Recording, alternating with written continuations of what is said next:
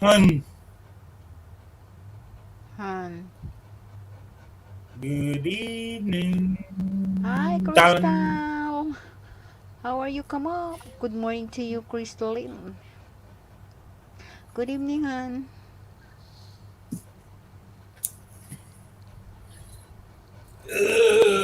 Coffee time. It's sleep time, sleeping time. Sleepy time. It's your coffee time. It's my sleeping time. Yeah. You have a marvelous day running around Hong Kong. Marvelous day. Ami, hello. Hi, Crystalline. How's life kicking?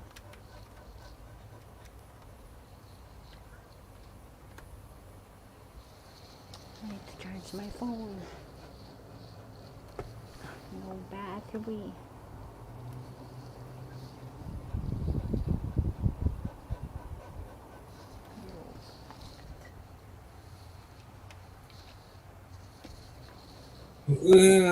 Just get the day Make started love around shout here. out.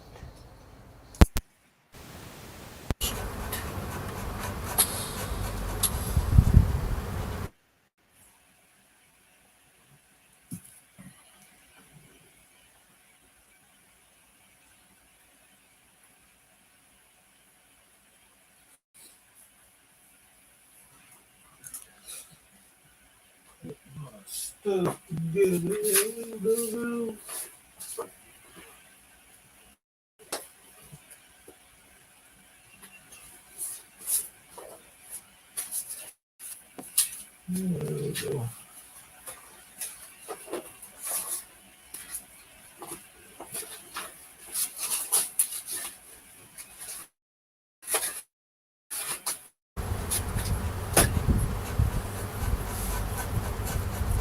You can sing a song.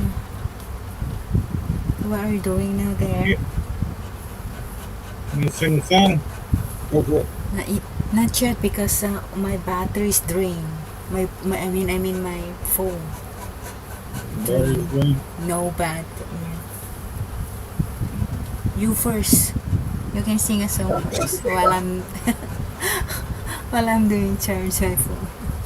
Oh, well, you heard Trader, man. Yes, you sing the song. He started barking, man. You don't even hear me sing. He starts howling.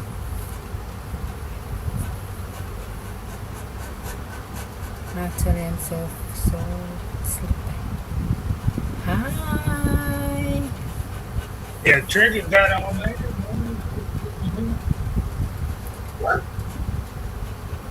She's barking again.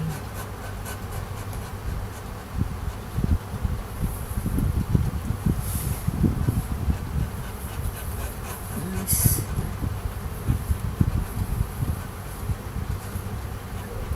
Head on here. When I get sunburn on the top of my head there. Today.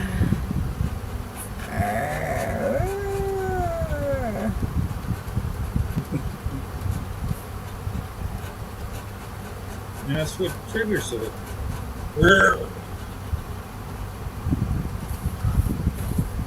Can I see? Oh. What had you got on, bro? What's the logo say? Adidas? Adidas. Oh, yeah, Adidas. Yeah, I can't see. Look closer to the camera. To the top of your hat. Oh, okay, Adidas.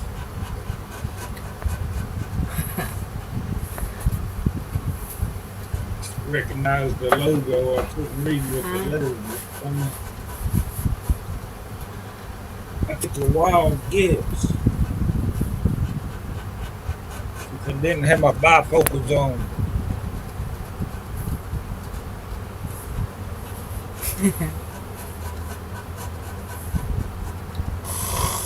Ah, I'll check if there's a battery or not. Just 1%.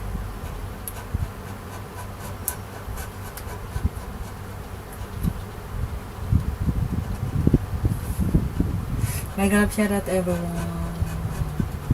I can sing a song later. Half hour more. And they will Fire go one, to half charging. hour more.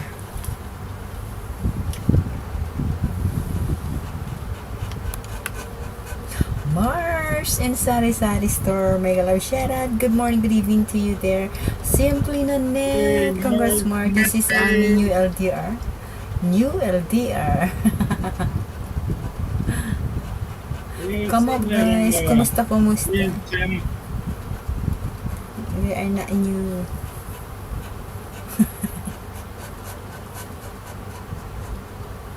Sis Mars, hi, good night from Simply Nanette. Kumusta mga sisi? Thank you so much sa pagdaan.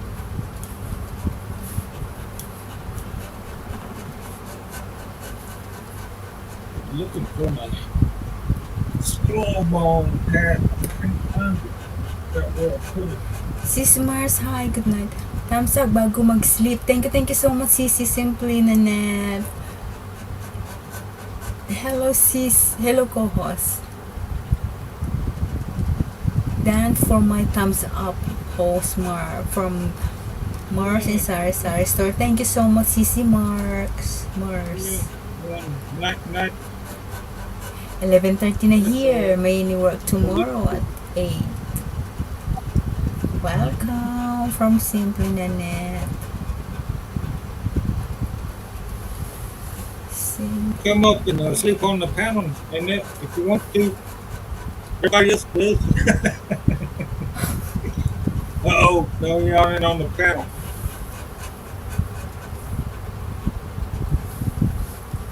No yawning on the panel. Hello, sis co-host Ami channel. Hi, Sisi Mars in Sarsar Store. Thank you so much. Good evening to you there. Kumusta, kumusta?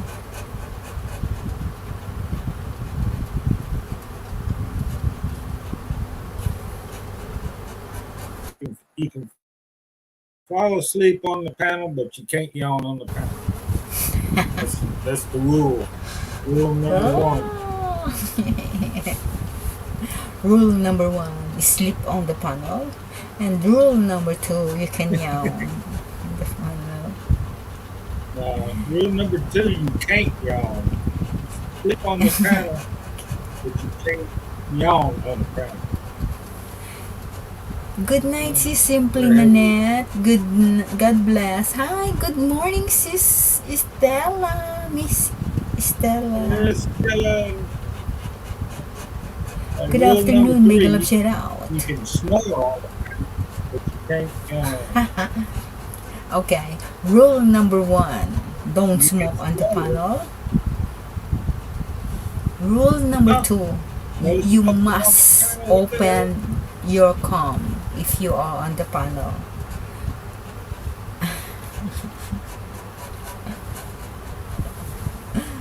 Hello, sis Stella Hang from. on. We do not sleep here in Rule YouTube. number 1, no yawning on the panel. You already broke rule number 1, darling. I didn't know. That is only. Oh, Yeah, just see open there, my mouth. Stella? I did not. Yawn. Uh, Hello, no. sweet Nanette. Hello, Miss. Hello, MNS. Rule What's the number 2, MNS? you can sleep on the panel, but you no yawning.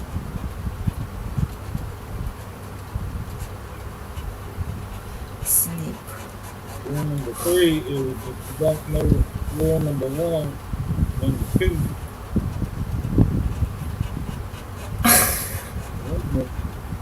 4. Rule number 1, don't smoke on the panel. And rule number 2, if you are on the panel, you must open your cam while you are talking to your guests. What if you're laying down? Mrs. Stella, come up, Mrs. Stella, and Sis Mars, come up. You will sing a song first before you're going to sleep. And Simply Nanette, Sisi. Thank you so much sa hand pink waving mo dyan, Miss Mars, Stella.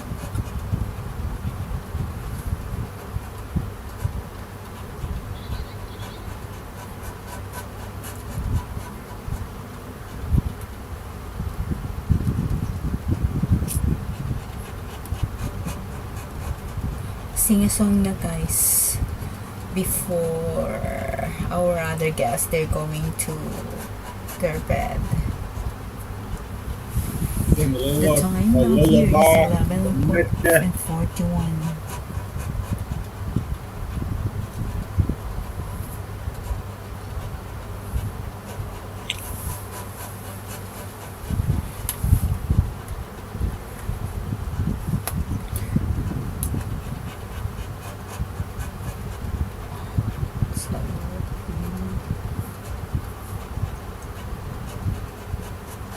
Okay, host, you will sing a song. Okay, host, you will sing a song? Co-host?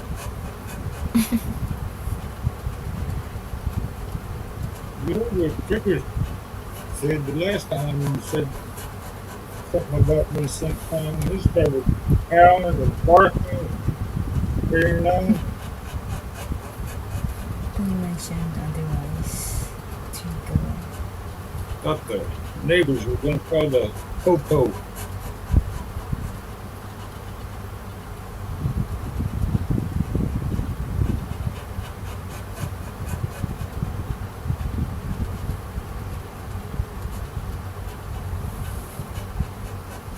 Make love shout out once again.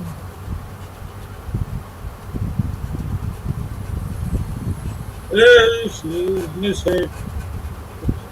This song's dedicated to you all guys. Miss Heart Gaspar, make a love shout out. Good evening to you. And then the songs outside. We're all alone, the rooms are getting smaller. I wonder how, I wonder why, I wonder where they are. The days we had the song sang together.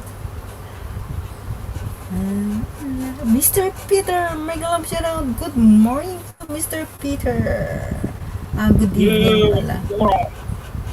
Hi, Abing Miss Gaspar. Good evening.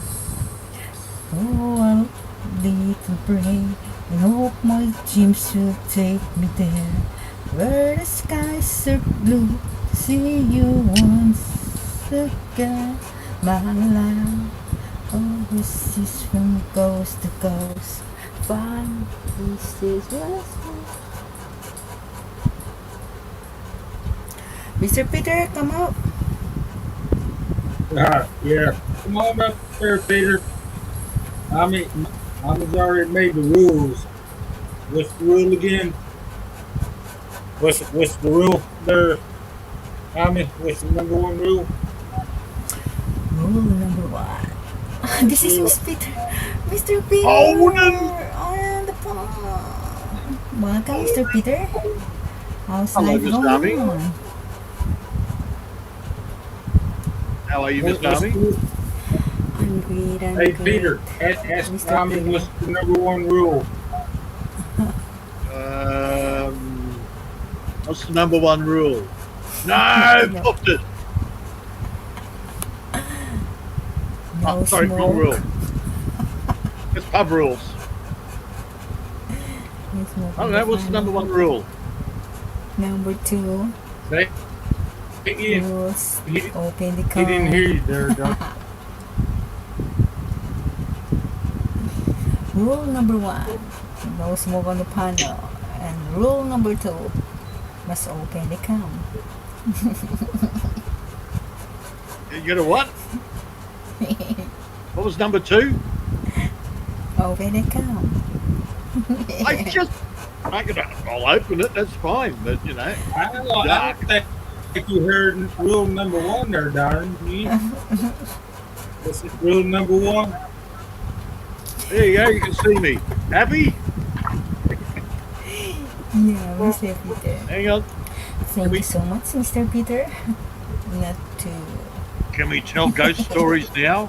Ooh.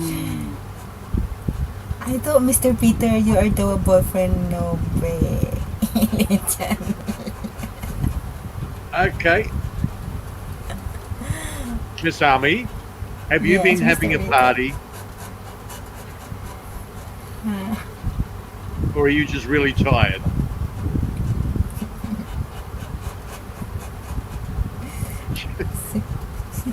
She's been around Hong Kong all day.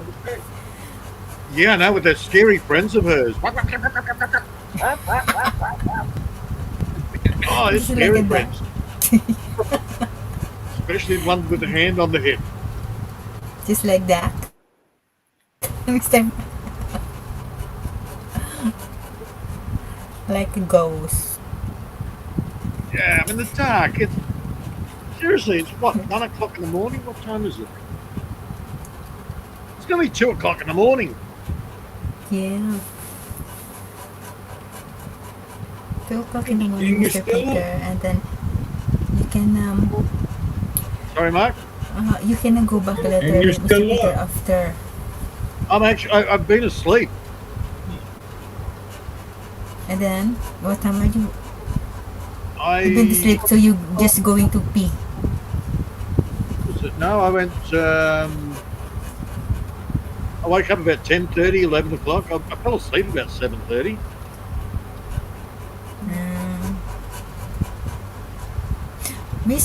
Sis Mars, hello, brother Peter, Barbara. I can't see you anyway. That's right. So that's why I closed the cam, because you can't see me. See, yeah, you can see me. Ah!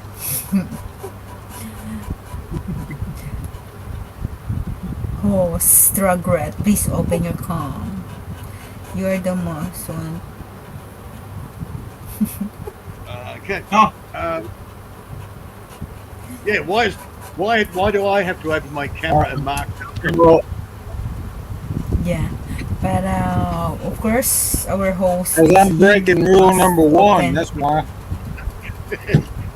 I'm about to join you there, Mark. I'm breaking. Remember, I'm an anarchist.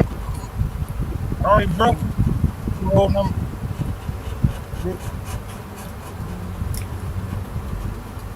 Breaking rule number 1. Get down on my face, dog. Here, I'll open my can here. Yes, Oh, there you go. thank you.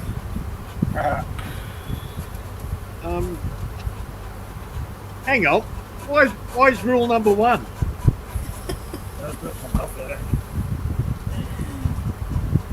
Rule number 1. No smoking. Rule number 2. But what happens if you're really hot and you can't help? You didn't hear rule number 1? No, only for our host. Told you, Mark. Everybody else is allowed to smoke, but not you. Everybody, all the guests and the co-hosts they are free. What they want to do, man. I except didn't hear their that. Yeah, everybody else is allowed to smoke except you, Mark. Told ya. couch. Yeah. She doesn't want you to die. We You can all must die, but are you're not the allowed. role model to our I want to to know. I want to your know who make these. Yeah, who make these rules up, Peter?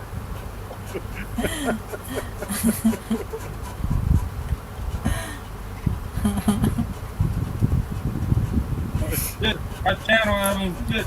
They make me tell some extra freaking rules. I'm sorry, man. I haven't got a good answer for that. seriously. I just want to because I'm sorry. it's I so should good. rephrase it.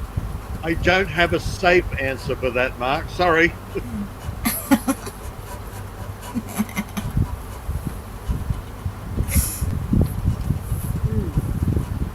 Where's the host? You must have to show your face, not just I your just saw him. background. There Why he is. you do while you are entertaining your co-host and your other guys and your He's in the corner. There he is. He's hiding in the bushes in the left. Can't you see him? Look, no. look above the bushes. You can see I'm the getting little bit of smoke there. I spilled my other one because I heard the freaking rules for thee and not for me. You know? Can you see the little cloud of smoke coming out of the bushes on the left? It's like a fairy. It suddenly comes up. No, he's hiding in the bushes, sneaking a cigarette.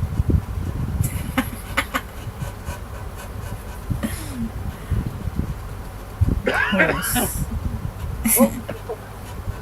Apparently, Where I've you gotten at? under somebody else's skin. Apparently, I'm No. now being called the professor. What do you say, Mr. Peter? Say it again. Oh, apparently, somebody else is upset with me. He's calling me the professor. Why? Who? I don't know. He's Who? upset that I'm a smarty poo bum. Why they are upset that they call you professor? Yeah, I don't know. Then there's something wrong with those. With him, yeah, I know. There's something wrong, but I don't care. I find it flattering. Yeah. Ah. I'm in trouble. I unblocked somebody Brett blocked. Why? It's useless, Mr. Peter. If you you unblock, you mean? I I unblocked. yeah. Brett blocked somebody, so I unblocked them, and I'm in trouble. Why did you Why? unblock them? Because I thought it was funny. It's all right.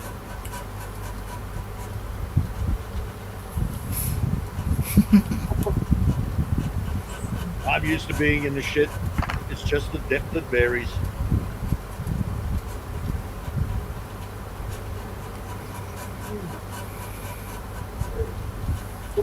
Why are you awake? Oh, that's what I'm saying. Rule number 2.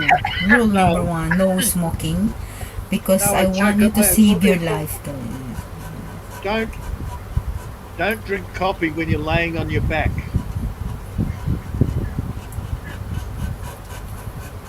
Not cigarette, What coffee. is that? Well, see, I drink my coffee while I'm laying down. Oh, that's why you are. That's why I cough. It went the wrong way. Oh, Mark, I can hear you again. Mark, please turn off your other gadgets, please. There's a echo. I'm not hearing any echo. Now double of the follow your voice. I mean, do his other gadgets. Yeah, I've only got StreamYard and I've only got the laptop, so I can't possibly echo. All right, now clear.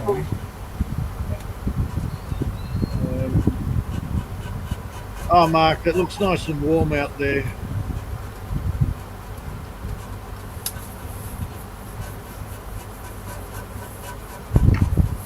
Michael, shout out everyone where you are, Yeah. guys.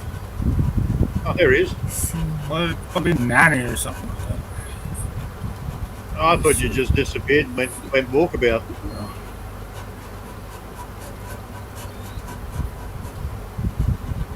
There he is. I saw the bushes moving. Did you see him then, Masami? Which, what I is saw that? the bushes. He's there. He's hiding in the bushes, right there. I saw them moving. Is it?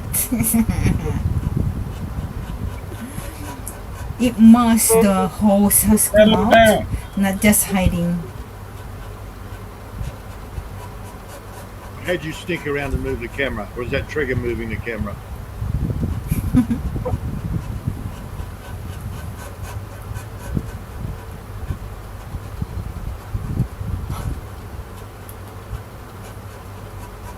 Mr. Peter, what is your birthday? What is my birthday? I know it's too young to remember. Okay, I will. I am the one to guessing. You are August. I was only a baby. Yes. I don't remember. Yeah. How about the one, Every- Mr. Peter?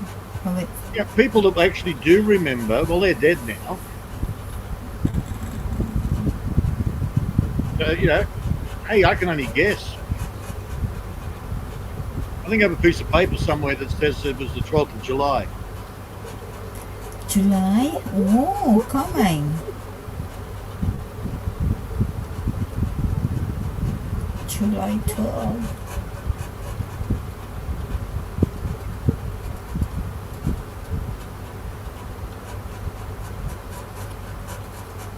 But I don't even know where that piece of paper is.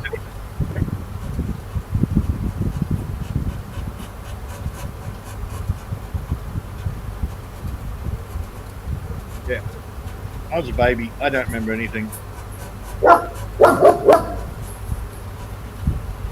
Get him, Trigger! Oh, I heard that echo. Woof, woof, woof, woof.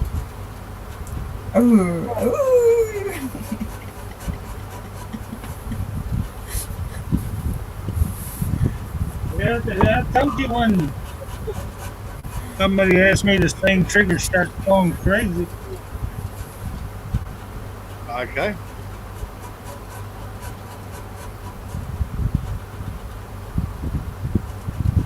Oh, Miss Army, you need a new fan. Mr. Peter, what is it? You need a new fan. Why? It's Bearing noisy? sounds like the bearing in the fan doesn't sound good. What is it? Mr. Peter, this is a new. This is the best fan. Is it? Oh, I don't know. I just hear it going. Because It just sounds like the bear. Whoop, hello. okay, I need to turn off. Teet. Oh, now this is confusing. No, there's 2 marks.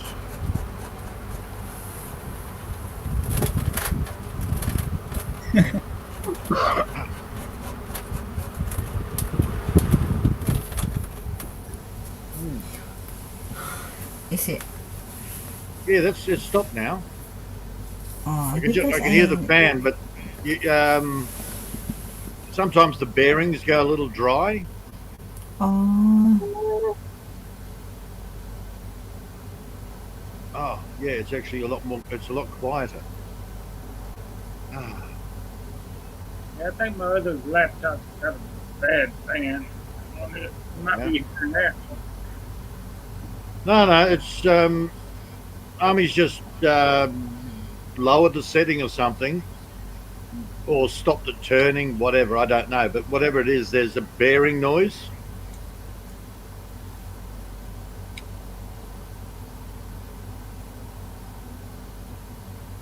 Which is very odd for a new fan. But then it was probably made in China. No, Mr. Peter is not made in China. This is Panasonic, but that's not made in China. I thought everything was made in China now. Yeah, made in China, but the material is not China.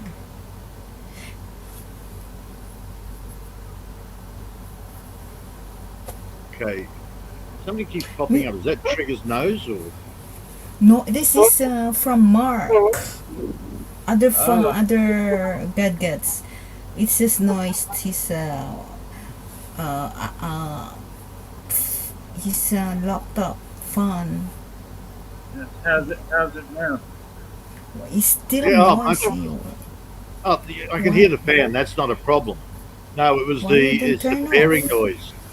Exactly. It's not good for the brain. Yeah. No, there's that bearing noise that it's like it's when it's moving, it sort of gets to a certain spot and the bearing starts making the grinding noise. Rip, rip, rip, rip, rip, rip, rip, rip, rip. Better turn off. No, it's all good now. It seems there's a rainy. It's raining the sounds. Yeah, that's most of today. Here, it's been Why raining. you why you didn't turn off? Just use one. No, you keep the fan on. You don't want to get too hot. Yeah, I got the fan.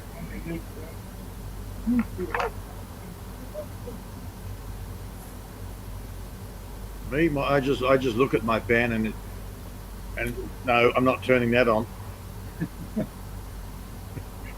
Maybe a little bit too cold and stupid to turn that on right now.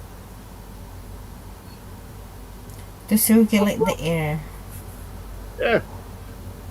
Yeah, I don't like it blowing in my face. So, Oh, it makes your eyes water, man. yeah. It's really noisier one.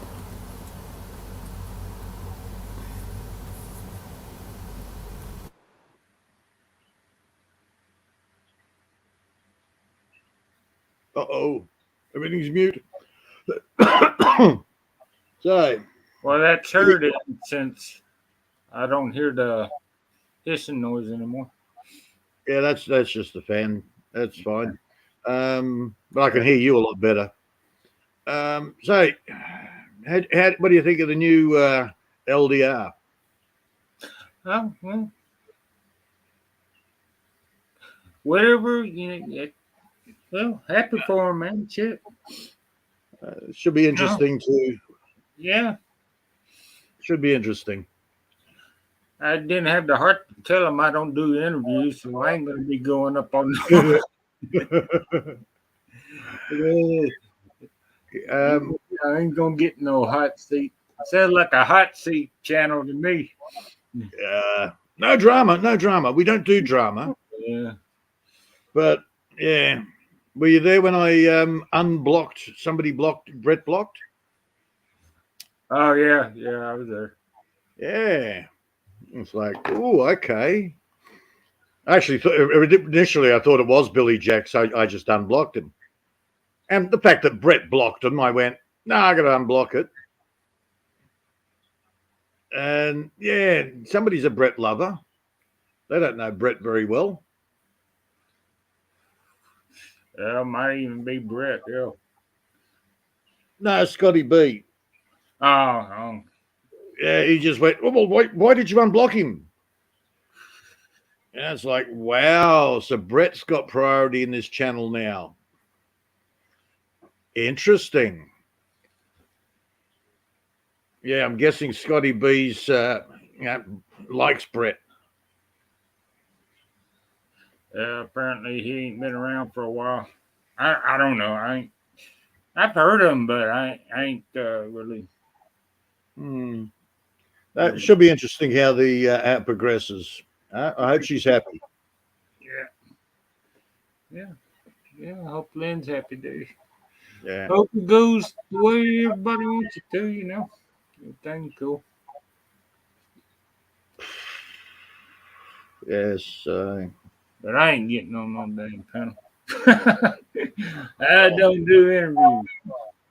Yeah, and I'm the exact opposite of what they want on that panel. Mm. And who's the other one in the chat? Somebody was in the chat bagging on LDR. Who was that? Well, he won't be going on the panel either. Yeah.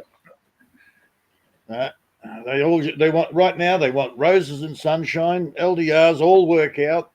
Yada yada yada. Yeah, everything's kumbaya. Yeah, good luck. I don't see that happening for too damn long. You know, there'll be somebody in there though. Oh hell yeah. Yeah. Yeah. Yeah, let me get another cup of coffee. I spilled mine in the other room, man. I gotta clean that up. Honey, I spilled my coffee. Where you at? Oh, you made a mess. Army, Mark made a mess. Clean up on aisle 5. Get the Clorox.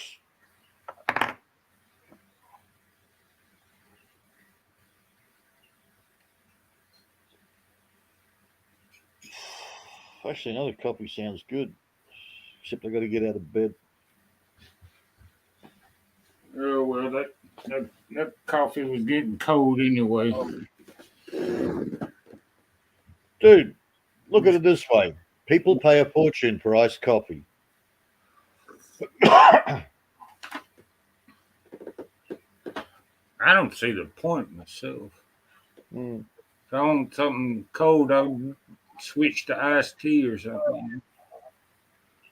Well, actually, I like that. What I do is what is it? A litre. So what's that? 2-pint, a quart bottle. I'll drop a tea bag in a quart bottle and let it sit for a few hours. Well, basically, I just put it in the fridge and let it sit. Give it a bit of shake up. They used to be big around here. Sun tea, get a gallon jug or something, throw a couple of tea bags off in there and let it sit in the sun for however long. I know. I had an American girl. Where was she from? Oh, she's above New York somewhere. One of those. Yeah, a liberal. Yeah, pretty much. And she was Jewish. A Jewish liberal. Oh, go figure. Oh yeah, yeah. She was Jewish, and the father of her child was African American, but he doesn't see the kid. Well, of course. That's the way it is around here. They go around breeding like rabbits and never support their kids. And she was definitely all natural. My goodness. Like she came out of the shower in a towel, and I'm sort of going, why didn't you get dressed in the bathroom? Yeah. And she just opens up a towel and gave me a full frontal. And all I'm looking at. Line in the house. Hey, man. Bravey Online, hello. So all I'm thinking when I'm looking at it going, where's my whippersnipper? Where's my brush cutter? My God, that's a forest down there. Yeah, get the hedge trimmers. Goodness. Oh, she was definitely not a shy girl. Hell, I'm in the kitchen making a coffee. The next thing you know, she's got me pinned up against the freaking kitchen bench. I'm sitting there going, no, back the hell off. Yeah, she's wanting to make another baby so she can get some more child support. Probably. Well, I don't know. She's in America. That's all I know. Oh yeah, that's the way they do. She was here. She was only going to be here for a couple of weeks, and she ended up. Her and her kids stayed here for 5.5 months. It's like, wow. Did you have to pay her to leave or something like that? No, her visa was running out.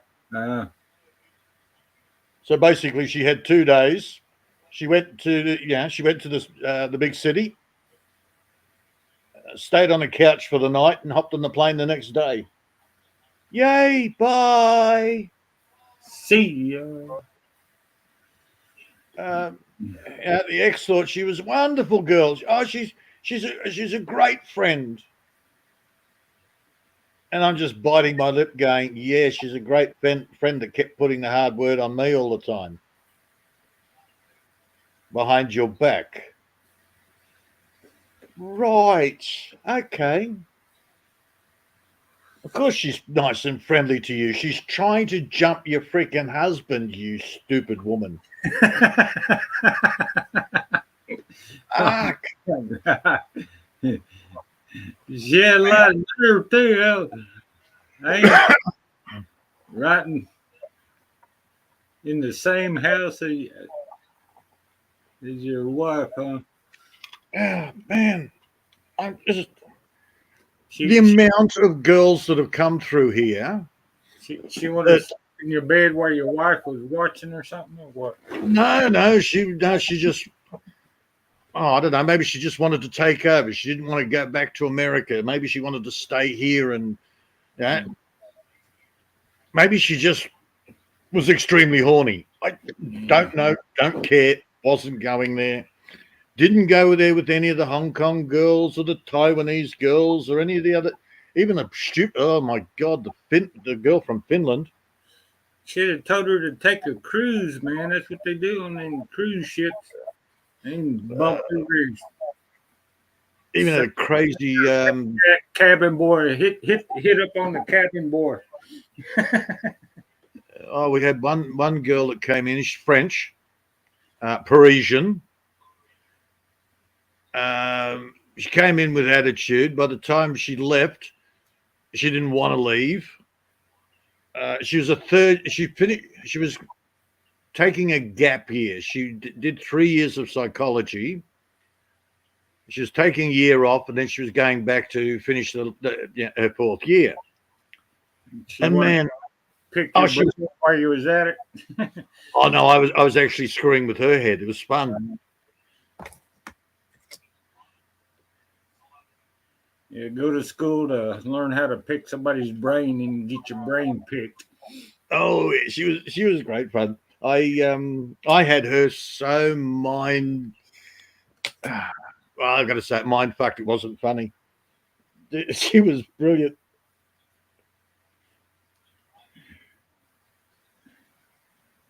Yeah.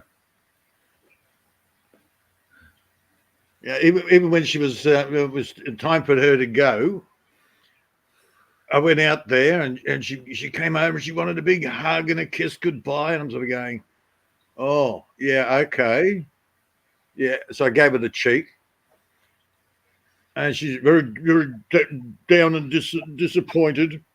And I said to her, "Oh, what are you doing leaving? Get your bags, get back inside." So she went to grab her bags to go back inside. I'm thinking, oh my God, I have this woman so, she is so screwed up that she's willing to do that.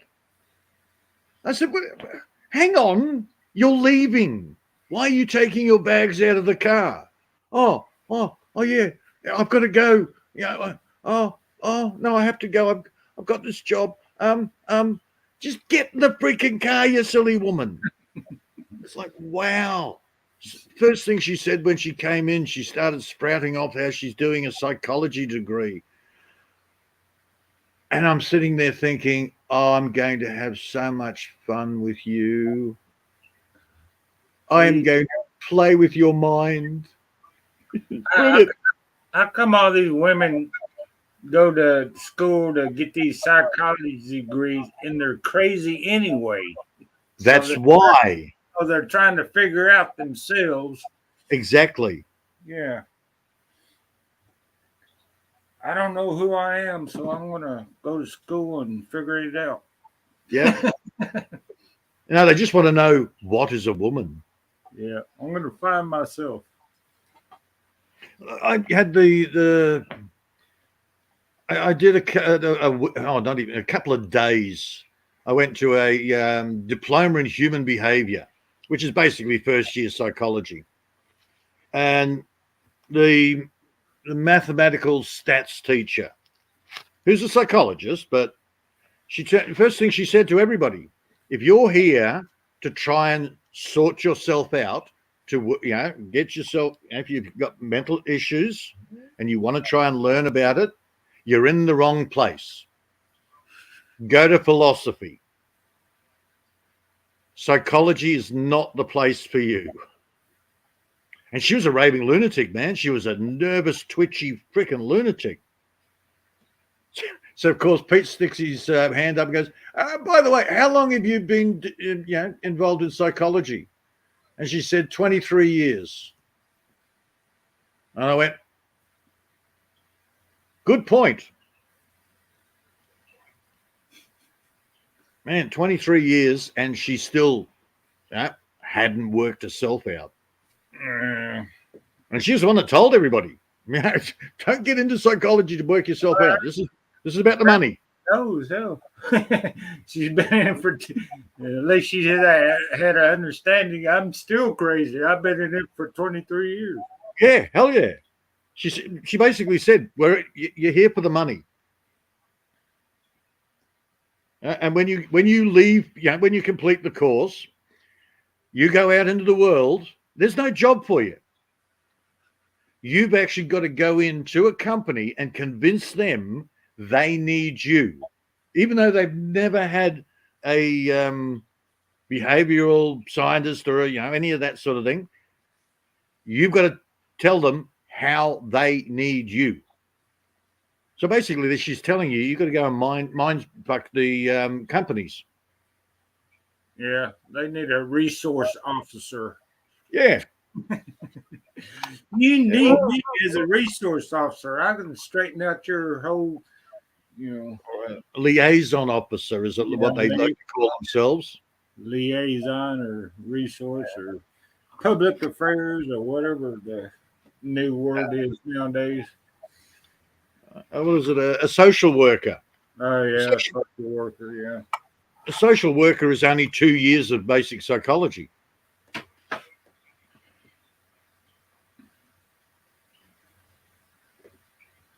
I actually said that to a social worker once.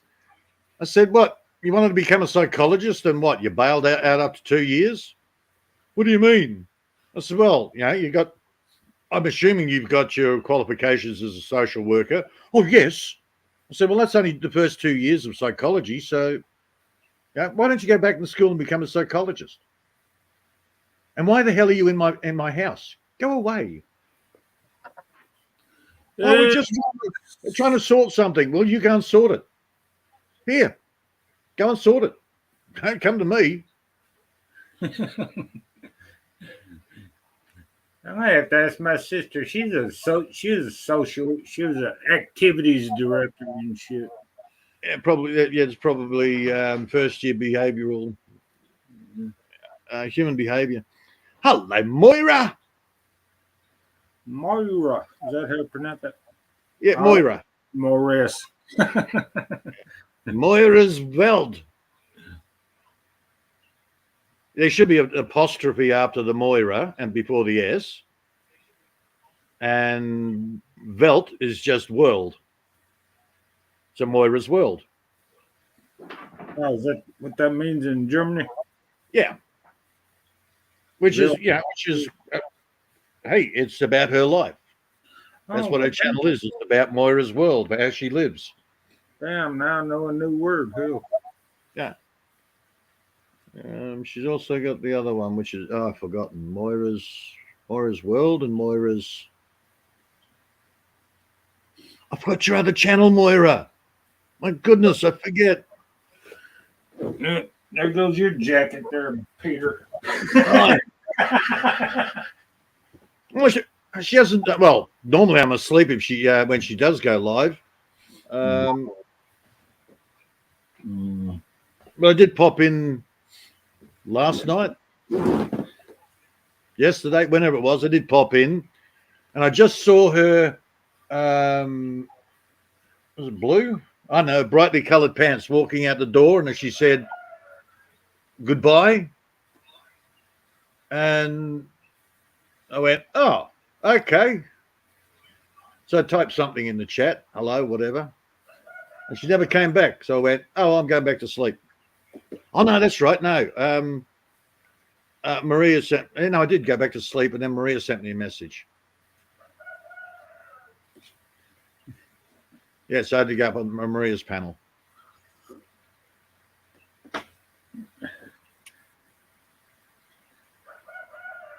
That's okay.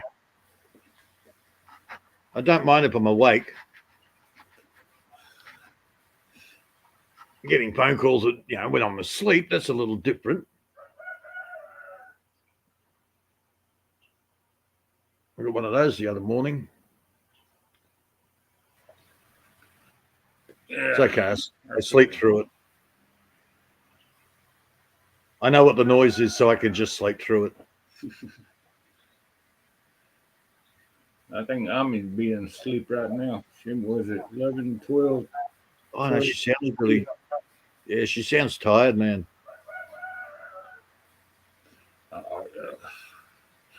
Well, he got up at like 4 o'clock this morning. Or yesterday morning. I think I nodded off for about half an hour today. Well, yeah, come on. I was on Maria's panel and we were chatting afterwards, and eventually I just sort of passed out for about half an hour to an hour, and then last night I went, oh, I've got a full belly. Yeah, that's what I have a habit of doing after I eat something, man. I take a nap. Yeah, I have a feeling it was about 7:30. It might have been a bit earlier. I wake up a couple hours afterward.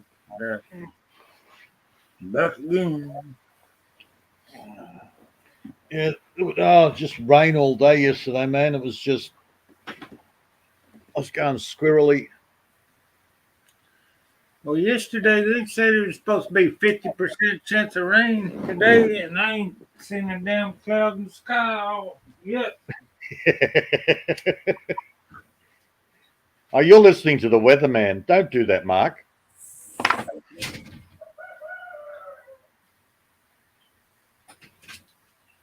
Yeah, I figured it. Well, I checked the channel, and then I go outside and look at the sky and see, make my own damn decisions and shit, Yes, I have a very clever cock. I've taught it how to crow.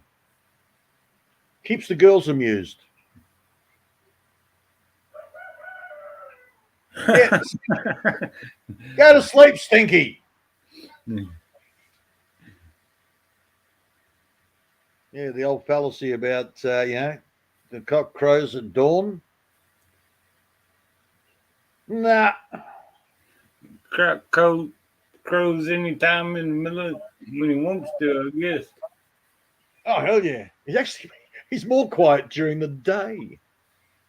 At night. Again, I don't hear him.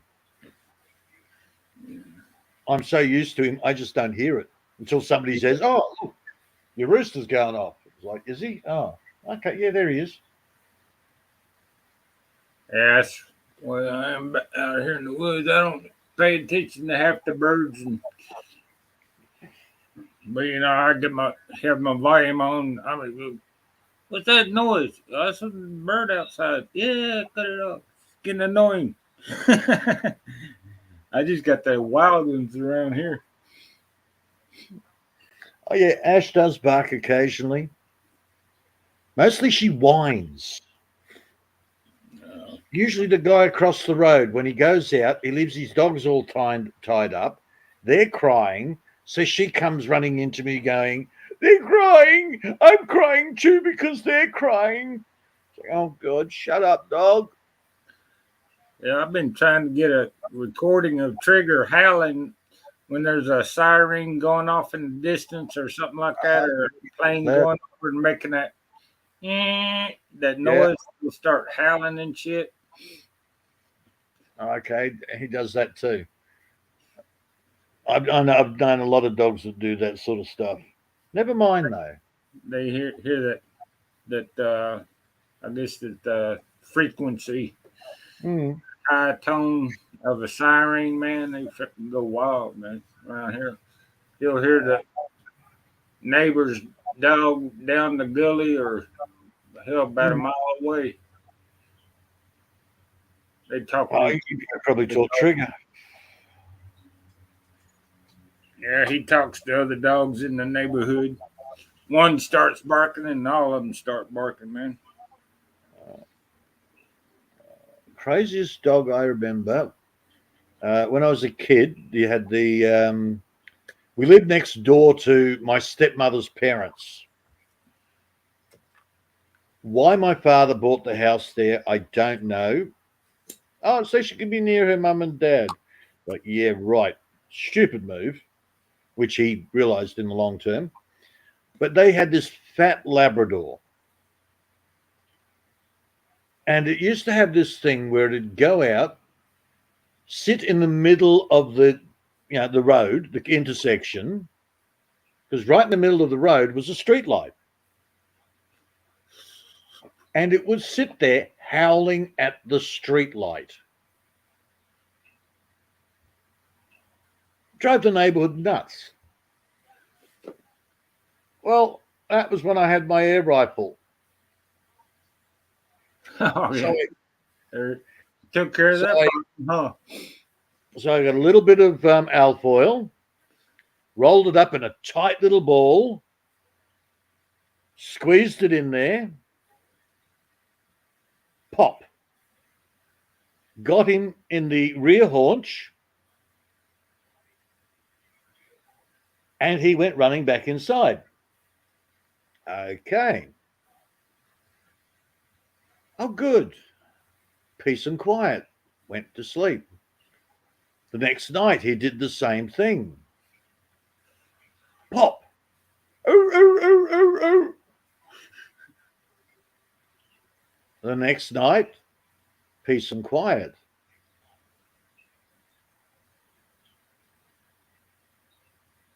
Only took 2 times. Yeah, they learn quick. Yeah, don't howl at the streetlight. And I'm sure the neighbours would have been very appreciative of that.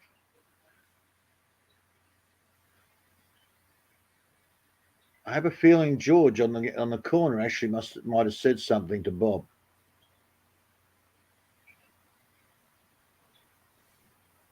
How did you get him to stop? Oh, thanks for getting him to stop.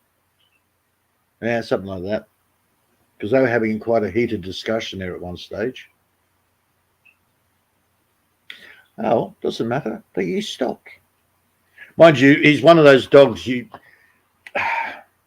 he's been trained at an early age. When you feed him, just put the food and pull your hand away. Otherwise, he'll grab your hand. Well, I thought I'd train him differently. So when he went to go, if I went to give him a bit of food and he went to grab the food, I actually put my hand down his throat. I got into trouble for it, of course. And then I turned around and I said, now watch. I handed him the food and he came over. He took it gently out of my hands. And I said, that's how you train the dog. Oh, Yeah. you shouldn't have done that in the first place. And I said, well, it's better than listening to you whinging about don't feed Benjamino because he'll bite your hand. And then after I sort of went, yeah, well, come on. I think I was 14 or 13 or something. And as I walked away, his wife turned around and said, yep, Pete knows, young Peter knows how to train dogs. I make Trigger sit down before I feed him. Yeah, sit, wait. Don't touch until I give you permission. Yeah. Otherwise, you're trying to put it down and the friggin' dog's trying to get the bowl out of your hand. Oh, yeah. It's part of trying to calm them the hell down from the puppy stage. Yeah, Trigger's still in the puppy stage, though. You freaking. Yeah, it's like he's dying to see me every time I walk out the back door. Uh-huh. Yeah. Well, he is. Yeah. You got to remember they are a pack animal.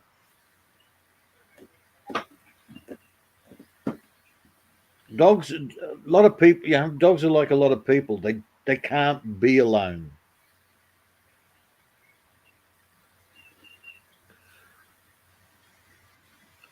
But hey, this one here, if I put my shoes on, she goes stupid. Oh, every time I go outside, man, if I try to go on the front porch, he'll run around the house and start bark, barking. Neighbor comes by, I'll bark at the neighbor. Man, I can't go anywhere without her being right there. And it's part of what it's the nature of the animal. They are a pack animal. You are the pack leader. I put him in the truck and shit in the back seat. I got the truck like Bud does. It's got the suicide doors on it. Yeah. Yeah. He's leaning over the back seat on my shoulder and shit, all trying to get in my lap the whole damn trip. I had to tie him down in the back seat. Mm-hmm. Oh, I've got her. She's pretty good. She goes into the floor well on the passenger side. Well, she used to go into the floor well on the passenger side. Now she'll sit on the seat, and she's quite and if I go around the corner and she starts drifting over, she'll actually balance herself now. I think she got sick of me trying and pushing her back. Get over your side. Yeah, but I mean, Trigger's still like that. My dog Bud, he just hang out the window and shit. Yeah. Some dogs are just different, man. Yeah. Like people, they're all different personalities. Yeah, I had this dog Bud. Hell, I had him for like 14 years, for a pretty long time. And he freaking out, open the door, he'd jump in the damn car and shit. Truck where I had at that time, get over there on his seat, and I'd roll the window down a little bit on the passenger side, and he'd hang out the window the whole time. I had a dog because I used to have a car under the carport all the time, so I never wound up the windows. So when it was time to go out, he'd just run around, jump in the passenger side, and he'd be waiting. Well, somebody had wound up the window. So he raced around, not taking any notice, and decided to jump in the way he usually did and bounced off the window. Oh, man. He sort of picked himself up, and he's sitting there looking at the window, wondering what the hell's going on. And then I came out a bit further, and he's wagging his tail, looking at me, looking at the window, and I'm sort of going, "Hang on, dude." So I went over, I opened up the door, and he's still sitting there. I've got the door open, and he's sitting there. And I said, "Are you getting in?" "Oh, yeah." "Yeah, okay." So he jumped up on the seat. Like, okay. Poor bugger. I kept my windows rolled up, man. You freaking get a couple of neighborhood tomcats freaking jumping in your damn car and getting in the damn fight, man. They start spraying every damn where, man, talking about a freaking mess. See, I've never had that. I don't know whether it's the cats are all sitting there going, "We're not going there, there's a dog." Or maybe my cat sort of went, "Keep out of my turf. That's my car. I'm the only one allowed to spray in there." I don't know. No, man. I ain't never had one in my car, but that's why I learned from friends. Oh, yeah. They had the windows rolled down, and damn cats get in there and start making a mess, man. Yeah, I've heard it. I've heard about people complaining that cats are getting in their car and Yeah, they crawl up in the damn engine compartment during the wintertime to keep warm. If you I've heard that story too. Oops, lost another cat. Meow. yeah, got Meow. and shit. Mm-hmm. Here's some teaching about Actually, mate, 2 months later. Yeah, I guess I better check. Yeah. well, lucky they've moved the air cleaners now. Because remember the old air cleaners used to sit on top of the motor. Oh yeah, Yeah, now they're a box on the side. air filter. Yeah. Yes. So, mate of mine, he's got an old car, and he's driving along, and he could smell his smell. He didn't know what the hell it was. It comes up through the air conditioning, AC or heater. Oh man. Yeah. Well, I think it was coming through the firewall or the whatever it was. Yeah. But he's going, what the? And he couldn't for the life of me find it. He couldn't work out what the smell is. It was gone after a couple of days. Yeah, apparently he cooked a mouse in his air filter. Oh, I've had that happen a couple of times. A freaking mouse get up there and make a damn nest and shit and everything else. Yeah, he's recently. Well, he told me the story about it because recently he's got a newer car, and the car's running as rough as buggery. So he said, "Can you come over and have a look?" Because he's stumped. So he turns it on, and I'm going, "Well, it's got a bit of an air problem." So first thing I do, crack open the air filter box, and the air filter's been half chewed. Yeah. Damn. They'll chew on anything, chew through the damn wires and everything else. So all the paper filter had gone up the airline and was half blocking crap. So we had to pull all the air system out, clean it all out, put it back together again. He went, bloody mice. And we pulled two dead mice out of the bottom of the air filter box. I was like, right, yeah, gotta love the mice. Yeah, my truck's got that little air filter for the AC in it. It's got a separate little air filter. Yep. And a replacement was like hell, I don't know, $40 or whatever. So I said, screw that. I just took the little plastic thing apart and got some of this filter material and stuck it back off in there and shoved it back up in there, instead of paying $40 for a replacement air filter. Oh, yeah. Screw that shit. Oh, yeah.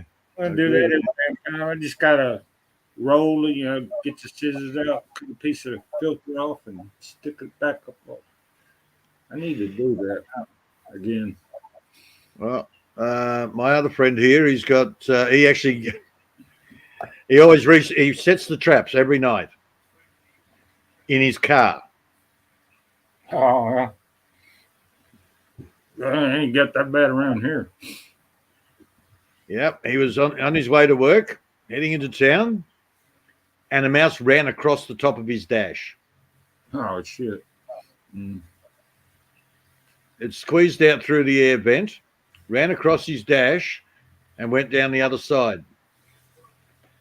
And he sort of went, yeah, that's it. So now he has mouse traps permanently set up in his car. That's another reason I keep my windows rolled up. You fucking get in there and there's a big moth, bumblebee or a wasp or something that flew in and shit. He's always got his windows wound up. They still get up in through the floor panel. Where the wiring harness comes through from the motor to the cabin. There's ways and means. Mice will get in anywhere. Oh yeah. Hell, the big totes where you store you store stuff in. Big plastic boxes. If you don't clip those down properly, a mouse will get in that. In my shed, they freaking make a nest in my damn toolbox and shit. Open up a damn door and there's a big old freaking grass and all kinds of garbage that they drawed in there. Yep. Yeah, I was storing some plastic cups, disposable plastic cups in a drawer and shit. I was gonna Yep. use them for planting, you know, for seedlings or whatever. Plant some seeds in them. Yep. Yeah, Oh, polystyrene. they then chewed the damn sides of them and shit off. Half the Man. plastic cups are chewed up. Don't leave polystyrene around. With styrofoam. Styrofoam, yeah. Don't leave that around. Oh man, one, chickens eat it, which is not good, but the mice will actually use it as nesting material. They love it. Oh yeah, they use all kinds of shit for nesting material. Mm. Like a normal plastic, they won't. They'll chew through it to get at something, but generally you leave normal plastic alone. But styrofoam, for some reason, wow. I think every bit of vermin loves the styrofoam.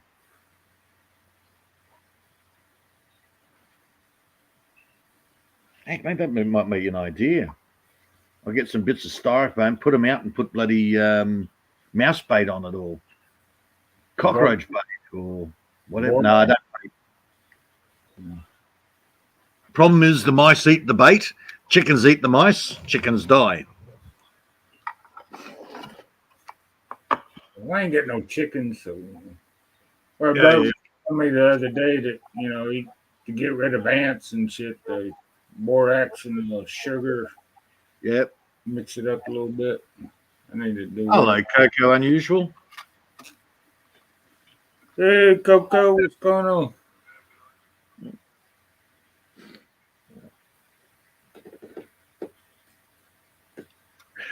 It was the other night. The other night, a couple of weeks ago. I heard one of my traps go off, and I thought, okay, that's another dead mouse. Great, okay, fantastic. And then I heard the trap was traveling around the floor, sort of going, wow, that's a tough mouse. Yeah, it's one of the bush rats. About 4 or 5 times the size of a mouse. Oh, what I did, hell, the mice, the little small mice, were getting out of my traps and shit, Mm-hmm.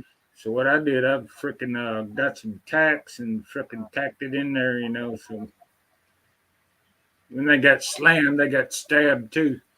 Because when they freaking just get slammed, they wiggle their ass out of it or something.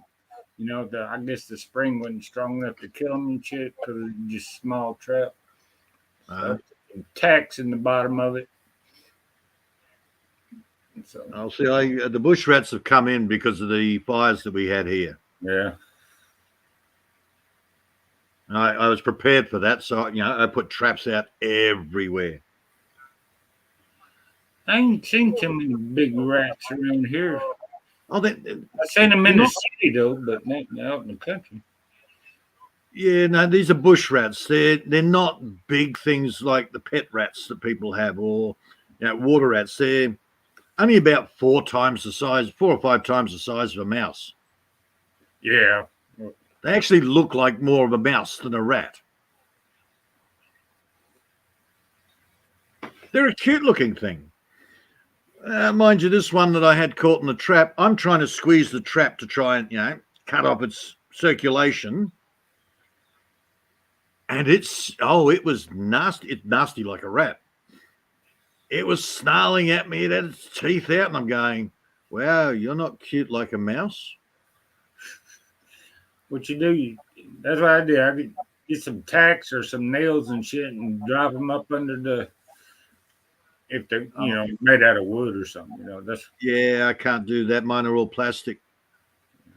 I guess you can drill a hole and stick a Oh, screw. man, I could glue the tacks to it.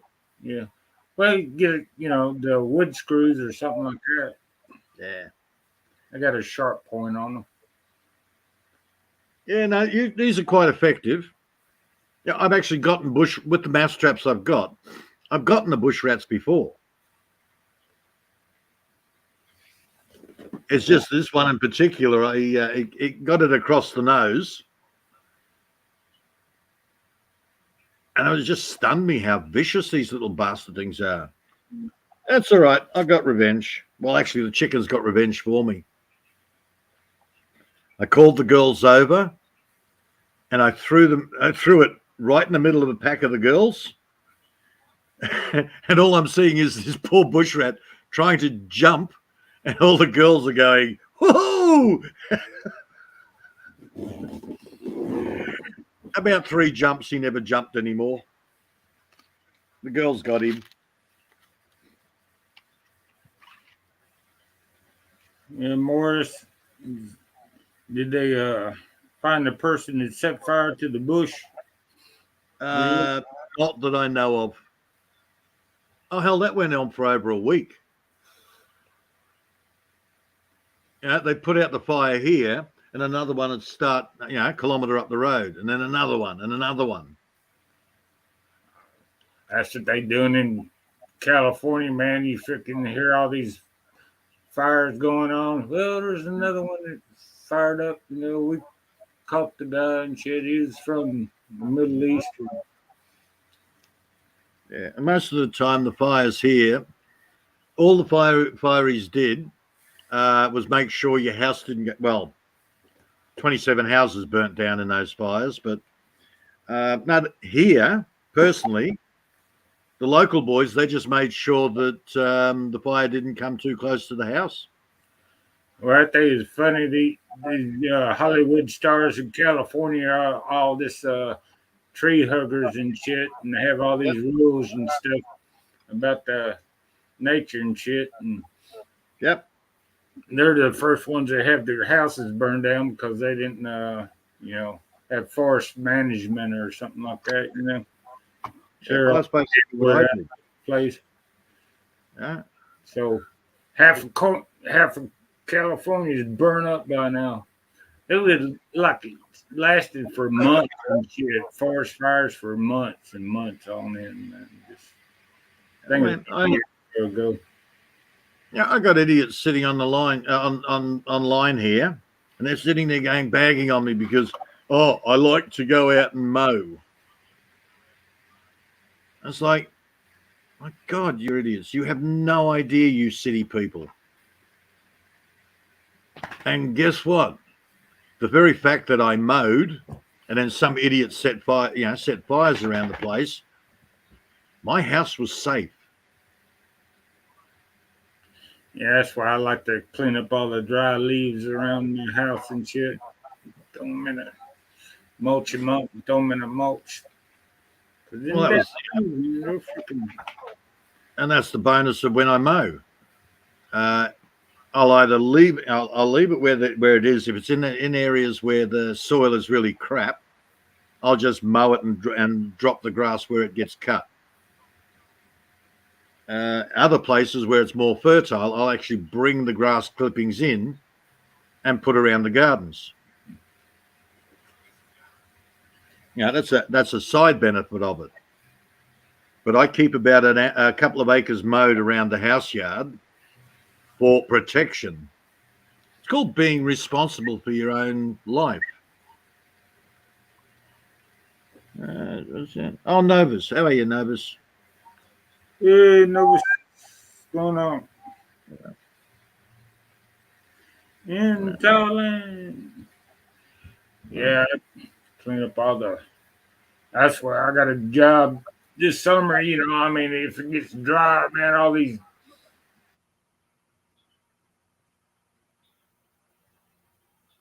Uh-oh.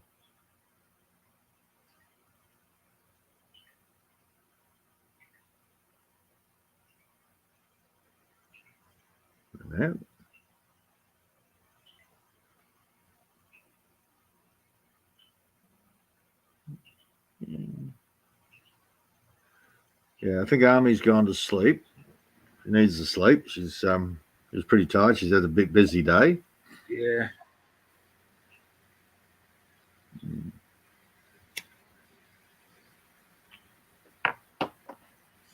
Oh, you're back. You went quiet there, man. I thought we lost you. Who, me? Yeah.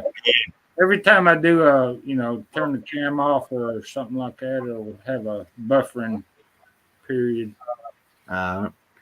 Um, or change the settings, some shit. Yeah, this coffee ain't working too good for me, man. I done had about 4 cups and certain feel like taking a damn nap. oh, there's the rain. I think.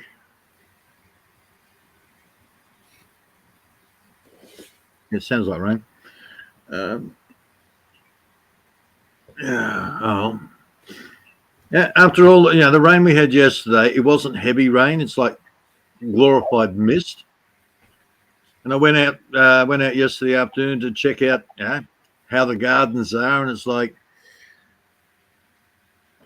I maybe got I wouldn't have even got an eighth of an inch. I look at my rain gauge and I'm going, where's all the water? It's that annoying rain. It's if you go out, you get wet, but nothing else seems to get wet. It's kind of like a constant drizzle. Well, yeah, not even a drizzle, man. It's like heavy mist. Yeah, Drew. Yeah, Dave's here. Everybody hide. Dave's in the house. Yeah, English frickin' rain.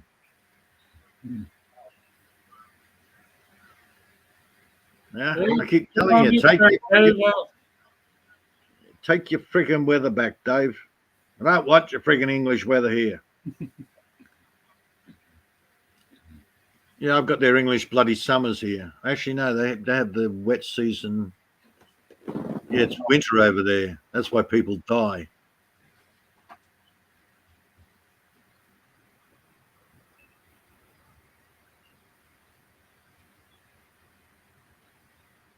Water on the lungs, pneumonia, die.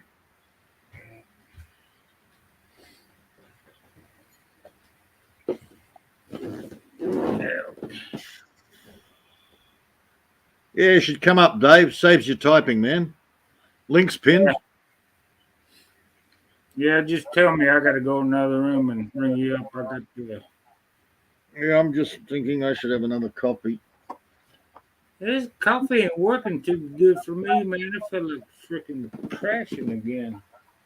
I just like the nice hot beverage. And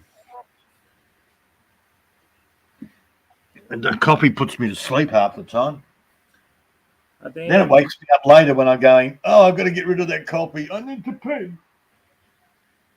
Yeah, coffee puts me to sleep too nowadays. It works exact opposite of what I want it to do. Shit. I went to sleep. Well, I've had 8 hours of sleep, I think. At least enough to stay awake for a little while. Oh, good. Dave's here. Where's the Venezuelan coffee, Dave?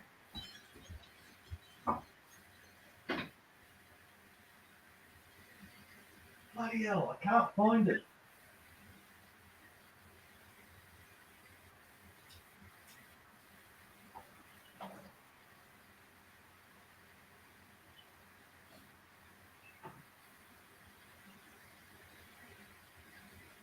I can't remember whose panel it was. Somebody asked me about my coffee. So I brought the bag of Venezuelan coffee beans out, showed on the camera, and now I can't find a kilo bag of Venezuelan coffee. Oh, you ain't lost it. Yeah, you were on the panel with me there. It was a week or two ago. I think it was me that asked to see the coffee, wasn't it? Sorry, Peter. I didn't realize you were going to lose it. Yeah, that's not. I don't know where it's going. How do you lose a big ass kilo bag of coffee beans? That's a big bag, a kilo bag. Maybe the deers took it. Mark, check the forest, man. They might be all chomping on the caffeine beans around about like nutters. Or is it the big old rat we was talking about a while ago? Run about on a caffeine fix. Yeah. Jesus, don't give it to animals. Yeah, That's a big bag, a kilo. Yeah, Man, to lose, man. jumping around there like kangaroo and shit. Climbing the walls, Mark. Jesus, on caffeine. All I could think, okay, it's either somebody's gone, oh, I want that, so they've snuck in and only stolen a kilo bag of coffee beans. Yeah, which ain't that likely unless there's a coffee thief in around. Yeah. Or Dave it or Heidi or somebody has these, psychic Telepathic. powers. Oh, Dad, you know about my telepathic? I've moved it with my mind. Yeah, telekinetics, yeah. Or I got distracted. I put this bag down somewhere where I normally wouldn't, and because I got distracted, I didn't remember where I put it. But it's got to be that, hasn't it? Because I notice you're like me. You're a creature of habit, Peter. I'm guessing like when you get the coffee out, you put it back. Yeah, so I wonder why you haven't put it back where you usually put it. Probably in plain sight. Hell, I put things down and I'll be looking all day long for the damn shit. It'll be in plain sight the whole freaking time. That's true, Mark. It's always like, you got to look in the last place, haven't you? The first of all, because it's always there. Track and everything else. Yeah. You're so obsessed with finding it. It could be like stood right in front of you, and you still wouldn't notice. To be honest, you get blindsided a bit. Mm. I'm normally methodical. I will put something back. When I'm finished with it, I put it back exactly where I put it because then I can find it again. Same as me, yeah, I do that. But I still lose stuff in that. But that's a big bag though, a kilo. That ain't like a little pot of coffee, is it? That's Hell no, big. it's like the size of a big bag of crisps. Exactly, yeah. A family pack of crisps. It's like, where's the... Only thing I can think of is you showed us on the camera and then you put it down on the side and then moved it again after, but not put it back in the place. Yeah. See, The dog wouldn't have grabbed it, would he? Surely, the dog. Oh, I'd find bits all over the yard. That's true. Yeah, you'd see the beans everywhere, wouldn't you? If you dragged that bag out, you would be able to get that bag out. Dropping it. Yeah, I might not see the beans, but I definitely see the bag. And he'd be going in the fridge for the milk and getting himself a few sugars if he's making himself coffee as well. To be honest, you know the spoon outside. Peter's like, who's out there making coffee? Seriously, I would agree. It took me a while to stop her sneaking in to drink my coffee. She loves coffee. Our dog didn't like coffee, but our dog, I used to make him a cup of tea in the morning in his bowl. Before I put water in there, I'd always make him a milky cup of tea. He used to love tea for some reason because he eat my biscuits. Yeah, he knows he's better with biscuits. So. No, it's anything with the milk in it. That's true. Yeah, they love the taste of it, don't they? Yeah. And my cat was weird. My cat wouldn't. Well, one of my cats wouldn't drink milk. She'd only drink water. She couldn't stand milk for some reason. It's odd. But someone else told me their cat only drinks water as well. So I suppose it's quite common. I know a worse cat. Had his name was Budweiser and shit. Freaking every time I opened a beer or something, he wanted a drink. Trigger. Oh, you should drink the beer. Yep. I was going to say I know a worse cat.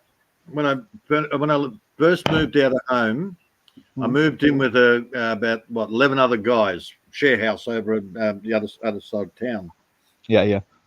And I noticed that they got the house cat. I said, "Oh, whose cat is it?" "Oh, that's the house cat. And nobody owns it. It's been here as long before anybody else was here." So, okay, no problem. So I went to go and pat it, and they said, "Oh, don't pat it; it'll tear you apart." It was a mean. It was mean. I've met a few of them, Peter. And it's like, wow, okay. So I get up, I make myself some cereal, go to give the cat some milk. One of the other guys says, "No, cat won't touch milk." I'm going, "Oh, yeah, look, I'm 16 years old, 15 years old. The cat will drink milk. All cats love milk." I call the cat over and it's looking at me. I put a little bit of milk out. Yeah. It walked away. Didn't even go over and snip it. It just walked away. Didn't even check What it. the hell's wrong with this cat? It only drinks stale beer. It will not even drink fresh beer. Because he's probably used to drinking it out of the cans now, I expect. Exactly. Yeah, the cat will change his habits, to be fair. They're quite versatile, aren't they? Adaptive. Every night in that place is a pisser. Yeah, exactly. So in the morning, there's cans on the side, ashtrays and shit like that. And yeah, the cat's going to lick in there, guaranteed. The cat would literally go round knocking over all the stubbies, the glass bottles, little stubbies, And just knock licking it all all of left. them over, and that's what it would live on. Yeah. Yeah, you can survive on that. It's still liquid, isn't it? It still refreshes a bit of alcohol in it. I mean, dry the cat out, but imagine if the cat kept doing it, he'd get a pretty high tolerance, to be fair. Probably got After a a high while. tolerance. He's meaner than John. Yeah, there you go then. That says all then, doesn't it? Oh yeah. He's a bad drinker then, that cat, then, obviously. And I said, this first night, they're all sitting around playing drinking games and cards and whatever. And one of the guys just sort of lifted the cat up again and threw it, kicked it against the wall. Mm. I'm going, whoa, steady on. Yeah. And he said, no. The cat loves it. And as he's saying that, the cat's rubbing up against the guy's leg again. Well, that generally means that, you ain't that worried about it then. That be honest. is a traumatized, fucked up cat. Yeah, to do that, to still go back for a loving, because Yeah. yeah, you don't generally see that. A dog would generally do that, but not a cat. You hit a cat, they usually stay away from you, don't they? It's a weird cat. Coffee time. Coffee, there it is. There's a whistling kettle. The Moira reckons aliens took your coffee, Peter. Did you see any lights before the coffee went missing? I've still got plenty of other coffee. No, Moira reckons it's aliens come down in the middle of the night, got in through your back door and took your 1 kilo of coffee, maybe took it back to another planet. Yeah. So Moira stole it. Yeah, in other words, Moira stole it, I think, dressed up as E.T. Hey, is that what you call your small bottles of beer and shit? Stubbies? We used to call them pony. Yeah, same thing. Ponies, Yeah, stubbies. little tiny ones, aren't they? They're nice there in the summer. You can have quite a few of they. Yeah, we used to go riding around when I was growing up and shit, drinking the pony Millers. And, Miller's, yeah, Miller time. Then, You get a lot of the German beer, like not so much English beer in the little bottles, but like German, you can get it duty free. It's quite strong as well, like 5%. Quite like an heavy beer. That's quite nice in the summer on a barbecue and that. we used to drive around and throw them at road signs and shit. That's it, yeah. The little bottles are lethal, wouldn't they? Yeah. Little damn sign. They used to be pretty good at it. You throw it over the car because over here where we drive on the right side. Yeah, of course, you've got the opposite side, haven't you? So if you're a driver, you have to throw them over the roof. Remember in the street when I was younger, like all the kids, like if someone been drinking now on the night or at a party, there'd be like loads of them piled up outside. You'd have a bottle war, when they're lobbing bottles at you. You don't generally see that nowadays. It's a bit too dangerous, but yeah, you used to lob bottles at each other a lot, man. Then if you was on the passenger side, you'd have to throw it underhanded. That's it, yeah. Just get a shot in. Get good at it after a while on a bike, though, Mark, don't you? You do generally. You get your balance, don't you, for throwing stuff on a bike? Well, we did it in a car. I never did it in a bike and shit. Yeah, I got a few mates who've been bikers for years. I always find it amazing how they get their foot quick enough to take a wing mirror off when someone pisses them off. I remember we was following my mate. He had a 750 Suzuki, and it was on a bank holiday. He was in a traffic jam, but he was going up there inside, but only putting along. And then the irritating people that are pissed off because you got a bike and you're enjoying the sun and they're stuck in a traffic jam. So the guy tried pulling out on my mate. So my mate swerved out of the way. He went round and then booted his wing mirror, but the bloke couldn't chase him because he couldn't get out of the queue. So don't fuck with a biker, man. I much prefer to do it in a car instead of a bike. Unless of course, the car's a VW Beetle. Damn, they're awkward to do it in. Yeah, because they got that side skirt, haven't they? The step bar. You don't want to. Yeah, you run into one of they. Fuck me, that'll rip the side of your fucking wing off clean. Oh, I thought we were talking about having sex with women. Oh, sitting a Beetle. No, that's the most awkward place in the world, that is. Pregnant beetles. That's the most uncomfortable. He wants to screw in the most uncomfortable place in the world. What anal? No, in the back of a Beetle. Oh, it's horrible. It's got the back windows don't actually open. They've just got the little clips. And it's the weirdest shape, isn't it? It's like a circle in the back. Like it's got special legs. Yeah, it's really terrible when you're 6 foot tall. Yeah, that seat don't go back very far. My mate had a Beetle, and we had to get the rails out and put our own rails in out of our Aldi because I couldn't even my knees used to hit the top of his steering wheel. Yeah. So a lot of the Aldi parts we put the runners in off like an A8 or something, and I could put the seat right back then. It was nice like that. Oh, so you can't. Well, the V Dub that I was in, you couldn't actually drop the seat. No, you don't. Yeah, you don't drop back. Yeah. You have to actually you lean it forward so you can get in and out, but there's no actual adjustment on the back of the seat. That's it. Yeah, because there's only 2-door in it on most of them, so you've got to bend to sit people in the back. You've got to put the seat down, haven't you, in the front? Yeah. Nice cars though. It's something about that engine. It ain't got a lot of power, but it's got its own little character. That's why I love the little air cooled. It's air cooled, isn't it? You ain't got to worry about anything as long as it's cool, man. It's good to do, man. They run for fucking millions of miles, I'd imagine, if you kept one. They used to chop them up and make dune buggies out of the little VWs. Yeah, a lot of them got cut up, Mark. A lot of them. Now they're like collector's item mover now. Anything older than under the 80s, 70s, before. Well, they're worth a bomb mover, and even the crap, even the rusted ones out. They do them up as projects. Yeah, they love them, man. Sam Belt Wells, man. So expensive now to get a V Dub. I don't even like the new shape ones, Peter. I reckon it's like completely lost their character now. The shape's terrible. Well, yeah, it looks horrible, man. It doesn't even look like the old Beetle. It looks more Porsche. I hated the Porsche look. I didn't like the Porsche look ever. Well, Audi owns V Dub now, I think. Yeah, they do. Yeah, you are right. Yeah. Yeah, so they're not V Dubs anymore. The VWs were still being made in South America for years after V Dub went belly up in Germany. Yeah, that's right.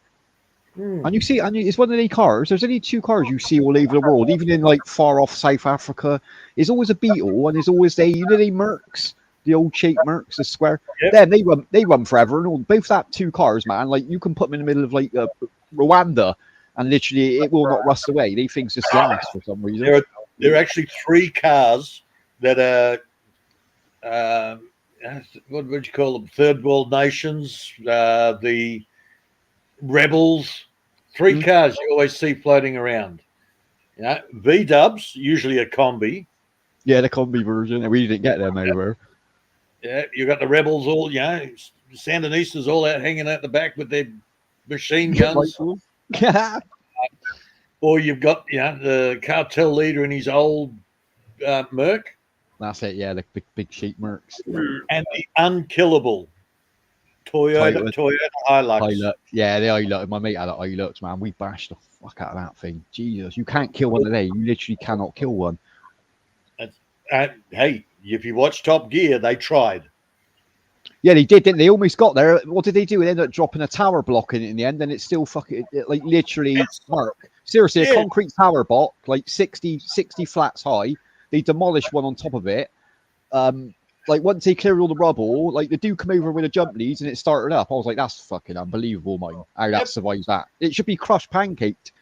But also, what else, Pete? They done it at my era. They took it out onto the beach, Mark. They left it in the sea overnight, and all the salt coming. I was like, that's fucked, man. Like all the electrics, anything in their electrics is dead in salt water. Next day, the dude come out with his jump pack, put it on the battery, kicked over again. I was like, fucking that thing just won't die. They set fire to it. That was it, yeah. Drove it into a church wall. Started. Yeah, if you've got a young kid who's just starting to learn to drive, man, buy him a Hilux because he's going to hit shit, and do you know what I mean? He'll survive that. That or a Volvo, you can't go wrong with that. Oh yeah, the Volvo is what I was thinking about. Y'all about? Well, they're solid. They've always marked. It's literally a cage. It's a cage with wheels on. Yeah, it's got rubber baby bunky Sobs.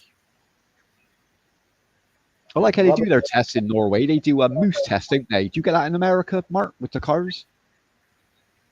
They like throw a weight at the windscreen the same weight as an average moose to test out like if someone runs out, like because we don't get moose over, we ain't really got to do that. But in Norway they do. I imagine some parts of Canada and America they might do.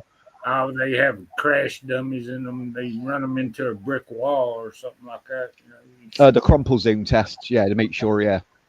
Mm-hmm. Yeah, most cars are pretty safe nowadays, aren't they? Let's be honest. Do you know what I mean? And the longer the bonnet, the longer the engine, like the more chance you got of surviving. Let's be honest.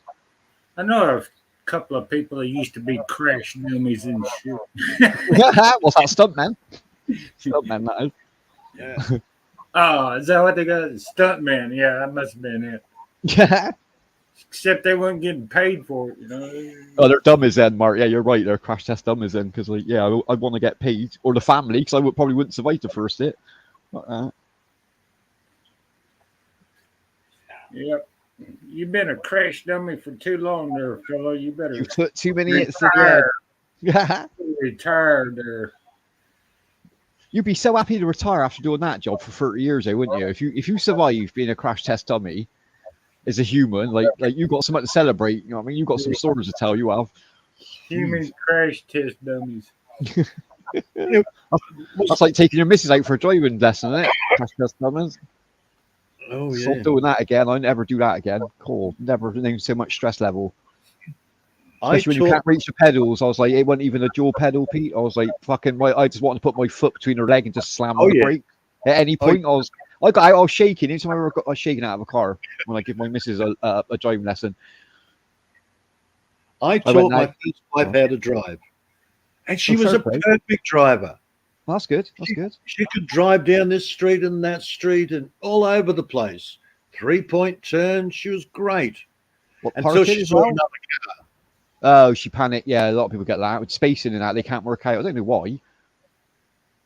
She use that. You see a space and you'd be like, you think I'll get a bus through there, and she stops. I'm like, what are you stopping for? She's like, oh, I'll get through that gap. I was like, you get 2 cars in there. Come on, like literally get an Arctic through there. We ain't nowhere near wing mirrors.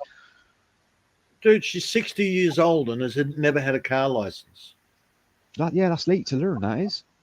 Even though I taught her at 18 years old how to drive, and she was good at it until she saw another car on the road. Yeah, that's panic, isn't it? Oh hell yeah! She just freezes. Yeah, like if her usually not being nasty to women, usually their parking's terrible. Not so much their driving. They're usually quite safe drivers over, but their parking is horrendous. I think the worst driver I've ever known in my life would have to be my stepmother. I wouldn't get in the car with her driving.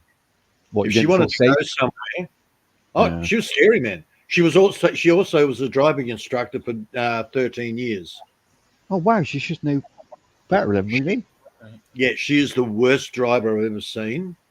In what way? What, aggressively or like too calm or nervous as hell? Oh wow, after 30. Well, I suppose you would be after giving 13 years of lessons with some of the people. I would be as well. No, she was always that bad.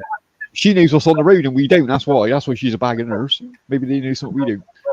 My father turned around and he said to me one day, "Oh, Peter, I give you the Sunbird." I said, "No, thanks, Dad. I don't want the Sunbird." "Ah, but it is a good car." And I said, "No, it's not. It hasn't got a straight panel in the whole car. It is covered. It's a piece of absolute crap." Yeah. He says, "But I fix it for you." I went, "I know. I'm not going to touch it. If it's too much money, yeah, like by the time you buy all new panels, you want to look tidy, don't you? You don't want to go around in a. Oh, it wasn't even that. Mechanically, it was an Opel motor. Oh, mate, fuck Vauxhall. Fuck that shit. So, in this country, an Opel motor costs you an arm and a leg. Oh, they're expensive, are they, over there? Oh, wow. It's all fully imported parts back then. Oh, of course, yeah. Hey, Crystal Lynn. Hey, Crystal Lynn. Cover your throats, boys. Oh, no, Cover it's your only throat. John. Oh, what's that? Huh? Cover your throat. What's going It's on? only John that she wants to stab in the throat. It's okay. Oh, she still want to do that, does she? Bloody hell, Chris, you're getting violent, you are, girl. Only to John. I'm not going to give her that plastic knife now. She can have the plastic one. I ain't giving her that proper one anymore. Give me that flip knife back, Crystal. I got a plastic, one of the plastic sets for you. Poor John.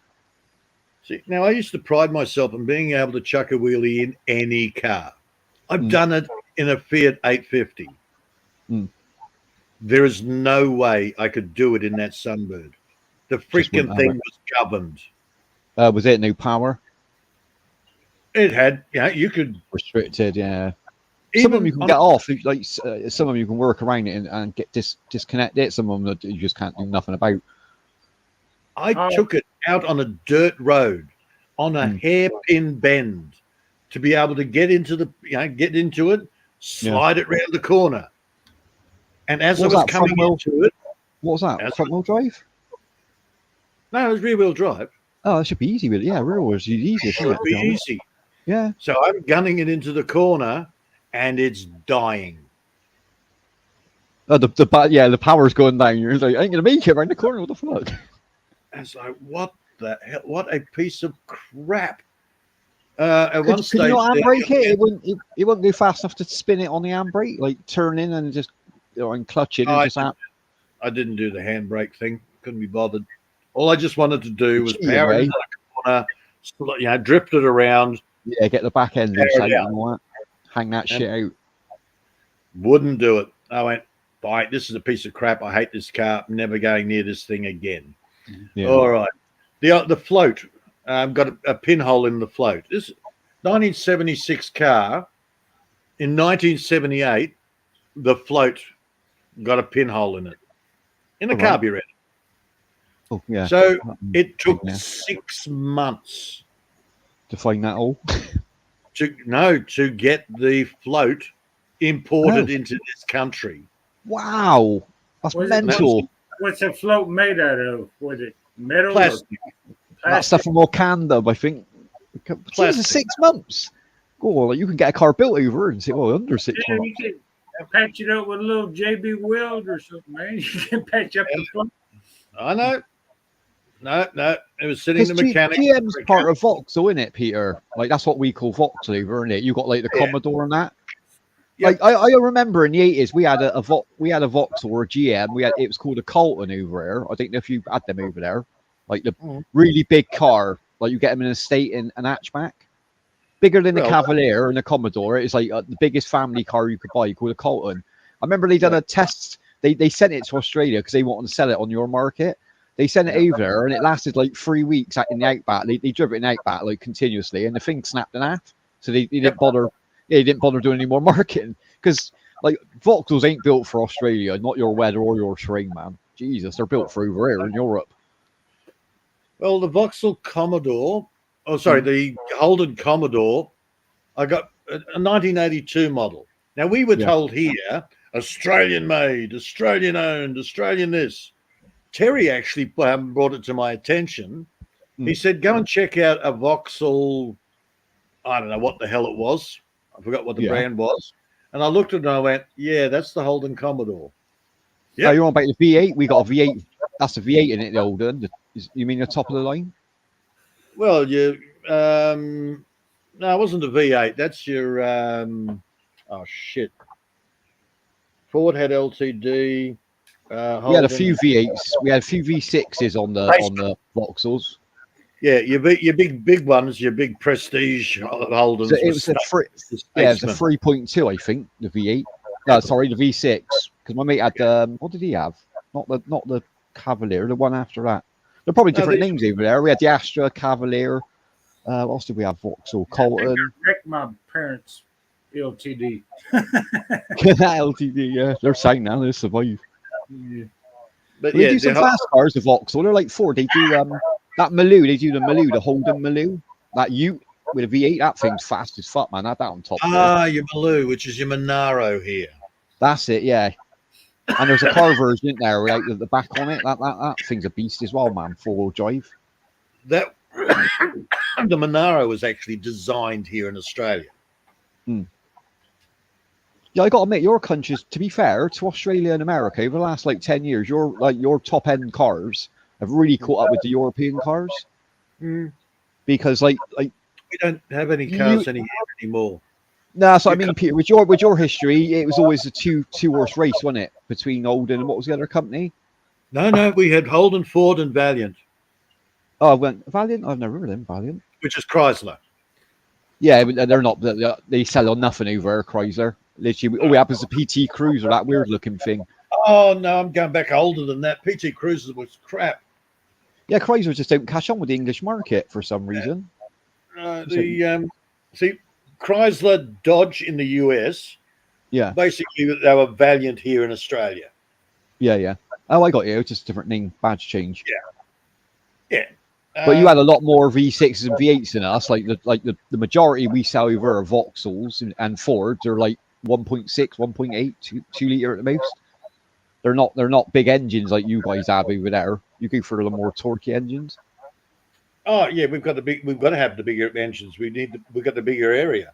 Yeah, exactly. Yeah, you're got more mileage than that. But obviously you've got the heavier cars because I mean the train's a lot different in America and Australia. But so even to saying self out, ours are lighter, but yours got more torque. The Cortinas, 70, Or damn, 79 model PETF Cortinas. Is that the one with Yeah. the little bat wings on? With the indicators No. on the end? Which No, no. that was one our dad had. Yeah, that was later than that one. That was Life on Mars. Did you watch that Life version. Yeah, I know the version you're on about. I know the one you're on on about. Mars? Okay. I actually had one of those. There's Marky. But there's the weird thing. In England, they actually came, they were stock standard with 6 cylinders That's it, yeah. and V8s. You could buy a V8 version. Didn't they do a Lotus version of them for racing? Yes. Yeah, that was Here it. That thing. Australia, I've seen that at a car show a few years ago, man. He started up and it sounded so beautiful. Oh my god. Didn't miss a beat his engine. He must have looked after that thing from day one, man. in Australia, it Straight came with 4 cylinders. Oh, You 4. could get a 6-cylinder version, Yeah. but most of them were sold as 4 cylinders. Was that a the twin problem cam is- though? Was that a twin cam or not? those Yeah. inline sixes, man. They were some tough freaking motors, Yeah. man. Oh, they were solid A things, A inlines. They, Yeah, they went They in had everything, a didn't they? 250 Trucks and cars. 250 cubic inch motor in that TE Cortina. Yeah, that thing a shift, man. Yeah, to be fair. That's what the car was designed for. When you put a 4-cylinder in there, they didn't lower the suspension. So the loss of That was weight, it. Yeah. the front of the car was actually higher than the back of the car. To be fair, they handled pretty well as well. These things for what shocks I had on there, because they started racing them and didn't really do much to the shocks. They obviously put racing shocks on. I mean, like the chassis and that was a really good racing chassis from the get go, which is rare on a road car. A 6-cylinder version of those TE Cortinas were a fantastic car. We had the Gia. I think the top one over there, the Cortina Gia, like that was the 3 liter. That The Gia thing was a that thing Yeah. is sit on the motorway. Even like this is back in the day, mine. Like you'd sit there at 120, which was really fast back then, 120 mile an hour. Like Yeah. most cars would do 140, 150 now, but that thing, because it's a 3 liter V6, by the time that thing unwound, fuck me, that thing noisy though. Jesus, Yep. beautiful car though. And people were actually trying to put V8s, a 302 Windsor Ford motor in them, and very few people got it. They got it done, and then the local council said no. Restrictions in that. Yep, the government went no more V8s in the Cortinas. Yeah. Or It's even like, Now, freaking why not? in a damn Pinto, race them on the racetrack. oh, you see them with the. I used to work with a guy who had an American Pinto, but he had a Nova engine or something. He used to drag race it up Castle Coombe. That thing, mine. Went around his house one day. It's all painted with flames and all that. I was like, "Do you ever get on the street?" He says, "Nah, it's not street legal. Like, I got to take it up on a ramp." That thing, man. I went and watched him one day. That thing took up that course. Never seen anything like it. We got a racetrack down here where people Oh, nice, Mark. build up their cars and stuff and Yeah, drag race them down there. drag race them and stuff. That's awesome, dude. That's awesome. Do you get to go? You got to pay to go in there, Mark? Or you could down and watch. Is it only if you're racing? Yeah, only if you're entering. And if you go on the track, you got to pay like the other time. That's fucking awesome. Living close. Entrance fee or something like that, and whoever wins might win a little bit of money. If it's only a couple of dollars, though, isn't it? It's an afternoon out, isn't it? Yeah, but something's going to go wrong. Someone's going to fuck up on that track. Like, not everyone gets it right, do they? At drag racing, that's what's fun about. Or the engine. When someone's engine just blows, you think they spent thousands on that engine, it comes through the bonnet and it explodes. Fucking head just goes on it. It's like, oh, you poor bastard. Like, you ain't fixing that. That's fucked. They spend more money on the damn race car than they'll ever think about winning and shit on the racetrack. Yeah, exactly. Yeah. I just blew up half of $10,000 worth of motor and shit. And in literally seconds. Crankshaft, my crankshaft cost $10,000. Hell. Yeah, my carbon crankshaft snapped off and wrecked the bottom of the car. Yeah, it is addiction, isn't it? Come on. Yeah, like when you get in the cars, like modding cars is an addiction. Yeah. Watch your rear end break apart during the ass dragging along and the wheels rolling off. Right off the starting line, you see a lot of people twist the damn the shaft. Oh, the shaft, yeah, the chassis warps so much that drive shaft pops out and that's fucking game over. Well, that's what you get when you put a standard freaking standard crankshaft. Can it? It can't take that much fucking power. You gotta get the heavy duty shit. Yeah, that's the problem. Like as soon as you put a bigger like a car, whatever the engine they put in there has been designed for that weight and that chassis.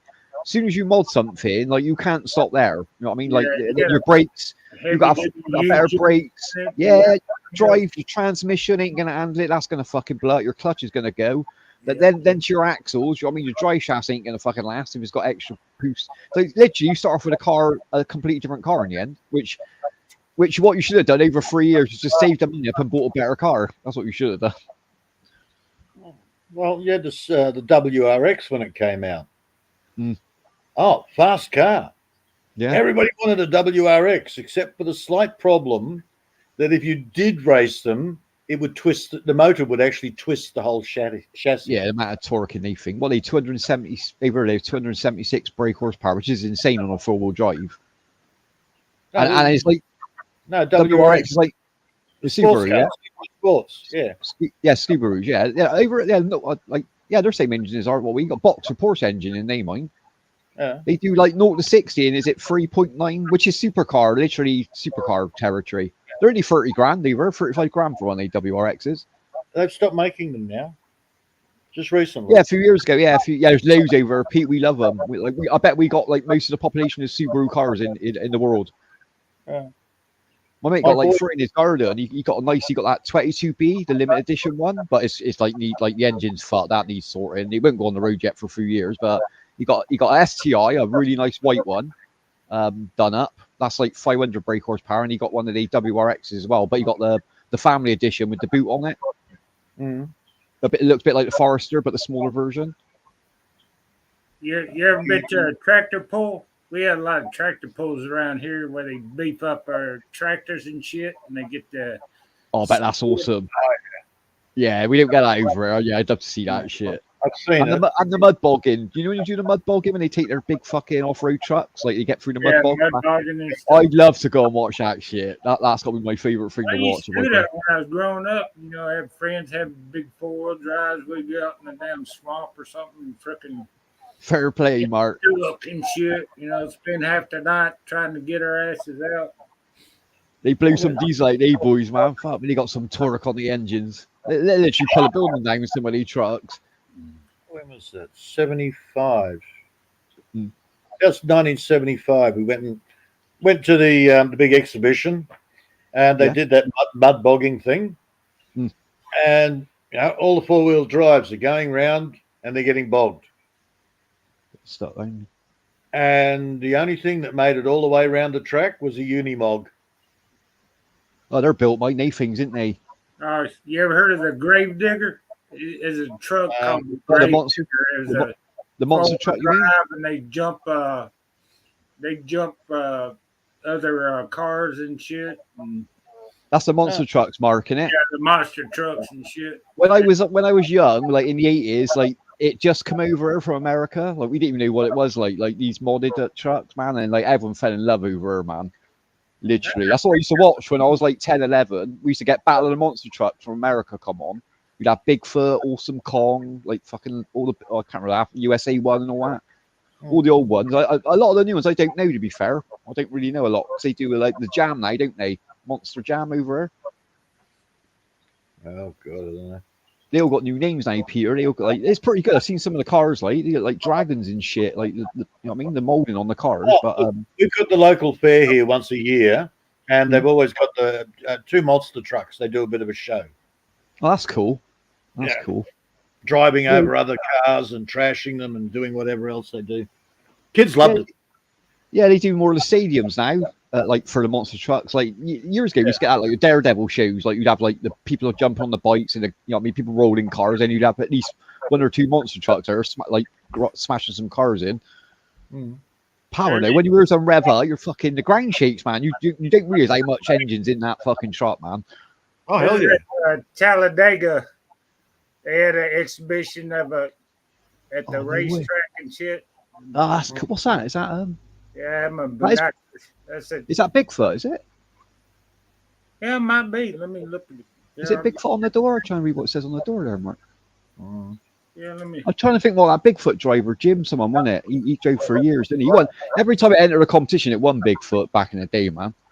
Yeah, I remember that. Look, man, when I was a kid, all we got was demolition derby and stunt cars. I remember Demolition Derby. I remember that. Our dad used stock car we caught over. Our dad used to take me to that. I was like, I didn't really know what was going on. The noise used to scare the hell out of my Pete, to be honest. I might be bigger. Let me take it out of the frame. All us kids would go down the front so we could get sprayed with gravel. That's it, yeah, all the crap coming in. Like, you got to watch it, man. I remember they had netting up. Like, imagine a car park come through fucking netting like butter. I mean, like, fuck me. Netting to stop fucking metal coming through. I was like, that's a bad idea, surely. Yeah, no, well, see, we didn't worry about that back then. No, we didn't care, did we? Yeah, again, I'm talking the 1970s. Now, safety? What are you talking about? The way to learn safety was if you survived the first time, you probably get away with it the second time as well. That's what we learned. Selective breeding, natural selection. Was it St. Marky? That's Bigfoot, yeah. It is Bigfoot, yeah. Oh, that's beautiful. It was at Talladega race when I went to Talladega. They had the NASCAR racing and shit. Around the dome and that, around the oval. I think it was right after. I think it was Dale Earnhardt Jr. had a wreck or something that time. I think. Oh shit! What was that 90s, Mark? That truck looks 90s more than later. I'm going by the writing on it. Yeah, don't look 80s because that truck's too modern for 80s. Didn't Bigfoot do a guest appearance on Duke's, one of the episodes of Duke's? Yeah. Like he was on a few TV shows. I think he actually had his own TV show, didn't he, at one point? I think they had like 3 or 4 Bigfoots. They had all made the same or similar, and they had a few sizes, Mark. They had that massive thing as well, didn't they? With those, what they use in the quarries, Peter, the big dump trucks. Like, I mean, the ginormous. They had a big, I think like Bigfoot 5 it's called, with like these fucking mountain with day wheels. Mate, it couldn't like literally do anything apart from roll over cars. That was it. Shit. I mean, the radius of the tires were insane, man. But it looked awesome, mate. It did look good. Yeah, no, I just vaguely remember Dukes of Hazzard had a guest appearance by Bigfoot. Because it was in the title. Guest appearance, Bigfoot. Yeah, starring. What? You got a Sasquatch? It was in loads of films, though, wasn't it? And if you think back the 80s, it was in Police Academy. It's in so many films, looking back now. Even just, like you said, guest appearances quickly, like. They had Bigfoot, Gravedigger, and a half a dozen more damn trucks and shit that they would all. Oh, they had all the good ones, then, Mark. Yeah. They would all tour around and freaking. Nice, you can get a picture and that, get some video though, because like they're classics, a lot of them now, man. Yeah. I remember they used to do it was like the only car when I seen back in it was called Monster Vet. It was like this Corvette, a purple, sparkly purple on the monster truck chassis, and it looked gore. And it used to like flip up the whole body to get in. Freaking. That was a beautiful looking monster truck, man. Was was a Chevy, not an Impala, but a Chevette. Or I should bet, yeah. Chevelle. Yeah, there's quite a few of the old ones. I can't remember after any. So Rolling Thunder was the van thing, wasn't there? It was like an orange van. That had his own. I think that had his own TV series, or he's in a film, Peter. I think a bit like Bigfoot. So I give up trying to work out all the different names. Like I've got a Holden Jackaroo. I think in America it's an Isuzu Trooper. Yeah, same as us, Trooper. Yeah, I like these Troopers, man. They're good fucking trucks, man. And then it's got like about 4 or 5 different names depending on which country it's from. It's like, yeah, okay, same car, just different country. What was we had an RB Gemini.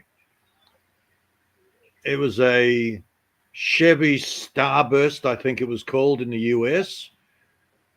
It had about 8 different names depending on the country. Generally. It's a mighty little car, though. Absolutely impressed me. The body fell apart, but the motor just kept on going. Japanese, mate. What do you expect, man? Yeah, this one was. Yeah, I got to admit, they're stylish. They're styling it very good. Like for they're clever people, but they're styling it awesome. You don't see many nice Japanese looking cars. I got to admit. But mechanically, yeah, you're right, mate. Like Suzuki as well, Toyota. When you look at the advertising on that Gemini, it was all they advertised it as basically a stunt car. Oh, right. Unfortunately, what was on the road was definitely a cut down version of the stunt car. They took a bit of power out. The suspension was different. It was just... Oh, was it? They changed a lot there. Like, when you were saying car, I thought you meant they just like districted it a little bit, but fuck me, yeah, they changed everything. No, they had these cars, jumping past each other and interlocking and. On the advert, yeah. So you expected that? Yeah. Yeah, you got to remember he's a professional driver, and you're not at the end of the day. Do you know what I mean? Just because you buy a new car ain't gonna do that shit. Oh yeah. But the motor, hell, I couldn't fault it. I actually had to take the car off the road because it had rust holes through the firewall. It was actually coming through. Well, now you can't even patch that shit. How many miles? Can you remember how many 1,000 miles you had on that clock by the time it went to retire? No idea. Over 100? The car was bought. What was it? A $250 car. So it would have been high mileage at the beginning then. So it must have done a couple of hundred by then. If it ain't been clocked, if it's genuine, that's how long they end. I mean, you look at like 1 million miles out of a fucking Japanese engine. As long as you treat it right. Man, when these young'uns buy them and rev the nuts out of them, like on RPMs 4, and they blow up in like 6 months. That's why. Engine ain't built for that. My ex drove the car. She trashed the hell out of it, and it still kept going. That's pretty good then. Yeah, I know the gearbox takes a lot of that, but Jesus, that's a lot of strain. I found the car under a tree. It had been sitting there for a couple of years. It had tree sap on it. No ownership? And I'm sorry, see if it had any ownership. Sounds like my cars now. All my truck and just on someone's land, then, Pete. What did you do? You just offer him money? I basically walked in there. I said, "How much for the car? Gemini you've got there?" She said, "Yeah. We want to get rid of it." I said, "Well, tell me how much." And she sort of went, "Oh, I don't know. What are they worth?" I said, "I wouldn't have a clue." Yeah, your car. Yeah, you got to let them name a price, see if they know what they're doing, isn't it? Well, I actually offered her 200, and she said, "Oh, can you make it 250?" And I went, "I suppose, yeah, 250. Needs a good cleanup, but yeah, 250."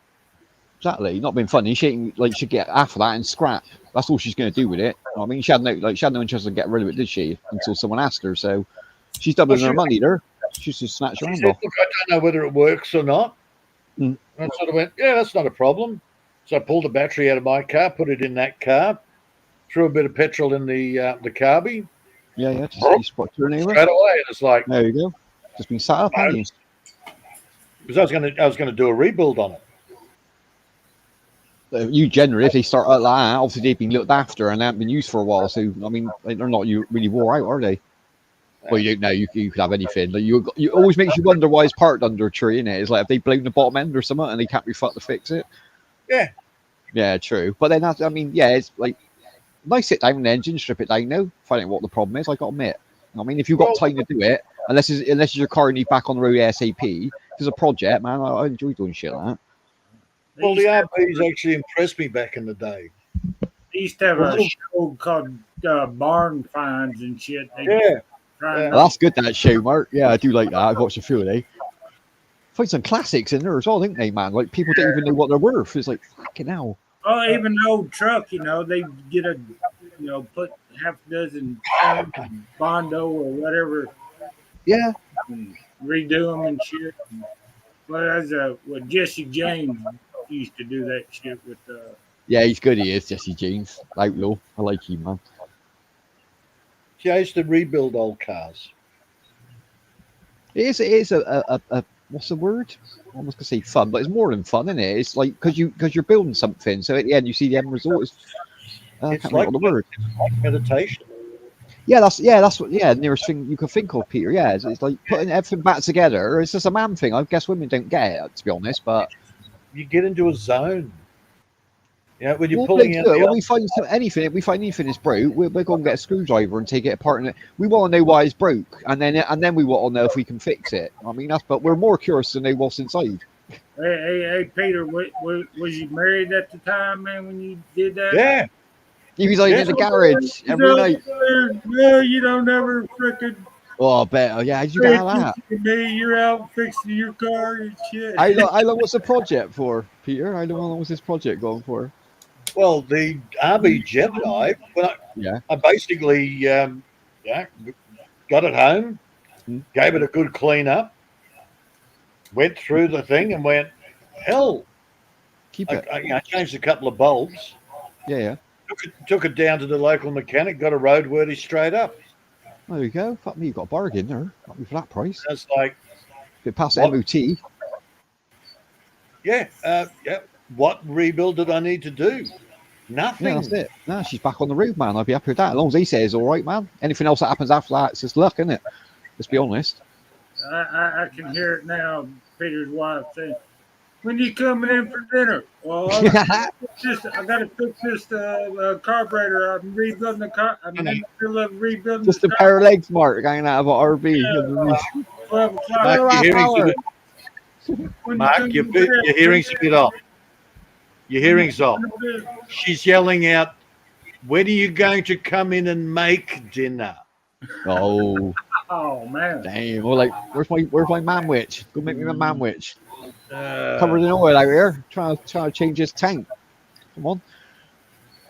I'm sorry. And the kids are usually the ones that came out going, "Dad, we're getting hungry."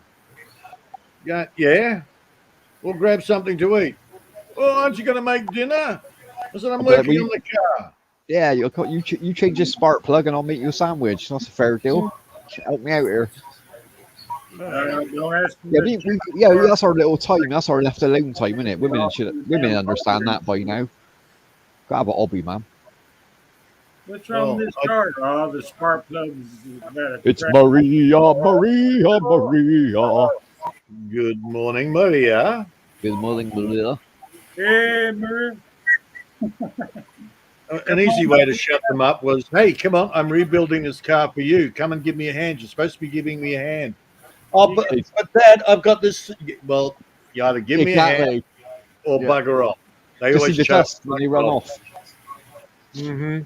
That's a good way to get a peace and quiet, though, isn't it? It's like trying to get them involved. They got no interest. Like Peter knew that. Like he's like, "Yeah, come and give me a hand." Then you know they're gonna bolt. Well, they wanted the car, but they didn't want to fix the car. I know what you're saying. Yeah, you can't. You got the reward at the end, didn't you?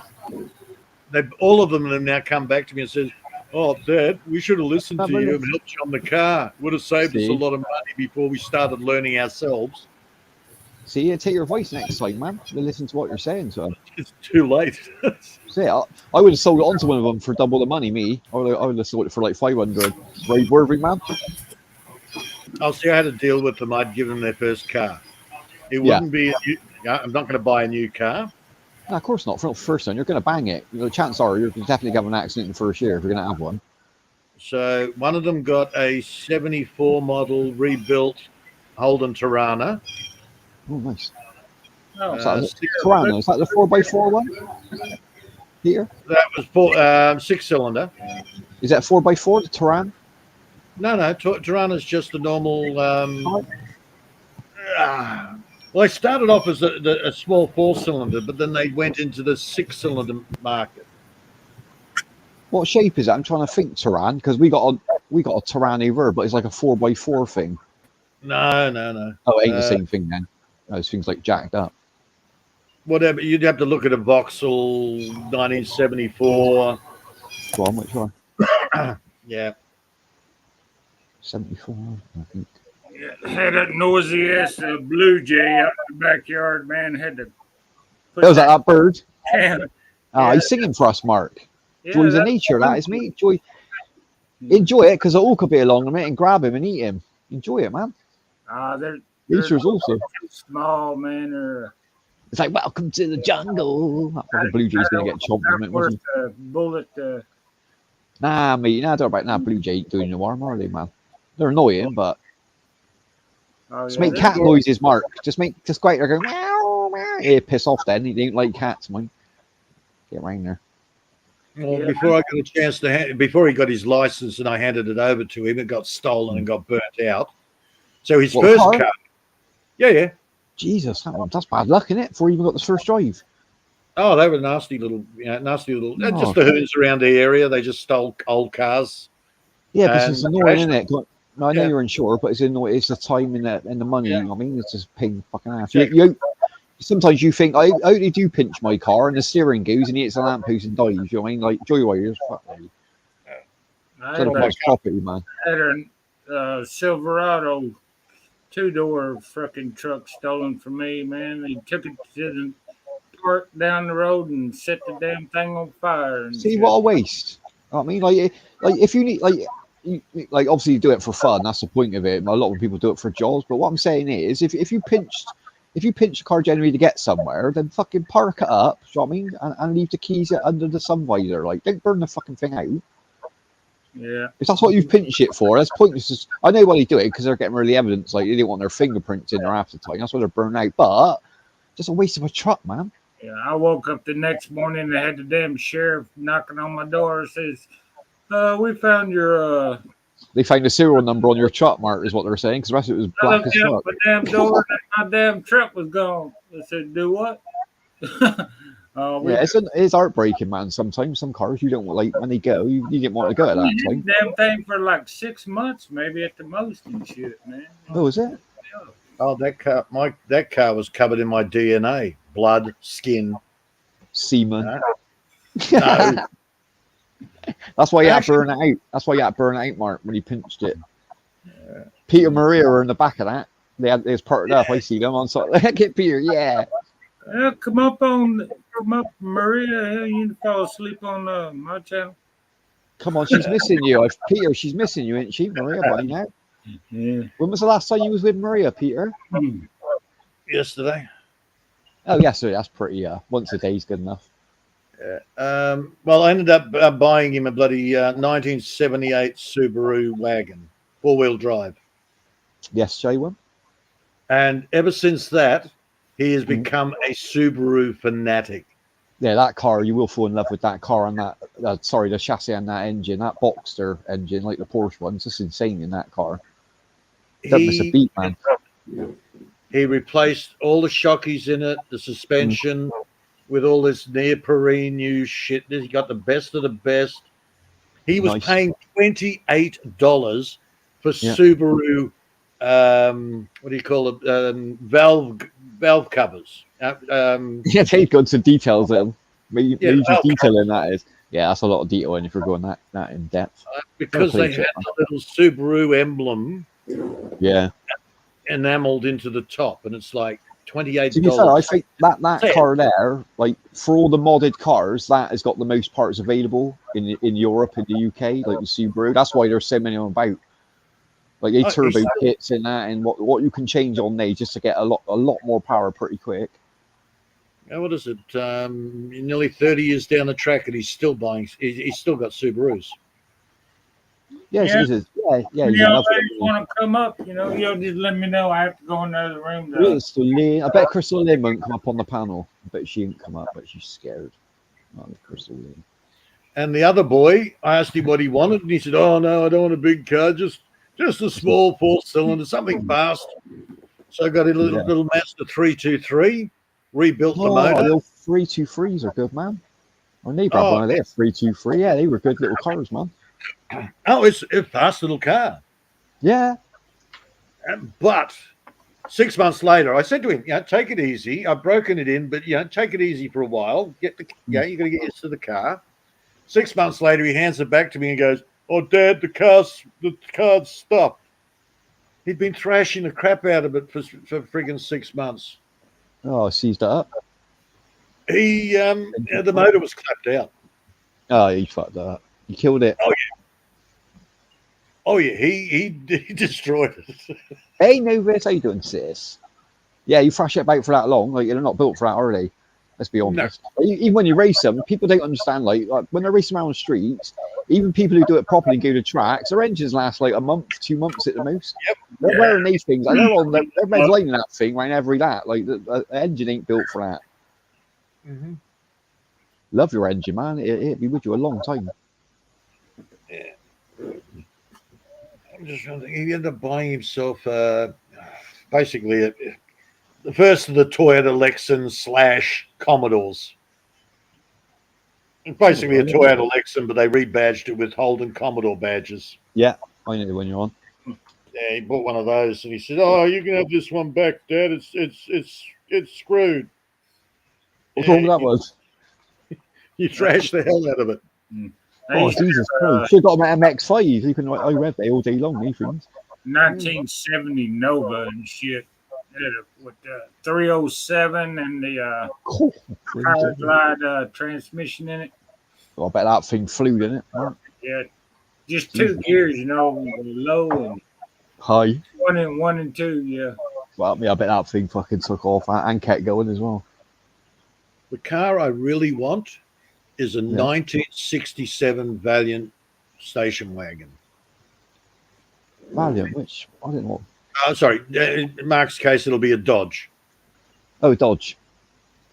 225 slant 6. I don't want a power machine, just a car that's going to last me forever. Yeah, that's what you want, a decent engine, didn't you? And fuel-wise as well. But you want the power. You want enough power if you get you out of trouble as well. Because you have all of it, really. What I think, what was it? A Nova was built, Pontiac was built just like the Nova and shit or something. One of them. I like the Pontiac. Somebody Pontiac. The Firebird was a beautiful car, man. The downside with that idea is it's the cheapest one I've seen restored is over 100,000. Yeah, they're tasty money now. I had one. I listened to my ex-wife, and she wanted something newer, and I was stupid enough to listen to her. Oh. That car would have been worth over $100,000 now. Yeah, easy. And I just like the look of them. Yeah, you get a feeling with some cars. You think you get a feeling you're in a car, and you think this is going to be worth a lot of money in the future, just because it drives so well and you like the way it looks. Oh, it feels good. I put the bucket bench seats in it, which are the most comfortable seats I've ever sat in. And you can lift up the middle armrest, and you can actually shag on it if you want. Yeah, that's tough enough. It's like... You're that, Maria? You're that? On the seats. Yeah, Maria in the background. Absolutely fantastic car, station wagon or something like that, Yeah. And the amount you got the room. To be fair, you got the room there, haven't you? Yeah. And look, we've gone camping in it. It's just you drop the back seat. You've got a big ass bloody queen size bed in the back. Yeah, exactly. You've got so much room in the back of one of those, like hotel room, man. The young kids we had in the front seat, they slept there. We slept in the back. Yeah, Man, it's you getting go London, aren't camping they? on a These seats are friggin' massive. Mm-hmm. Yeah, you don't need a caravan, man. Not one, eh? Yeah, fantastic car. 225 slant 6 RBS series carb instead of the original BBS, so you got better fuel economy, a little bit more power. 225 slant 6, so bulletproof motor. You really had to neglect that motor to kill it. Yeah, yeah. Well, you ain't got to learn if you didn't know how to drive, basically. Mm-hmm. Just a car that you can just travel around Australia in. So it's going to last you, isn't it? Yeah. And people have done it. You've got you don't see new cars in the around Australia rallies. Yeah, it's the classics, isn't it? Yeah. Because a lot of them, like nowadays, it ain't just the chassis, and it ain't even just about the body and the wheels. It's like is that ECU now? Everything's like regulated as hell on any car now. Do you know what I mean? Everything's done for a computer. Mm-hmm. You can't even mess about with the engine properly anymore. Like literally, you can't tune anything without going in through that ECU on the timing and that nowadays. Was it It's last not mechanics, year? man. It's not mechanics anymore. No, 2 years ago we actually had the local fair was at the same time as Round Australia Rally mob were in town. Yeah. And basically we went in there and you got to look at all the cars. I think the newest car in the whole lot was around about 1975. Nothing with computers. Yeah, I actually talked to the guy and I said, how come the old cars? And he said, they don't have computers. Yeah, that's all brakes as well, name mine. You cannot do a rally around Australia bloody tour with a computerized car. Because it's like it's a race, isn't it? At the end of the day, everything changes every second of that race. Like you can't calculate that unless you're human. Let's be honest. For a start, you've got to adapt, aren't you? Like a computer isn't going to adapt. Like the ECU ain't going to know what power to use. Like I mean, it's too much for it to deal with at once. To be honest, it's more of an endurance thing than an actual race. Yeah, exactly. Yeah, it's okay. We're going to meet you at that town there at the end of the day. If you don't make it, you're done. What was the TV show? Was it Cannonball Run? One of the TV shows had the same thing. That was a movie, yeah, Cannonball Run. Yeah, if you didn't get to that town by a certain time, you were out of the race. That's it. Yeah, they had a punch in, didn't they? So it's like a time trial, basically. Yeah. See, but you had plenty of time to get there. You just had to. The endurance of the car was the thing. It's the mileage you're doing, isn't it? Yeah, and that's what you got risk getting there fast, and risk your engine, or like hold back a little bit, isn't it? And it's actually a popular thing here. Yeah. Well sponsored. What's the other one? Gumball, isn't it? Gumball Rally. That's a big one as well. They go around the world. Confused. There's one there where they had Jackie Chan and Lurch in a Starion. That's Cannonball 2, maybe, or no, it is one, I think. The Japanese car, like the iTech thing. Yeah, that thing. That's it. Yeah. Yeah, that was a weird looking car. Number 3 or number 4 of one of them. I can't remember whether it was Gumball or bloody Cannonball.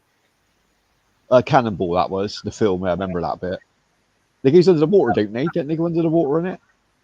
Yes. Getting chased by the police, and it jumps in the lake, doesn't it? And just like turns into a submarine or something. I was like, back in that car is insane. Better than Kit. That was better than Knight Rider back in the day.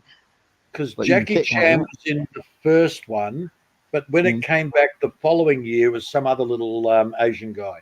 They changed him over, didn't they? If I remember. Yeah.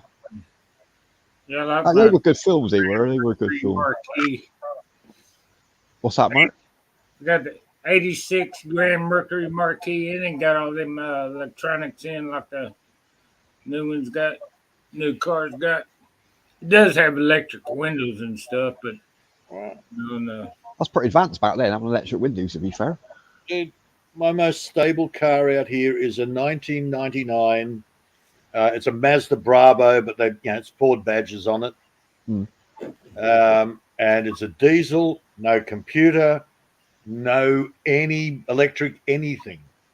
Yeah, it's cheaper, isn't it? More efficient, more torque. So what you want Nothing where goes you live. Yeah, you ain't gonna be going around. You don't need to be going around at 120 mile an hour, do you? So you better have the torque. The only problem I've had with it is a starter motor. But that's a fault that can go on anything, isn't it? You know, that's a replacement part, isn't it? Yeah. I Oh, think the thing replacement I played part. on mine was the ignition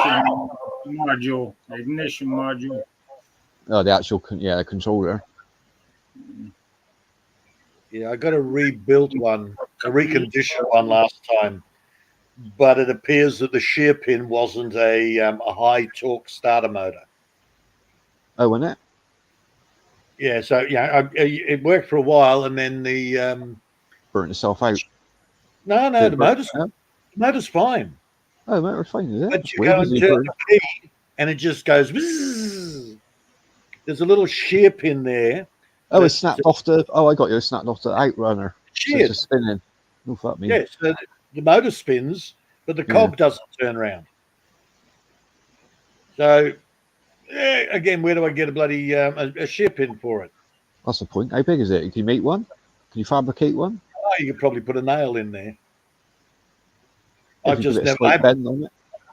I haven't used the car in over 6 months. I don't need a car.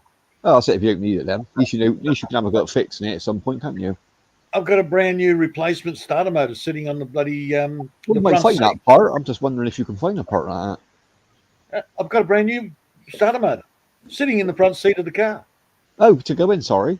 I'll say because scrapyard, you definitely probably find one at scrapyard somewhere. I think like brand new parts. No, you don't get scrap yards anymore. They're parts distribution centers. Oh, is it? It's changed even there. Oh, it's all changed, man. And to get a start, even getting a starter motor from the second-hand, parts redistribution center, it's cheaper to go and get a bloody a reconditioned one. Oh, is it? Oh, they're still quite. It's still like the old way. Like you probably used to have it like we got it now. Like you just walk in someone's yard and there'd be cars everywhere. Like you ask like for a part and they tell you if the car's even ready. To say like, I'll charge you more. I'll charge you more if you want me to take it off, or you can take it off, and I'll give you at least to give us good prices, man. I used to have more fun going to these bloody car yards. I used to drive my car in, and if there was like there used to be a souped up version of mine, and every time I used to see a part off that on another one, I was in there, I'd be like, how much you want for that spoiler, or how much? They say I had all the kit in the end. I waited out over like 6 months. Yeah, I did that with the TE. I went into the car yard, the wrecking yard, and there's it wasn't even on a TE. It was on something else, a rear spoiler. Yeah. And I went, what do you want for that? And he says, oh, $15, take it off yourself. I went, okay, done. So $15. I put a rear spoiler on the bloody fucking right, man. The racing pin on the top of the boot. Yeah, they get that around here, the junkyards, wrecking yards, or whatever.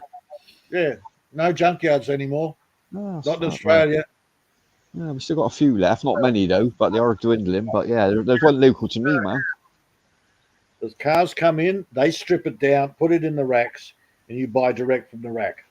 Oh, yeah. Well, they got companies, but some of these small-time junkyards, sell parts and stuff.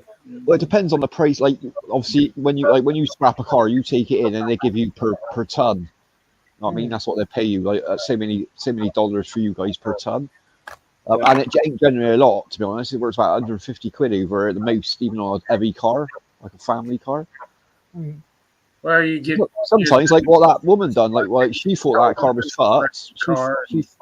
I mean, that woman thought, like that car wasn't going to go anywhere. She didn't know it could be fixed, and like she thought she done well to getting 250. But Peter knew better because he knew that car run again. Like, well, no, I thought I'd just have to rebuild it. Yeah, you're expecting the worst, isn't you? You're thinking I'm taking a chance. Like, you know what I mean, it could work out £1,000 car in the end if everything went wrong. But like you said, you generally knew. You thought, like, you're looking at it, you thought, I mean, that ain't had a lot of use. You get that feeling, didn't you? Well, to me, it was worth. It was all it was worth, about $250. Yeah, it was a bonus to me later that it didn't take it. It basically was just a cleanup. Yeah. I thought I'd have to do a complete rebuild. Rebuild the motor, rebuild the body, Yeah. do all of that work. Pure bonus that it just looked like a piece of crap. That's the problem in that market, though. When you're after like some like what might be a classic in the future, is a minefield. Let's be honest. Yeah. Buying a car in that, it really is the worst section. That's buying a family car or a sports car. That section is the worst one because you want the best of both worlds. And there's like for every decent classic out there that could be worth a bit of money in the future. You know what I mean, no matter what model it is. There'll always be someone selling one that they've tarted up beyond belief, and until you put it under a fucking ramp and you see it's rusty as fuck, do you know what I mean? There's plenty of dodgy ones in that market as well. You've got to be really careful what you're buying. I wanted my damn 1970 Nova back, man. I sold that thing for like $500 to a friend. He wrecked his freaking car and said he didn't have. I had two time and she, blah blah blah blah. Yeah. No, it's gone. When you get back. That is worse when you sell a car to a friend and then you still see him driving it a few years later. You think, I wish I'd have kept that fucking thing now. Well, no, he still sounds nice. Ended up selling the damn thing, you know, it was a year down the road or something, you know. No. I didn't. He would have sold it back to me for the same amount, but I didn't have any money at the time to buy the damn thing. At least he offered it back to you, then, Mark. Yeah, they got to give him respect for that. Do you know what I mean? Like, obviously, you sold something in the first place. Just shame you never had the money, man. It'd be nice to get it back. Yeah. Look, I've missed out on so many good deals over the years because I listened to a woman. Oh, no, we don't want that. It's a V8, but it's only a little V8. Yeah, there's a little V8. There's a little one. It uses so much petrol. And then I find out it actually uses less petrol than the bloody 6-cylinder that I bought that she wanted. There you go. It's like more economical than that. And now and now looking back, I'm sitting there going, that car's worth hundreds of thousands of dollars. Mm. It was like the first model of the 2-door Monaro. Yeah. It's a given fact, though, isn't it? Let's be honest, it's a given fact. Like, if a woman said to you, Peter, took you in a dress shop and said, which one of these do you reckon would be a classic in 10 years? Yeah. You wouldn't have a clue, would you?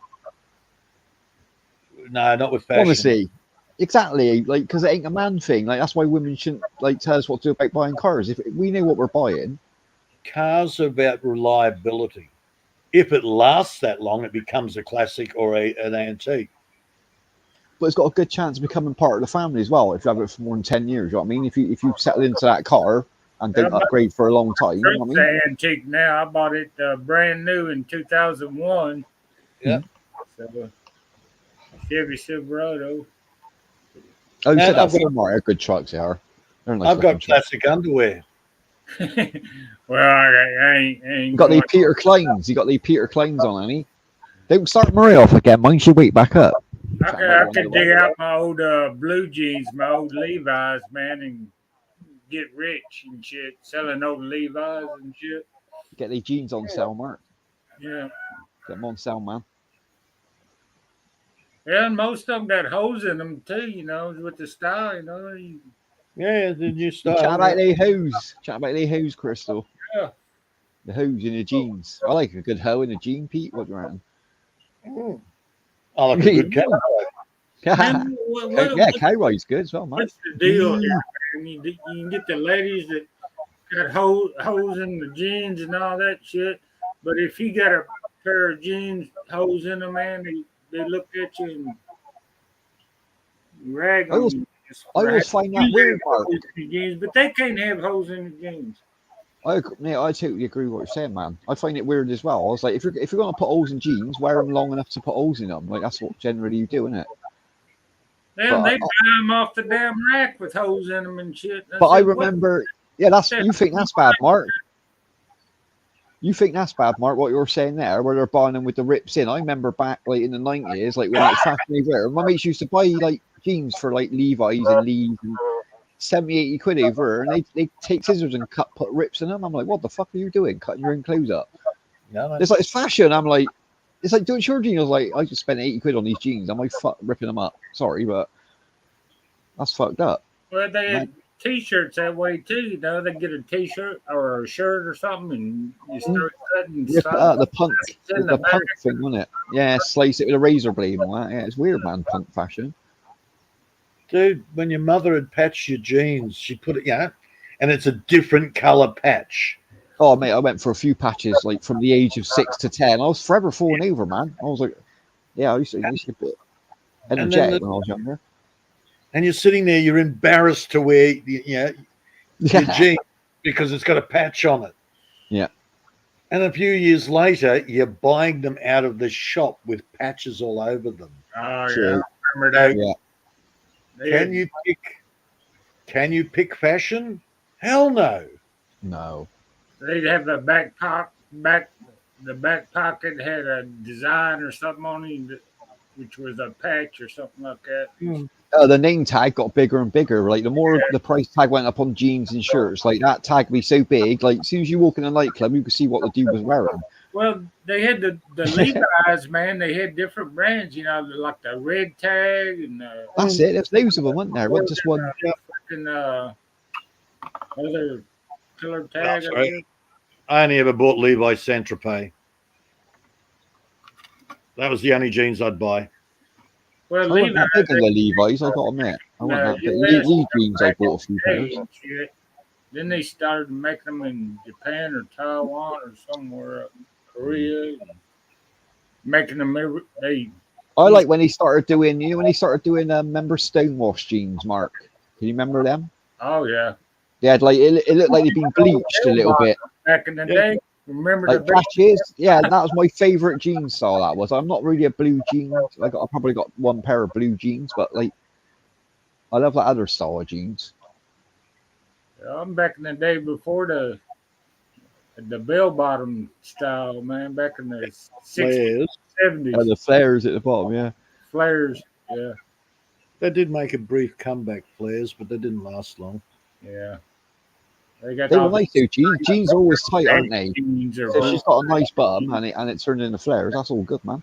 There's a fashion that I keep seeing, which I think is absolutely freaking horrendous. Which one? Where they're wearing their jeans, or it's gone from just jeans. It's now leggings. It's everything, and they have sweet chicks or juicy across the arm. Oh yeah, that's massive over mine. Jesus Christ. Yeah. Apple. Yeah. It's like the thing is, Peter, is like from a women, like we got told by women, like don't look at our asses. I mean, we don't want to be glaring at that. It's like, so why are you putting writing on your ass? If you don't want no one to look at your ass, like, I mean, fuck me, sort out. Yeah. Jesus. Sorry, that's a fashion I can't get into, mainly because a lot of the women that wear them, not all, there are some smaller women, but most of the women that have juicy across their ass are huge.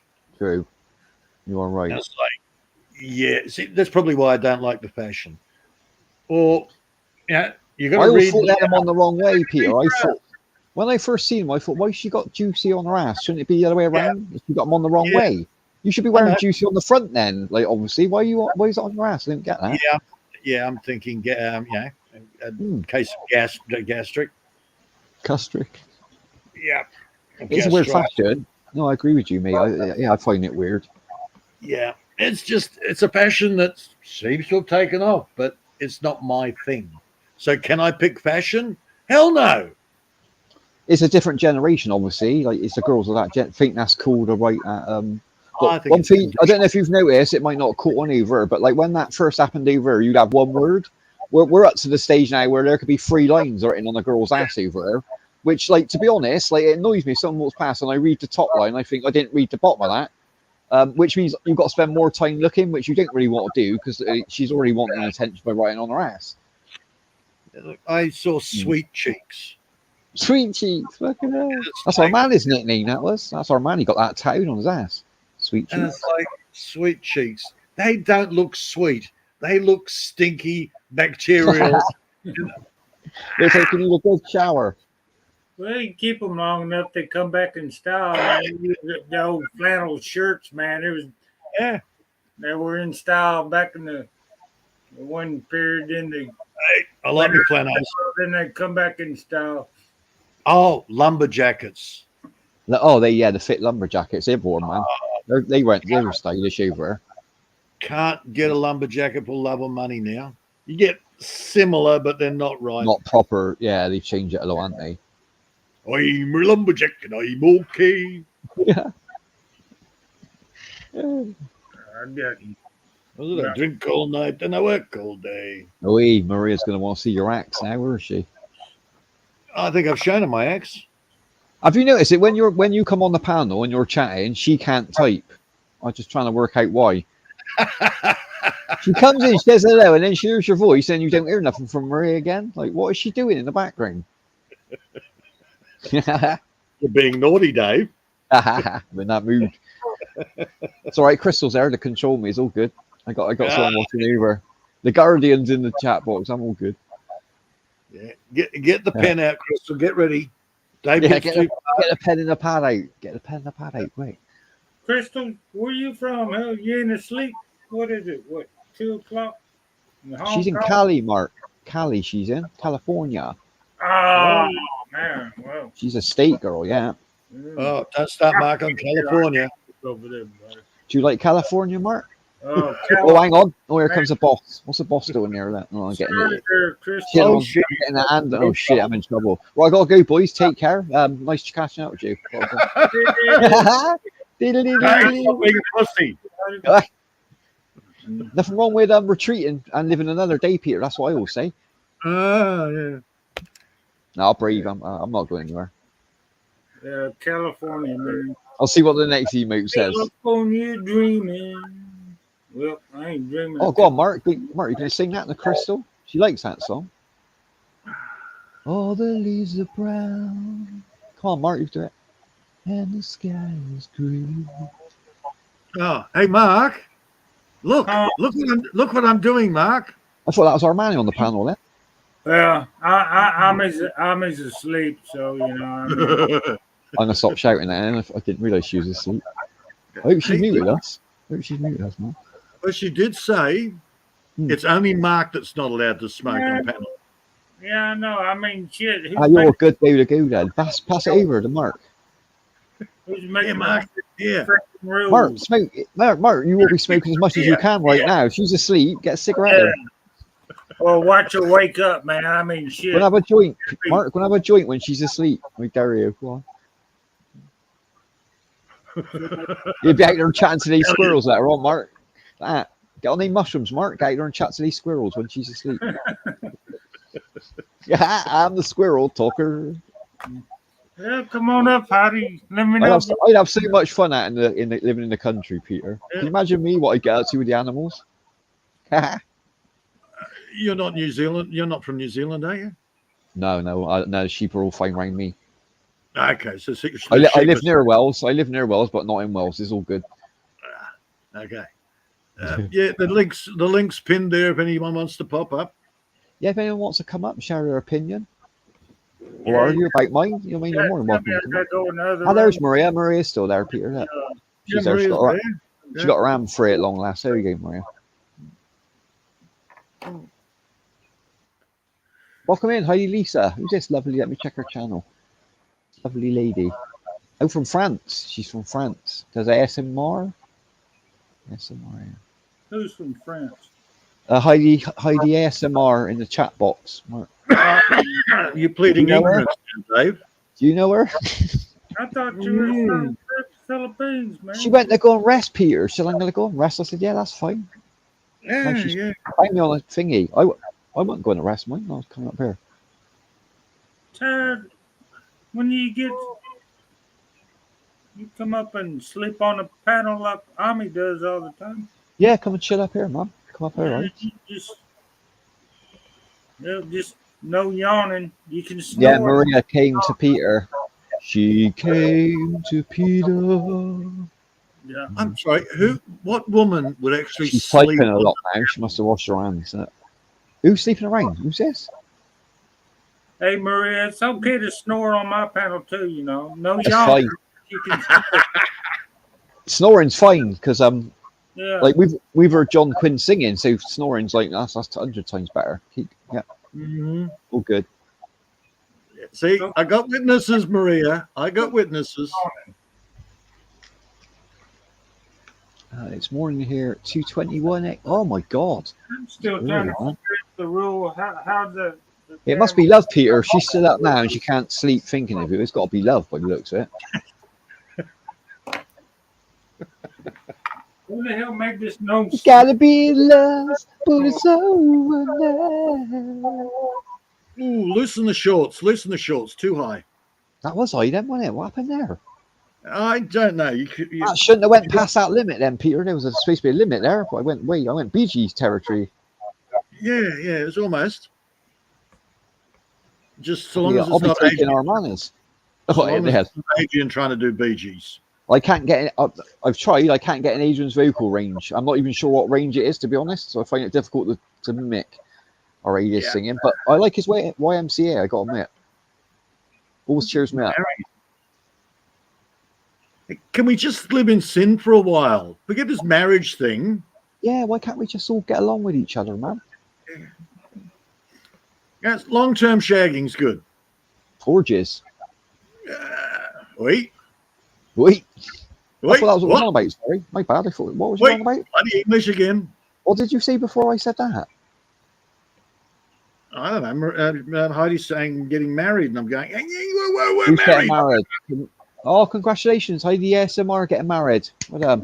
It's nice, man. The what? Heidi's getting married, Mark.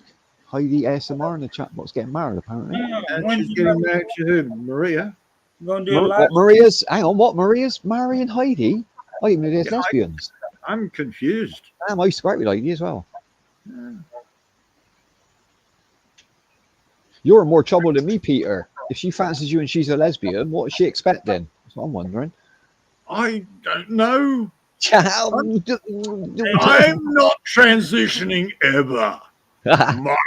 Might. Oh, I bet the tea bag changes your mind in the end. I guarantee it. Oh, I'm sorry. What's this? Any gender thing going on? Topic again? Oh God. Oh, yeah. don't get on gender. Don't get on gender. Not after John's No. last stream. Like that. I don't want to get on that subject again. I'm sorry. I don't play that He said, game. I can't, John. Like we get on the subject of that gender, and then he won't stop chatting about ladyboys for the next 3 hours. John, I don't know what's up with him. Maria's making coffee there, Peter. Coffee there, Peter? Would you like a coffee? Oh, dear.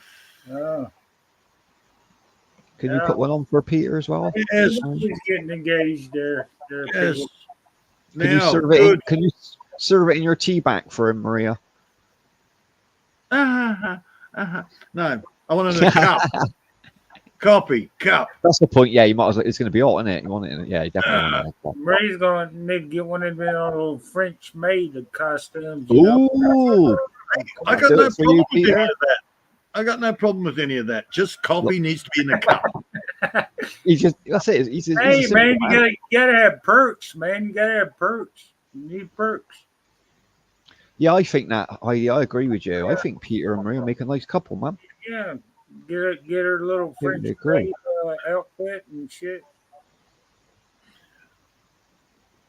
That's As long what as I you got my coffee, I'm good. Talking about coffee, I need He's to. don't retreat, Peter. Stay here. Don't be retreating like you told me earlier. Come on, candy, man. go anywhere. Yeah, I need, candy I there. need another coffee. I Go need and a get your coffee. coffee, brother.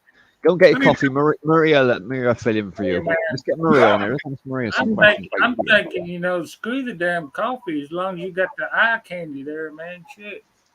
Oh, hell, she looks pretty good to me. Yeah, There you go. Confirmation there. That's the truth comes There you out. go. Well, it all comes out. That's on your show, Mark, as well. Yeah. This show will go down in history now. Do you know that, don't you? Damn, man. The viewers, they look at this video in 10 years' time, it'll be on 60 million. Yeah. The first time Peter declared his love for Maria. Yeah. And I was here. I heard it. Didn't you hear it, Dave? I heard I it. was here, Mark. Me and you are Yeah, literally. man. Amy was technically here. She's asleep, but she's still here. Recording, Oi, man. oi, what's the L word? Yeah. Oh, the L word. Elwer. Hey, listen to him, Dave. Listen to him. Peter's trying to back out of it now, man. He's still debating. That word was invented by a woman. He's She still said- coffee beans. She said, just wait. You're in, Laugh. No. you're either on a promise, Peter, or you're in a lot of trouble because she just commented, just wait at Peter. Ooh, but is laughing as well. Is laughing, smiley. Lust, not love. What's she going to do to you now, Peter? You're in trouble now. You've been a bad boy. Yeah. Bad boy. Get on that bed, Peter. Stop messing about. Get on there. She'll sort you out. Yeah. Maria's gonna get the old. Nah, she's good fun, Maria. Bless her. Peter nowadays. Nickname Turtle. It's good that you can spend a lot of time together, Peter. It means you get on. Not in a sexual way. I didn't mean like that. I'm just saying. To have a good friendship online, man. It's nice when you find good friendship online. Well, he's already spilled the beans. He's going on the. He enjoys going over to her show, doesn't he? Obviously, he got his own place up on that panel, man. I'm thinking, man. Yeah, so they co-host together good. Trade in the maid outfit for a cat suit or something.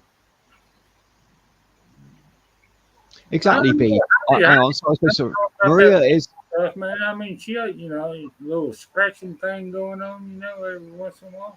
Who's that? Who's scratching? Crystal Lynn? Huh? Let's see.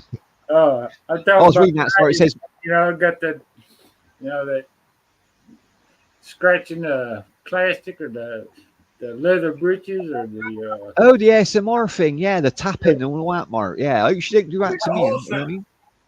Yeah, I don't understand it, Peter, to be honest. But like, yeah, it's a big thing on YouTube, man. And she's gonna be doing that. I mean, she's over there with Peter and Peter Maria's going to make some ASMR noises. Yeah, their new channel. That sort of noise and that sort of noise. Peter's going to show you the monkey style, Maria. Ever the monkey style? Peter's been waiting for this. We're just waiting for the debut there, Peter. Yeah, I've seen the other style. I'm not doing that. The other style. Yeah, that other style was weird. Who brought that? That's Martina, wasn't it? She's into some weird stuff, Martina. I said this from day one. He's gonna get that little the cat mask. Don't worry, Crystal. I ain't gonna ask Peter about the secret club. Don't panic. She's worried. I got a fairy mark, but like no one believes me. But Crystal said don't say it on live. That's all right then. I agree. Oi. Yeah, that's what I'll get next. Now I'll get the bad emote next. You watch this. It's all right. Peter can't hear us. He's in the kitchen making coffee. We're all good, Crystal. Yeah, they make a nice couple, Mark, don't they? Like Maria, like Ivy said up there. Peter's a real gentleman, and Maria's got a lovely personality. So I'm glad they get on. It's good, man. He just spilled the coffee beans, all over the place. Maria, don't shake the beans, Maria. Don't shake them.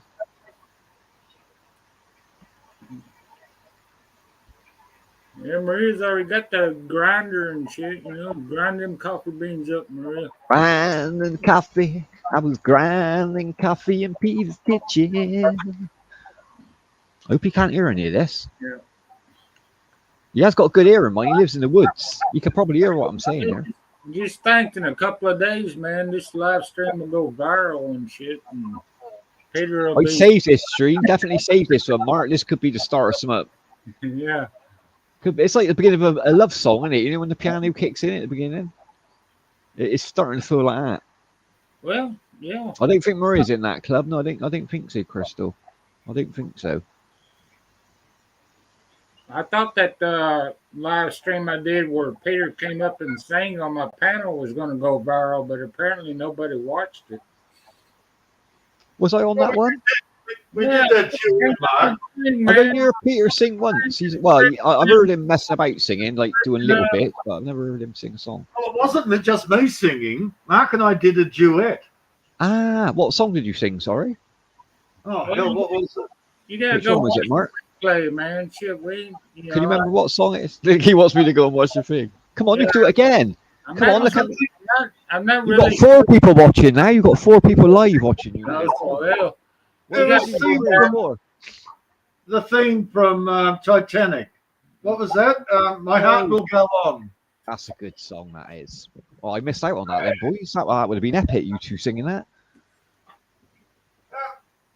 That's what's her name, innit? Canadian. Yeah, replay, man. You gotta watch the replay. I'm gonna check that now. You said that, Mark, because I do want to hear you and Peter do a duet at Titanic. That's probably in my top 10 things in the world, to be honest. You gotta go watch the replay. That's a tough song to sing. That's a tough one. How did he do, Mark? How did he do? I'm sure you smashed through it. How did he do? Freaking opera singers, man. You need seeing Oh, you went I would have went Lucy on Titanic. I would have started from the bottom and built up. Square Garden, the kind of thing, Sold out. We got to get that. We got to get that video viral then. Because Peter don't sing that often, so we need to get that viral. What was this? Oh my God, John gets emotional with that song. What happened to John on a boat? What? What's that about? John on a boat? John was crying like a damn baby, man. You didn't. Why was he crying? Oh, because Peter, the song that Peter and me were singing, just What, the Titanic one? so emotional, I mean, like, Did he know anyone? Did John know anyone on the Titanic? I'm guessing he didn't. Did he? Did he have family? He might have had family on the Titanic. Well, maybe one of the bodies. It's a good film, though. It's a good film. Or something like that. He might have did somebody in the lifeboat or something like that. John in a lifeboat. Imagine being trapped in a lifeboat with John. Oh, man. With no food, surrounded by sharks and only salt water. What would you do? How long would it take you to eat John? A, 4 hours. Overboard. B, 2 days. I'm jumping overboard. He'll probably turn his stereo on. I'd throw him overboard. I'd see how many sharks were in the water first. I'd use him as a testing dolly, to be honest. See if he made it back into the raft. Like if John was overboard, the sharks would be swimming, and as soon as they got a whiff of them, they'd be cheering. It'd be like a tidal wave of sharks. They'd be on him. They say he's a good swimmer. I think. I'm sure he said he used to surf, didn't he? So he must be a half decent swimmer. Got to take your chances with a shark, haven't you? Got to get one punch and that's all you've got. It's like the opposite, shark repellent. If you have blood in the water, they gets attracted. But when John falls in the water, he's kind of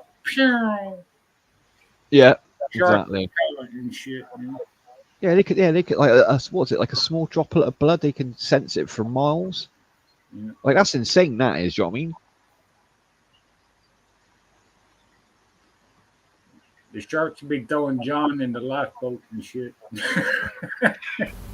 He'd be going. That shark would be going harder than Maria in that bed with Peter. You watch. I thought we changed the subject. Grabbing the thing. Why did you throw this son of a bitch in the damn water? My water. You could use John as a raft. That's another good thing. If you were near land and you were too lazy to swim, you could always John could act as a raft. Set sail on him and that. Okay, you sit on John.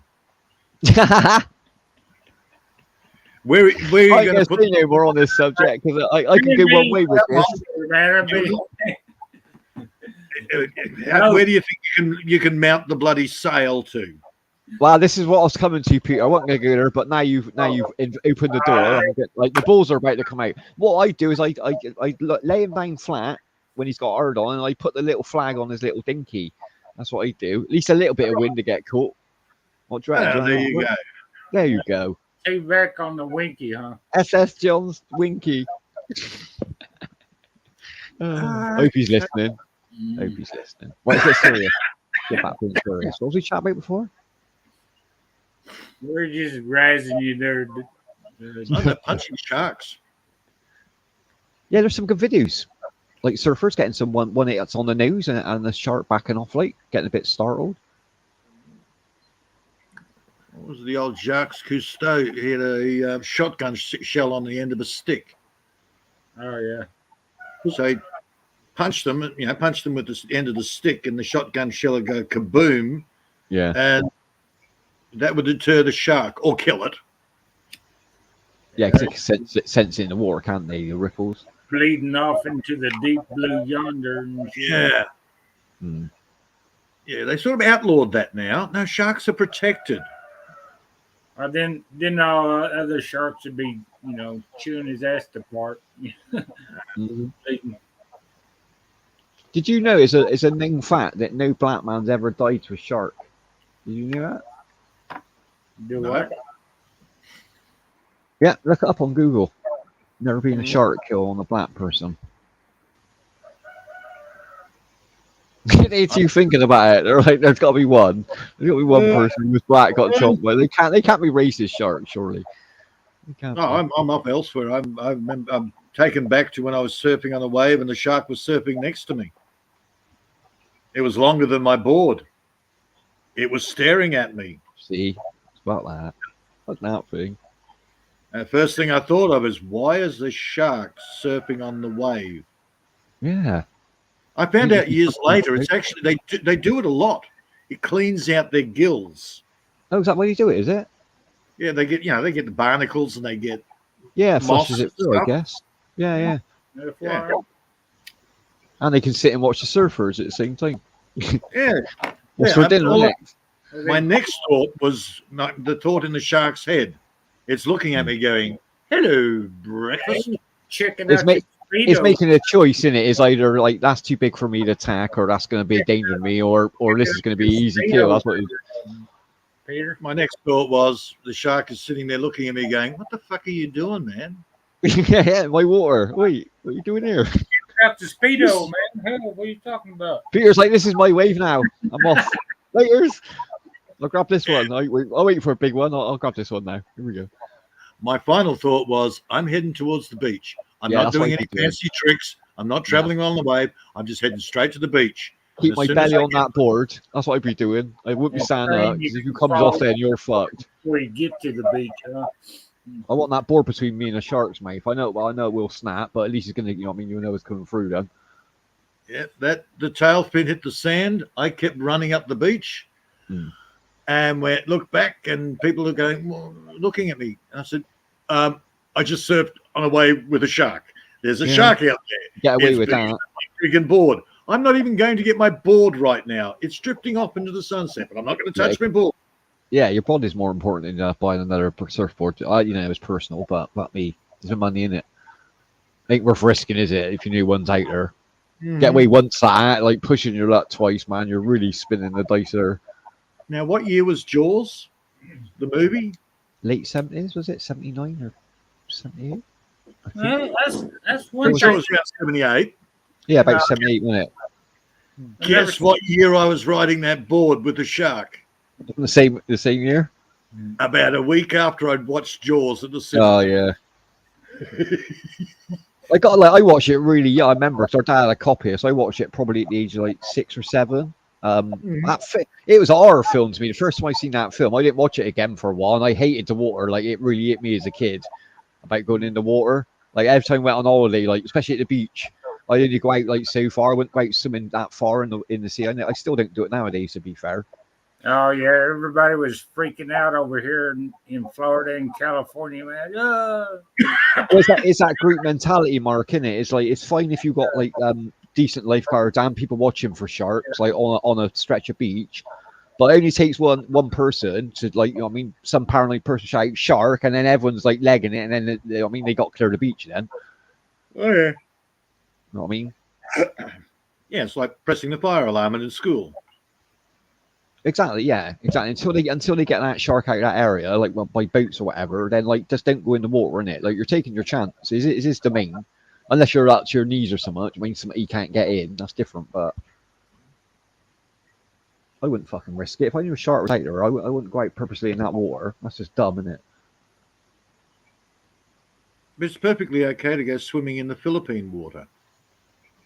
Yeah, because the way they grew up, innit? They didn't fear stuff like we They get don't fear. have big sharks. Apparently, they do not have the big sharks in the Philippines They still got. because they eat them.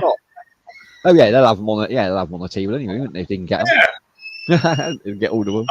I was actually told that by one of the girls. Yeah, I reckon you could take a shark on. I reckon and win in water and land. Well, half of the ladies don't even know how to swim. You know, you see all the guys out there, on the fishing boats and shit, but the women don't know how to swim don't know how to swim. I'm not the best swimmer. I can swim, Mark, but I couldn't swim very far, to be honest. I'm not the best swimmer. I don't do it that often. I know how to swim. See, she's like a mermaid, Mark. What are you on about? She knows how to swim with a life jacket on. Oh, keep practicing, sis. I know what it's like getting your feet off the bottom of that thing, but you will float either way. Just keep your mouth closed. You won't get any water in your mouth then, but literally, you can hold your breath for so long anyway if your head goes under. It's salt water, man. It's nasty sometimes. Yeah, but you can float better on salt water, Mark. It's more dense. Yeah, like a lot better than normal water, like pool water, chlorine and that. I think I learned to swim when I was like 4 or 5 years old. That's young, Mark. Yeah, I didn't swim till really late, about 13. It was. I had lessons in school in juniors. I just couldn't get the hang of it in a pool for some reason. Oh, swimming in the ocean, man! You come out feeling so clean. Oh, he waves it, man. Yeah, that's here beautiful. in Australia, that is. Yeah, if you want a clean, you need a nice clean beach to be fair. But there's nothing better than sitting on a hot day like on the waves crashing over you, man. I don't know. It's so cool, that water, man. It's insane. You get that salt water and you stick out in the sun for a little while. All that salt water dries up on your skin and shit. And it dries it and then it turns red then with the sun. You'll be like a deer jerky and shit. You can lick yourself. You can literally lick your arm, Martin, and taste the salt. It is that bad. Yeah, it does get that bad, Martin.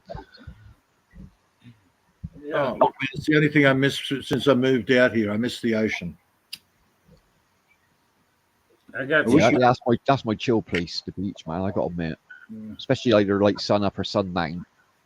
There's a lot of good, there's a lot of good things about living out in the country.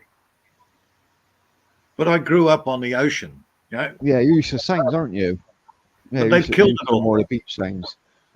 I used to come home after work. I'd drop my gear. I'd grab my rod. I'd go down, catch a feed of fish for dinner. Sweet. Can't do that anymore. It's now I remember 8 years ago, I stayed at one of my mates, and he lives like on the coastline, literally. You can hear the waves from his front door. Yeah. And I went out for a week, and the first 2 days I could not sleep. It's like that noise was just I thought it'd be calming, but I just couldn't sleep. On the third, up to the 6th day, I slept like a baby. But when I got home, I couldn't sleep properly because getting used to the waves, it's like timing. It's weird. Yeah. Man, I go to the city now 3 days, and I'm screaming to get out of there. Yeah, all people hear is the rooster. Mm. What they don't hear is that outside their own window is sirens, car tires squealing. Noise pollution. Yeah, it's just non-stop, isn't it? And it's a constant white noise in the city. Oh, yeah. Well, it gets to the point, especially living in the city, it gets to the point where when you do get a couple of seconds. Oh, sorry, man. Yeah, the only noise I got here is what, a rooster?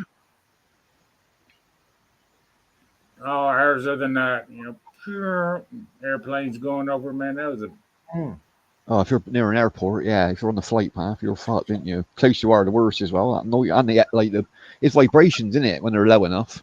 Well, it didn't really bother me because I was in the the Marines for like 3 years. I always had helicopters going over in the middle of the night and shit and crap like that. So yeah, I just ignored it. It didn't bother me that bad. Is it just noise, Mark? It ain't low enough to be vibrating the roof or anything then? Well, some of them got pretty loud and shit. Yeah, that's what gets it. Yeah, they come in low, something like that during a storm or something. Yeah, it depends what's coming into that airfield, doesn't it? Yeah. If they were up high, Yeah, it depends on what you get used to. What's this? Dre hears all crazy things in my background. Yeah, you got some weird stuff. I don't know where you live, Crystal. I'm not sure. Like a castle or some shit, Crystal. I don't know. Trumpets in the background and all that. And I could go to sleep. Like a little princess. If I had to. By me, but I'm gonna take a nap on a dime, man. I used to be like that. I could sleep. I know Amy just come out of nowhere. Are you still awake, sis? Yeah. Or she gone back to sleep? Yeah, she does that. Oh, she just wakes. Oh, she's probably sleep talking then. She could probably hear us chatting. And I expect she's still got the thing speaker running. I expect. I think she just wakes up and says, I'm still awake. There you go. Yeah, she'd be telling me that. You should try that thing out, Peter. That what was his suggestive thought? You know, when someone's sleeping, you supposed to be able to give them. I don't know anybody else that does that. Apparently, it works. Mark, you should try it. Try it now, Mark, on Amy when she's asleep. Just say, buy me a new gun. I need a new gun. I need a scope. I need a butt stock and a nice silencer on it. I got Keep repeating that. I bet by tomorrow she'll go, Mark. The fire. I just need a little ammo. Hell, give me some. Oh, we need some ammo. Yeah, you said that last time. He's low. Forget all of that. Mark, just let her know that it's perfectly okay for you to smoke on screen. Oh, yeah, let's get the important. Nothing wrong with it. Yeah, Mark is comfortable. You don't smoke much, do you, Mark? I wake her up pretty damn quick. Yeah, don't mention. That's a code word for smoking, Peter. Don't use smoking. Use a code word. And look, Army, you love Mark being comfortable and happy. And part of being comfortable and happy. She looks angry, mind Peter. She looks angry there. Don't put any counter programming in there. I'm doing sleep indoctrination. Oh, sorry, I thought she was awake. Carry on. No, it's while she's asleep, man. You just point Mark out. needs a new gun. She wants to make Mark happy. Okay. And Mark is happy when he's comfortable. Buy Mark a chair. Buy Mark a leather chair. Is that what we're doing? No. It's just we're countering. we're countering somebody else's programming. Yeah, I got my 410, with my little flashlight on it. I'm blind. Yeah, he's protected. We're all good. Mm-hmm. Yeah, you'll find someone in the woods with that. Yeah, that's a proper halogen bulb, isn't it? You ain't getting away from that thing.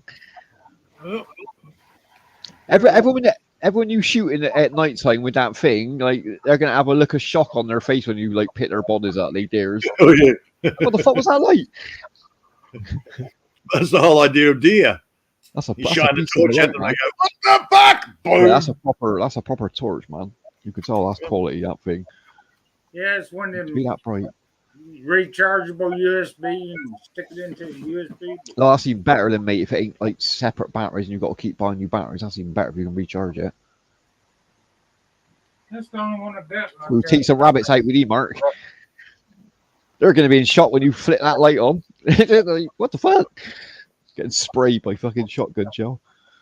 No, I think the only in a pot in an hour, mate. Top his head off. Yeah, I was surprised too. He reached out there and touched that crow. Didn't kill a crow, did you? Yeah. Hey, can't kill a crow, Mark. Well, you're fucked. Do you that, Peter? Yeah. That's not good. Nah, that's bad juju. That is, man. Killing a crow.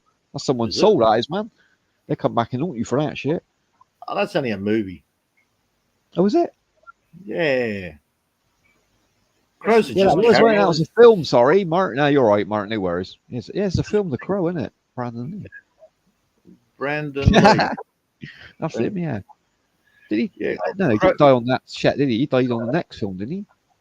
Well, there is a legend that the crows carry your soul to, the afterlife.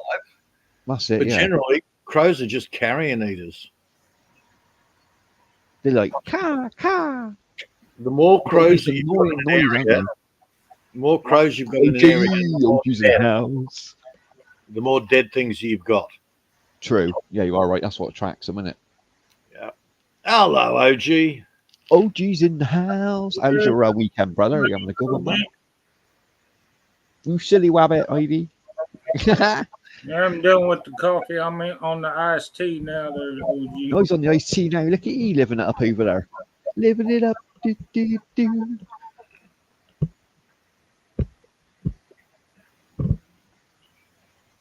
Come get little Jimmy. He needs his pamper changed. Little Jimmy. Little Jimmy.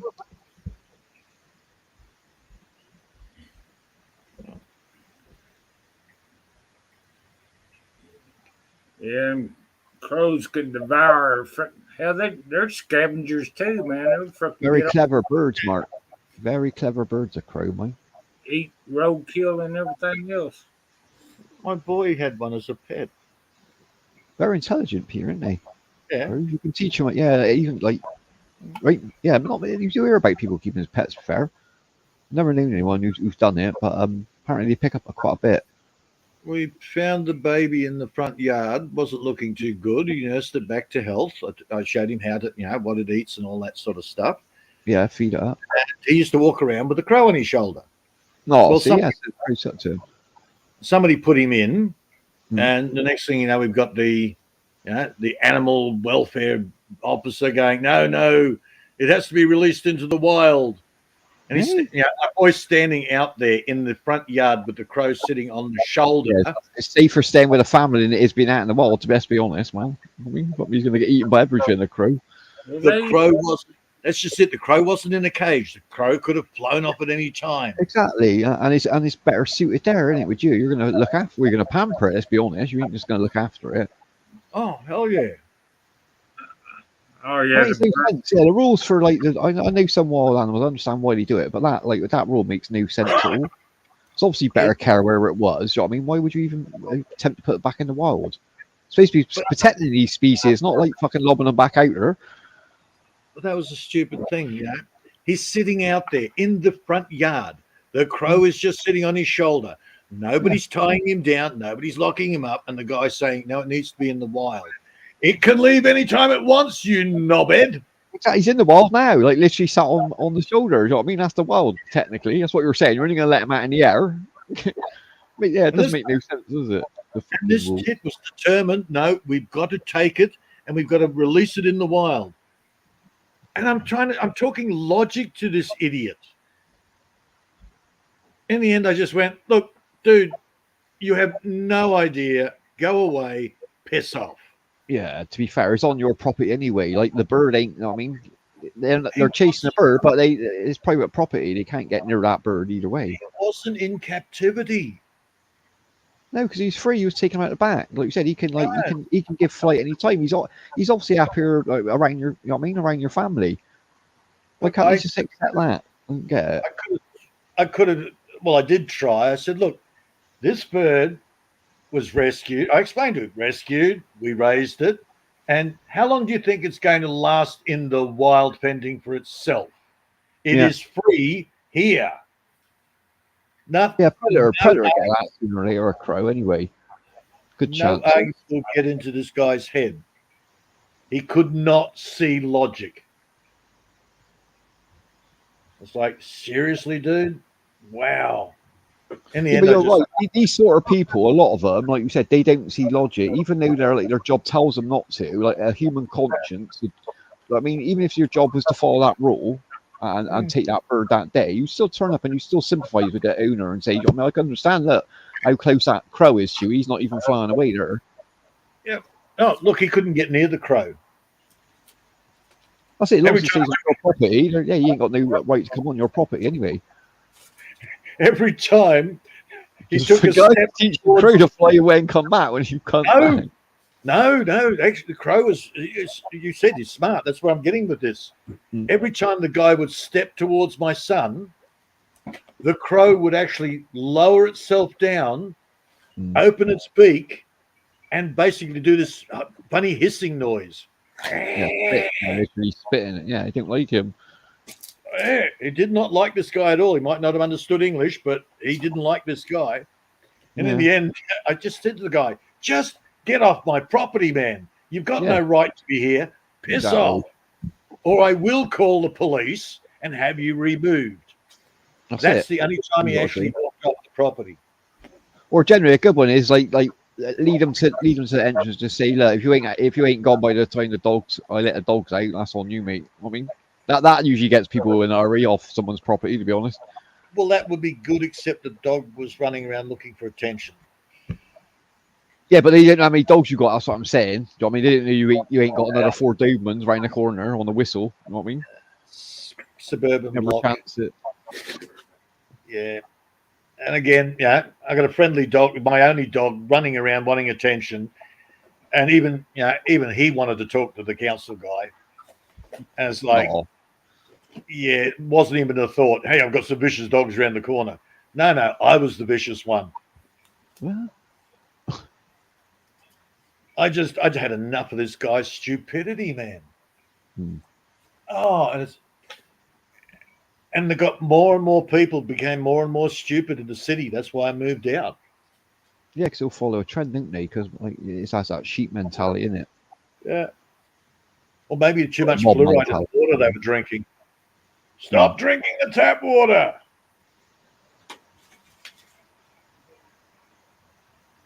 They're just creatures of habit, isn't they? That's the problem. Oh, they get in a zone. That's the problem. They get in and they can't hear anything. They just got one. They're like they're autistic. Yeah, it is really. Yeah, thought in their head. Yeah, it's just concentrating on one thing at once, isn't it? You can call it determination, but then you can go past determination. That's the problem. It becomes an obsession. Yeah. So you've got to be careful of, obviously. It's like Maria with Peter. Sometimes it could be an obsession, but I think she's got under control. Oh, okay. Well, at one stage, the crow got a little problem with its crop. So took it down to the vet. The vet? I bet the vet was a bit shocked when he can't see many crows come in. I wouldn't imagine. Not often, anyway. Yeah, I bet he was a bit shocked to see someone come in with one, actually handling it. Well, basically, when we went to go and pick it up, she said, "No, we've had to give it to animal rescue. It's not. You can't have a crow as a pet." So they gave it to animal fucking rescue, and then they wanted to bill me for it. I'm sort of going, "Hang on, whoa, a second here. You've stolen my boy's freaking mate." Yeah, exactly. What right have they got to do? Charge me for the privilege? Hell no. They obviously knew. They obviously knew that when you booked it. Did you ring up before, or did you just go in there then? Well, the bird was having trouble breathing. So you took him straight in there? Yeah. Yeah, they still could have let you left and then made that phone call. That's the fairest thing, even if they're going to report it. You know what I mean? You're not hurting anyone. Obviously, you come. Otherwise, you wouldn't care about the bird. You wouldn't have brought the crow in to get fixed, would you? Right. I know. That says it all. That's empathy in my book. So they should have that ain't very good medical. Medical stuff, to be honest. The boy was freaking heartbroken. Yeah, of course. Yeah, he's lost it. Yeah. Not only was it his mate, it was a status symbol. All his friends all sat there going, "Wow, you've got a pet crow! Oh, how cool! Oh, wow!" And all of a sudden, they've just basically stolen his bloody his bestest little buddy. Exactly. Yeah, it's heartbreaking, man. And I said to him, "Don't worry about it. They're going to release him. He'll be back." 2 weeks later, on the carport roof. Come on. Yeah, they're clever, man. They generally know the area, don't they? As long as they ain't took him too far, he'd be all right. I opened up the door. I said, "You coming in?" And he flew in. There you go. Yeah, I guess that's his nest, isn't it? Of course he's going to come back home. Yeah. Yeah, a crow will always do that, man, once they get a nest. Freaking idiots. We did end up losing him. He went out and got himself a girlfriend. It was time. Oh, bless him. Oh, there you go, then. That's a good reason, isn't it? Well, You know what I mean? Spent time with you guys. You've enjoyed time together. Now he's going to go and live his life. You know what I mean? Met someone. Well, strictly speaking, we didn't lose him. He just didn't come inside anymore. Oh, he showed up outside to let you know then. He was always there. He nested outside. Yeah. You'd go outside. A little girl, then, didn't he? Down. The problem was his girlfriend was not happy. Ah, right. Right. So he was. Hey, wow. Attention. I get a scratch. Yes. You feed him. You do all that sort of thing. But because his girlfriend wouldn't come inside, he didn't come inside. Of course, because she's you've got to look for her. She didn't understand it. She ain't got close to her family, has she? That's why. Yeah. So yes, crows. Yeah, even in wildlife, man, the woman's got the truth. Mark. My boy's always trying to get him to talk. And of course, what did he get to try and get the crow to talk? Nevermore. Yeah, that's got to be the classic bloody Edgar Allan Poe. Yeah. That's a beautiful poem, man. The Raven. Nevermore, nevermore. I said, why don't you do it in English? Oh, no, I say it like the movie because then the Crow can say it a bit easier. Yeah, all right, Every boy. time he's writing that film now, isn't he, that Crow? He's going to be off and gone. Good morning, Halfway. How you doing, brother? Hey, halfway. How's your weekend, Hey, bro? You having a good one? You're behind us, guys, aren't you? So that's morning for you. Is that Sunday morning? Monday morning. Oh, you're ahead of us, sorry. Oh, of course, yeah, Yeah. you're on the week already. Yeah, you started your week already. Damn. Monday morning, the sun will probably be up for halfwit, and his bollocks would have frozen off about a week ago. You cold weather. Rattly balls up. Halfway. It's where halfwit is a lot colder than where I am. Yeah, you said that before. His temps dropped, didn't they? Yeah. His summer temperature is like my winter temperature most of the time. Oh, fucking hell. What's the difference? Well, see, I'm back up to like 12, 14 degrees centigrade here at night. That's all right. Last week it got down to 2. Yeah, that's fucking, yeah, that's when you need another duvet on, man. That's cold. It was hard to keep that ice warm in that weather. It's almost freezing, isn't it? Well, surprising. No, it's nice. The house is, I built the house so it's insulated. Oh, right, yeah. Yeah, I've got the wood oven that I put a fire on for about a week. And that warms up the whole house quite happy.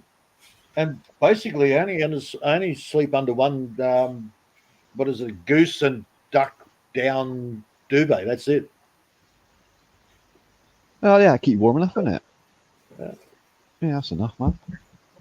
Sorry, once you get in bed, though, it's when it's cold in the house, though, isn't it? That's the worst feeling. No, I haven't had a fire in days. No, if it's humid enough, you don't need it, do you? No, that feather doona, that's enough.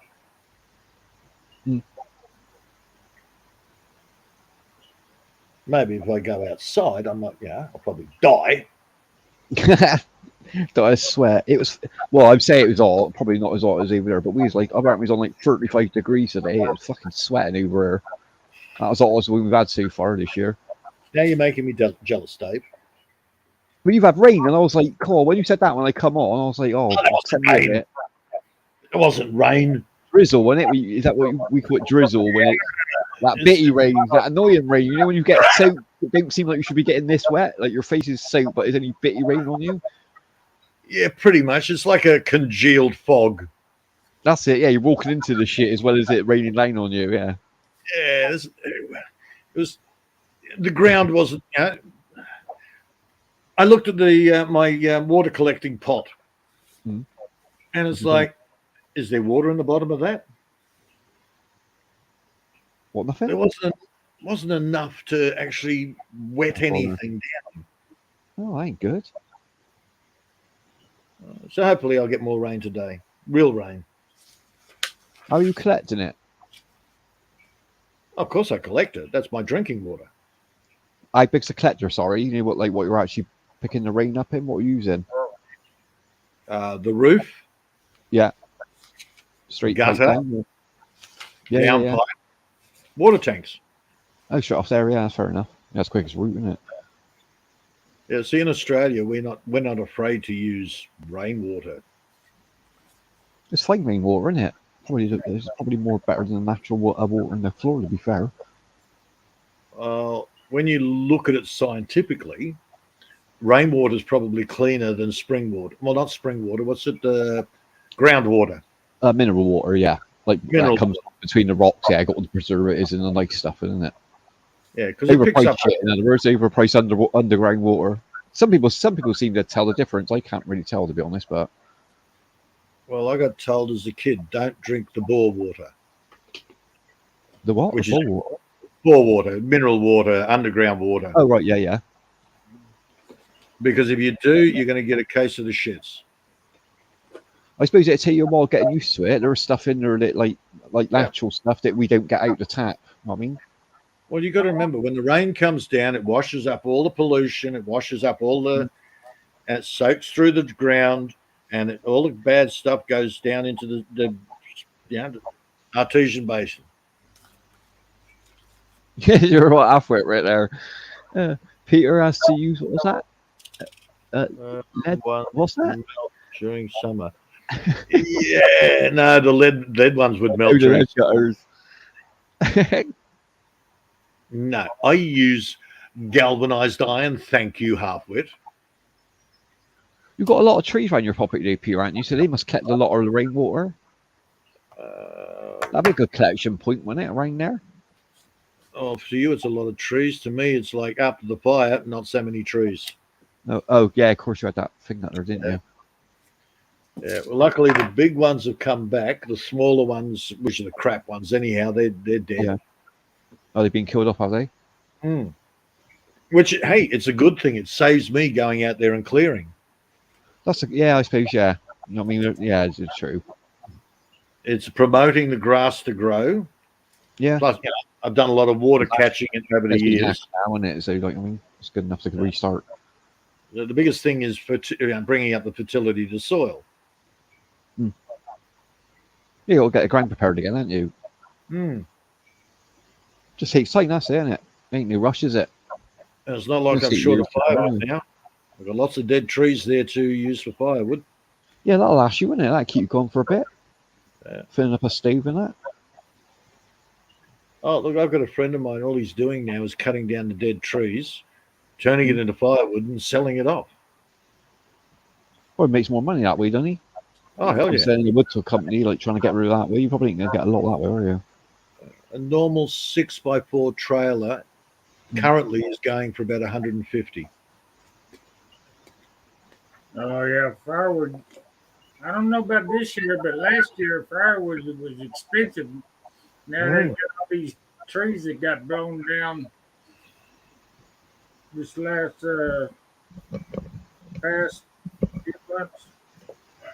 Everybody's chopping up firewood and everything else. Oh, yeah. Now, a smart person will actually buy themselves a truck, fill up the truck full of firewood and take it to the city. Yeah, and sell it there because you can like double, triple your money in some places. Oh, keep going. It's ridiculous. A little. Well, it's more of a fashion statement to them. I'm on a proper, you know what I mean? I'm on a proper fire and that. In some places, like, they pay anything for a block of wood. Like, I mean, mental prices. A little bag, 2 kilos of firewood, and that's the what are the tree loppers, the gardeners in the city. Yeah, and it's all crap wood, but they were selling those for $45 a bag for 2 kilos in the city. $45. $45 for this little bag. So a smart man is going to get the good quality timber from the dead trees here, take it to the city on a truck and make a killing. Yeah. You can't lose with day odds, can you? Let's be honest. As long as you're clever with it, as long as you know you can get rid of it, set something up, and then, my God, man, you're just like doubling your money. Well, I'm working on the worms. Still got to get the fertility up a lot more here. Yeah, the grind will take time, but once you've got it back to get your pH levels right in that, and you're ready to go then. Oh, look, man, this area was all grazing land for, 70, 80 years. It is, what would you call it? Depleted. Oh, right. Right, so it's taken me 10 years to be able to grow what I grow now. Yeah. When I first got here, grass didn't even want to grow. No, you can't even get grass to grow. Yeah, the ground's fucked, isn't it? Yeah. Literally, the levels ain't good, are they? If it's too dry like that. It's just a waste. You're going to waste money planting anything in that. You need to turn it all up. So the first thing I did was selectively clearing trees. Water, slowing the water down so it actually soaked into the ground instead of running down the hill. Yeah. Flooding the bottom. All fills up in the bowl. Well, one of the problems, a lot of even the farmers out here, they decide they want we're growing crops. We don't want water to sit there. We want it off the crops as quick as possible. Yeah. And then they complain about the erosion. Then they complain about the droughts. The problem is I do it my way, and I've got grass growing when everybody else is dead. There you go. You must be doing something right then. Yeah, it's called permaculture.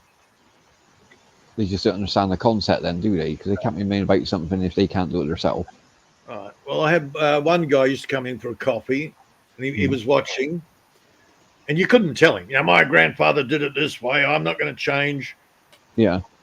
But lead by example, and he started doing it. Oh, you've got them to take it. Oh, that's good. And then That's his neighbour did it. And their mates were starting to do it. So it's taken, I've been out here 14 years. So it's taken a lot of years, but it's like I'm a, what do you call them? I'm a virus. I'm infecting others. They finally cottoned on to trying it a different way. And like you said, people do get stubborn with everything in life, don't they? Yep. If you get better benefits, why not change, innit? Why not change? Wind gens won't work here. And the next thing, they pull up and they go, oh, I've been looking at your wind gen. It seems to be working all the time. Where do I get one? Yeah, see, you want one now, don't they? Yeah, sees a bit of money. It's like they all have these preconceived ideas without actually ever having tried it. Yeah. There's all them choices, isn't it? Every now and again, I get somebody new turn up and they go, oh, my mate said to come around here. I'm having a problem with this and I'm having a problem with that. What do you reckon? Like I'm now some sort of freaking advisor. Yeah, what's going on there? Hey, wait, you brought coffee? Is this a first date? I ain't a lot of questions. It's like I've had Depends what you people want. Sometimes it piques your interest. They got like, oh, I got an old set. You're like, oh, you ain't seen my leaf. Oh, look, they got something different. That's great. Yeah, something you haven't worked on before, innit? When something turns out you haven't, you think, oh, I want to have a look at one of them. I haven't ever had a news under the on it, one of these things. And I had a Filipino invasion one year. All right. Because one of the my mate's wife turned around and told the other girls, Peter's growing bananas. So the next thing you know, I've got about eight turned up in one lot. You want the bananas? Oh, you got bananas. Can we have bananas? Can we have banana tree? The fruit hunters. It's like, wow. And then, of course, I give them some pups so they can go and plant them. They kill them. Oh, they didn't grow it. We cannot grow it can't grow it on our property. Can we have banana leaves? God, my bananas are bald. They got no leaves. Wow. So my latest little thing is I'm growing moringas. What's this? Jimmy got a bike. I can't keep up. Come on, keep pedaling halfway. Oh, do you mean a motorbike or do you mean a push bike? You got it, bro. You got this. Come on. Do the Rocky music, Peter. Halfway it's in trouble there. Old age is kicking in. Look, man, if I got half a dozen moringa trees here, I'm going to have every Filipino in the area going, moringa. Oh, we pay you lots of money for moringa leaves. You can have a network. You can have a Filipino network in here, Peter, if you play your cards right here. You could be a kingpin. A kingpin, the banana kingpin of the Philippines. It's not the bananas so much, it's the moringa is the big one. This could be that stream mark when Peter finally come out. He's the man behind the banana operation going over in the Philippines. We were here. Mr. Taliman. Maria is his sales lady and stuff. Who's that? Maria's the sales lady at the banana factory where Peter owns. I never heard this. Is that a rumor, Mark? Are you making that up? Yeah, they were whinging. They have to drive 100 kilometers or something to get moringa leaves. Ah, that's what. Yeah, if they can find them local, man, they're going to pay anything. Yeah, make good bit of money out of it, man. Well, that's the whole point. You could sell them on Amazon or something like that. Yeah, always make money off what you grow. I mean, don't ever. I mean, it's nice to give stuff away, but like, I mean, you grow it yourself. It's your time and effort, man. Yeah. Oh, look, when I have an overabundance of eggplants, sweet potatoes, course, if you know you're not going to use it, yeah, it'll only rot anyway. Like, yeah, of course, get rid of it. But you can still make a few dollars on it. Well, no. Well, let me finish. So all I do is put a local a thing in the local Facebook page. Yeah. Whatever it's selling for in the shop, I put a half price on it. That's fair enough. And by the end of the day, it's gone. Yeah, because they can buy double what they're going to buy in the shop, isn't there? It's common sense. They're going to Gucci you if they see it. Oh, man, they walk out of here with shopping bags full of bloody sweet. You can't possibly eat the amount of sweet potato they buy. No, they're stocking up, though, isn't they? They're panic buying. That's what they're doing. That's what women do. Oh, bargain. I'll have to redo your Facebook page, man. Why do you think women got 50 pairs of shoes, Mark? Why do you think that is? You have to redo everything. They got one pair of feet. You'll never wear them all. You'll never wear them. It's a collection. It's an obsession at the end of the day. That's the same thing. If it's on sale, man, they got to buy it. But it doesn't stop there, does it? You buy all the shoes, and you've got to buy a shoe rack. And then they want shelving units. They want their shoes on display with lights and LED. It's like, oh, fuck me. You doing, woman? Come on, they're getting more attention than me in the house. What are you doing? Imelda Marcos, eat your heart out. Yeah. Queen of the shoes. Yeah.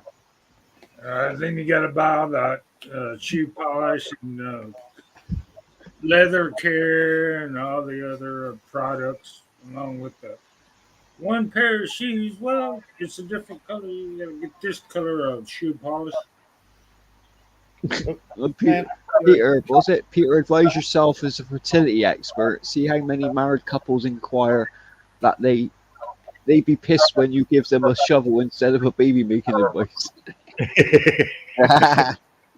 Halfwit. Naughty bro, naughty. Selling food is better than money out here. Well, you can trade as well, isn't it? If your neighbour got something you need, like fuel or whatever, or even water, man, like, you can always trade. Favor for a favor always a good thing. Well, the people that I know, it's always trade. Yeah, exactly. It makes more sense, isn't it? Less cash, isn't it? Less cash. I don't pay tax. No, what you make is what you earn, isn't it? At the end of the day, you're growing it yourself. Your land. We have an understanding. You don't own it. You can't charge me for it. There you go. It's only if I work through the system, then they go, oh, well, we can charge you now. Yeah, exactly. It's like, no problems. Anything I do through the system, what's Caesar's is Caesar's. Yeah. What's God's? I'll leave you alone. You leave me alone. So now they're trying to tax the damn air you breathe and shit. Oh, that'll come in, Mark. That'll come in pretty soon. They've already banned like all the cars from the city centres. You can't even drive in the city centres either now. Well, and Zones got to pay extra mental money, and that's going to but they're going to do away with gas-powered cars and shit for the year, blah blah blah, whatever that year is. 15-minute zones. They're trying that country town, Coffs Harbour.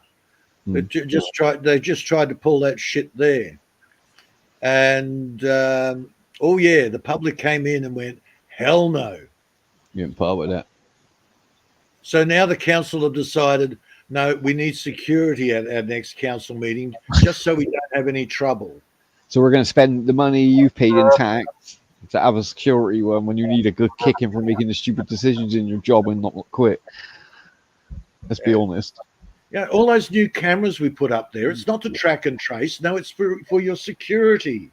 Yeah, we're not going to use it to make sure you don't escape your 15-minute cells. Like, for fuck's sake. Yeah, good luck. It takes me longer than 15 minutes to walk to my back fence. Good luck imposing that shit on me. Yeah, fuck that. I've out here in the country, man.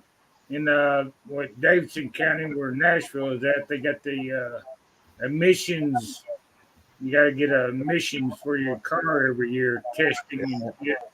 Mm. Well, the county that I live in, I don't have to do all that emission shit.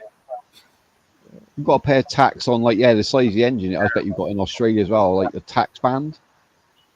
So if you're driving around in like a big 4x4 over here, you're paying like extra tax on top of that as well, just for driving, like road tax. It's mentally. Oh yeah, to register a 4-cylinder car is cheaper than a 6-cylinder. Yeah. And an V8. It's always. Oh yeah, you're a V8 man. You're in like band like D, which is like mental money per year, a couple $100 a year. Well, they got in different states here. I mean, you got a big Mercedes Benz or whatever nice car. They charge you on the value of their freaking car every freaking year. Yeah, that's a new rule. Yeah. Yeah, and I asked the council, main roads person, not main roads, what do they call it? Where you going to get your license and crap. And I asked them one day, why is it more expensive if it register a 6-cylinder and a V8 than a 4? Oh, I don't know. It's always been done like that. It's like, yeah, I know, but why is it any different? Okay, insurance, they can say, well, it's more dangerous to have a more powerful car. I got that. Yeah, I can see that. It's going to be going faster, which means you've got more chance of losing control if you're an average driver, to be honest. But why are you charging more for the use of the roads, regardless of the cylinders of the car? It should be the same. But the amount of money they takes off of us, you think the roads be in a lot better shape, to be honest. I don't know what they're spending the money on. I really don't. With the big trucks they charge, the 18-wheelers and stuff, for damage to the ground. Yeah, exactly. Yeah, for the ground and that. Yeah, they get charged at arm and leg mark, they do, truckers. And they pull you as well on the motorways over into Old Bay and State weighing, just to get something on you.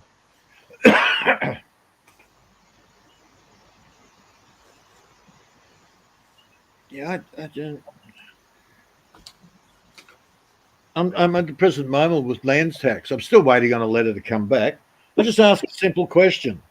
What's that man's tax? Lands tax, property tax, whatever you want to call it. I thought it meant if you had a penis, you get taxed on that then. I was like, what the fuck? Mate. Fucking hell, Mark, you paying your man tax, Mark? I don't know about this shit. What's going on here, man tax? Man tax. Man tax. They got the white man tax, man. Hell, if you're a white man, you get taxed more than you are if you're black or Caucasian or anything else. I can't work out any tax system. It doesn't make no sense to me. Even the numbers, it didn't add up. Well, I just sent a letter up asking for clarification on what rural means on the 6 monthly bill. Yeah, is it rural tax? What is rural? I just want clarification on what they're charging me for. Yeah, what's rural? Living outdoors, I suppose. Rural, countryside. And they're not sending me anything back, so I've got to reword it. Ah, right. So they understand it.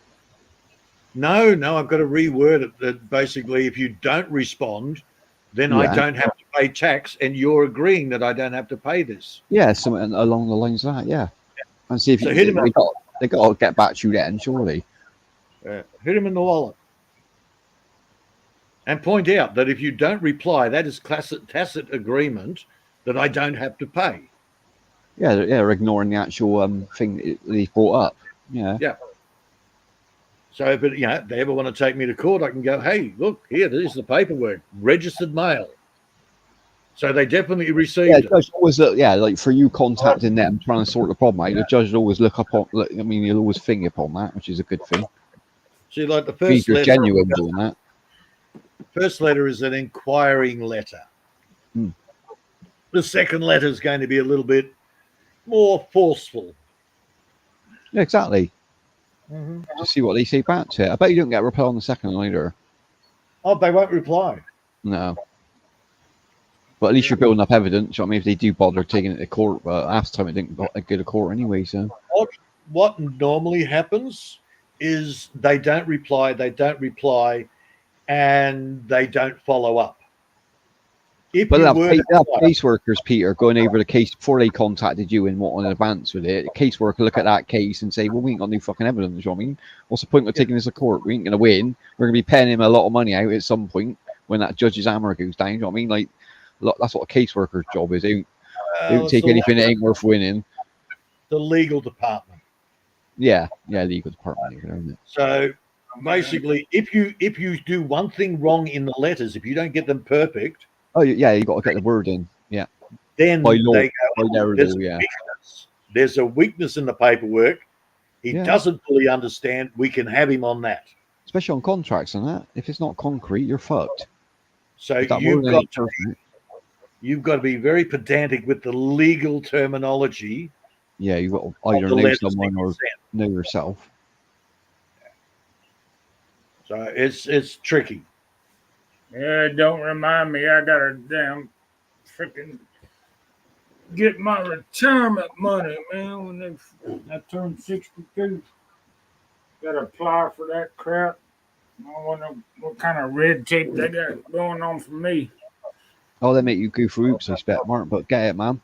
Get it. Persevere. They do all this crap to put you off claiming what you deserve. Yeah, I know. Yeah. Uh, I know it's annoying as fuck, man, but persevere with that shit. 50 years for paying tax into this damn program, and now they got to jump through hoops just to get it. Yeah. They collect your money, but they didn't want to give it back to you in that lump sum. Trust me. Oh, yeah, that's why they keep on raising the damn age and shit. They hope you die before you can collect.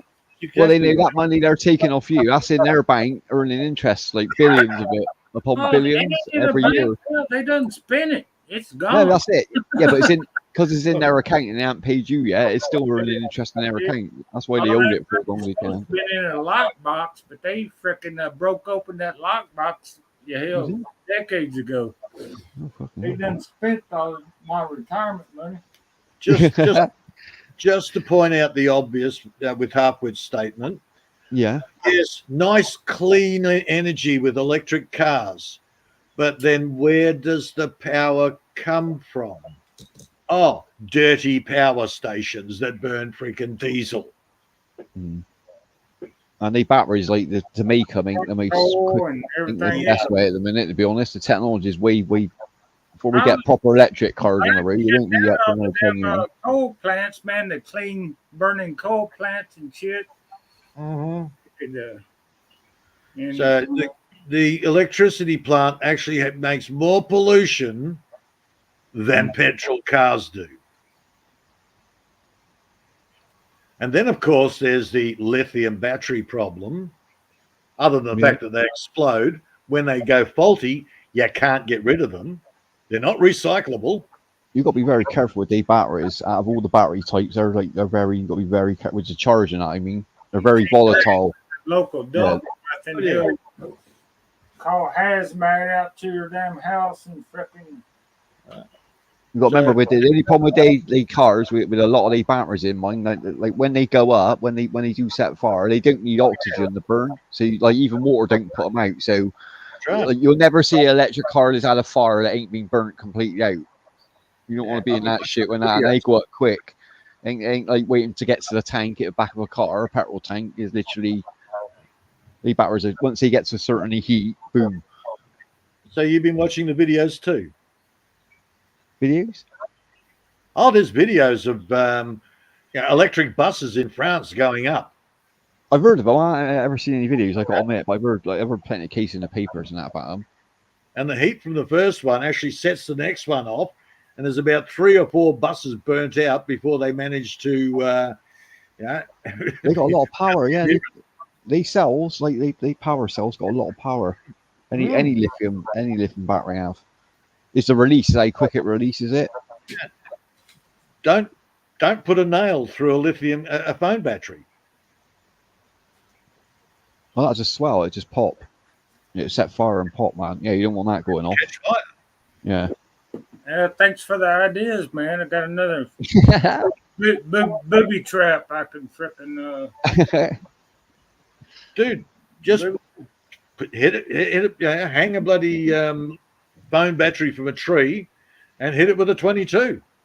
That's what I do. Yeah, right. All of the ones I use on my drones when they start puffing, but then they've Yeah. had a little runs on them. But I've kept I balance my batteries and everything per cell, so they're Yeah. not like a charger. It just does all I use 4 cells, but yeah, when they go fat, I wouldn't trust them in the air. They just blow up at some point. So I do that. I just get the air, put it in the garden on a rock and air rifle it. Few pellets in there. Do all 3 cells. Yep. They smoke bad though. You can't go near. You got to watch that. It's toxic as fuck. Don't do it Oh, without hell a mask, man. Oh, that shit'll kill you. And you breathe your mouth for that, you'll be ill for days. I'm telling you. There you go. It's Clean energy. evil. Oh, clean energy. Yeah, that stuff, Mike. That's what I mean. Like if you manage to get out the car before it blew up, trust me, that smoke in it and out, you have some bad shit. You wish you would have died in that car. I'm telling you. Oh yeah. There's some nasty fucking stuff. Most people just go, "Oh no, electric cars. They're just so much better for the environment," and that's as far as they look. They don't even look at it. They listen to what they're told. To be fair, they got the cars there. Like the advances they've done over the last 10, 15 years has been amazing. To be fair, the concept of the cars there, but like you said, the power, batteries, what they're using at the minute, aren't good enough for what they need. They need to last a lot longer, but a smaller size. You know what I mean? Generally, batteries, the bigger they are, the bigger size battery is. The first cars they invented were electric. Yeah, we'll start off like that. Yeah, fine. They weren't huge power machines, but they got you around just as well, if not better, than the bloody when the petrol motor came out. But that's the problem. They want when it started off, they wanted efficient electric cars. Now people want they got supercars that are electric. Well, Oh yeah. back in the day, they had that carburetor that they could run off 100 miles or something there to a gallon of freaking gas and shit or something like that. And somebody bought up the damn patent and closed it down and shit. Yeah, exactly. Yeah, they just buy their competition out, wouldn't they? When they start off, they're cheap as fuck. So now I mean, a gallon of gas, you can barely get 20 miles out of a damn gallon of gas. And yeah, they got you by the balls, Mark. They know it as well. Carburetor that could run 100 or whatever on a gallon of gas. Yeah, that's good mileage, man. Yeah. Well, they bought the damn patent up, so they didn't ever make the damn carburetor. So the older now all it is a rumor that they used to have a damn carburetor that could run. But it's because they know, Mark, innit? If they brought that out as a design of their own, they're going to own the car industry, and then they'll probably ruin it in the next 10 years. You know what I mean? Either do it themselves or sell it to a foreign company in the end and make money. Cheap, but that's not how they make their damn money. Hell, I mentioned it before. I mentioned it earlier. First thing I did when I had any of my old Valiants is I took the BBS series carby out and put an RBS in there, which gave me better fuel economy. It actually gave me better acceleration because it was a more efficient carburetor. A lot of it comes down. Parts. To be fair, you're right, Peter. You can change certain parts, but it's your driving style at the end of the day. Is how you drive. If you, know what I mean, not everyone will admit how they drive. Man, I've got better acceleration out of this different carby. I actually drove harder. Oh, no, it's the design of the carburetor. Yeah, how much fuel is letting the engine to need to keep going. How efficient it is. Computer chips that you can buy a special computer chip and frickin' stick it in your damn car to make it run better or some bullshit like that. Agreed. That's what they do now. They can have that on girlfriends one day, Mark. They have a little memory slot on the back of her neck. Bit of upgrader like that. That'd be awesome. Like 2045, I reckon. Well, that's that tattoo you got, man. Is Maria got a slot on the back of her neck? See, Peter? People don't realize it, but that ink in the tattoo that you got his tattoo from, is, radioactive and shit. So they just scan Peter and shit. Yeah, I heard it was goat's blood. I heard he tattooed him with goat's blood. Is that true? What kind of blood? Goat's blood. You got 666 written on the back of his shoulder blades. Someone told me. I haven't seen the back of Peter there. I've only seen the front of him naked. Yeah. What have I got on my back? I got a He's always phoenix. sat there in the dark. You don't know. The Prince of Darkness. I've got a phoenix on my back. Yeah, oh, nice. Phoenix be cool. Well, John's got a tattoo of that on his tallywhacker and shit, you know. John's got Sesame Street on his cock. Quite Yeah. Wouldn't surprise That me. wouldn't surprise. Yeah, it wouldn't surprise me if he ever revealed that one. They'll be like, John, I'm not shocked That's why he's you know that that's you got Bert and Ernie on your penis. Now does not shock me. Bless him, John. Yeah, the He's been Hollies streaming. What are. Bert's he been? He hasn't been streaming the weekend, John. Yeah, what's up with John, man? He's He usually working? Maybe he's working the weekend. doing a 24-hour live stream. Yeah, he Thursday didn't was last. the Did last he? one, wasn't it? Yeah, Thursday is the last time I caught him. Thursday, Friday, whatever. Yeah, he was going to do a 24-hour live stream. It didn't last. He's what, drunk? You fell asleep? I have no idea. I ended up. I said, "Look, I'm going to bed." No, fair play. And when I woke up later, he wasn't there, and I went, "Yeah, okay, John, sure, 24-hour live stream, yeah." He can't make it anymore. Bless him. No. Well, he got told off, didn't he, by YouTube? So you got to be a bit more careful now. Actually, Well, Say that again. Speaking of links of live streams, I want to cut this one off for like 5 hours and shit. I got a crap I got to do today while I'm still burning daylight. I'm burning daylight. Yeah, what time's it over there, Mark? That's 2:30. Oh, is it? Yeah, it's fair play. What's that in the afternoon, yeah? Ami's been asleep for what, a couple hours. But yeah, it's been a while on there. Right, Amy? just Yeah, program. Remember, programming her in her sleep. Oh, wow. Amy, buy Mark a gun. it's okay to Amy, my live stream. Amy, you need some ammunition as well. Well, What ammunition do you need, Mark? I need buckshot. I need 30 You- 308, You need some buckshots. What was the other one? 22, 308. 22. 22. see, the secret with sleep programming Yeah. is you've got to make it their idea. They've got to want to do it for you. You can't tell them, do this, do that. It doesn't work in sleep We've got programming. to plant the seed, you mean? But like I said before, you want to make Mark happy. Mark is happy when he's comfortable, when he's having a cigarette. Mark is happy. You want to make Mark happy. Yeah. Your maid outfit, darling. Your maid But you outfit. rather have a gun. You give up the smoking if you buy him a gun. Put on your French maid outfit, darling. Oh, there you go. That's a good one. Yeah. Again, You watch Peter wake up tomorrow in a French maid outfit. You watch what happens now, Mark. well, no. I bet you've just sent Peter a message then when you've done that. You didn't realise. I'm a mushroom, Harpwood. I'm a mushroom. I'm used to it. Keep me in the dark and feed me on bullshit. That's way, man. You don't want to see the light, Peter. You don't want to be out here. Oh, no, don't go towards the light. It's a soul trap. No. Darling, there's a deer out in the woods I just shot. You need to drag it up the hill. Kick him, grab him by his legs. Mukbang. Yeah, mukbang. Yeah. Again, she's got to want to do it. Yeah, you got to get her. I'm gonna be out there. I'm gonna be ready. As soon as that gun goes on, I'm out chasing that deer down. Get your butcher knife out. It's time to fuck. Time to butcher this. Actually, I think she'd love doing that.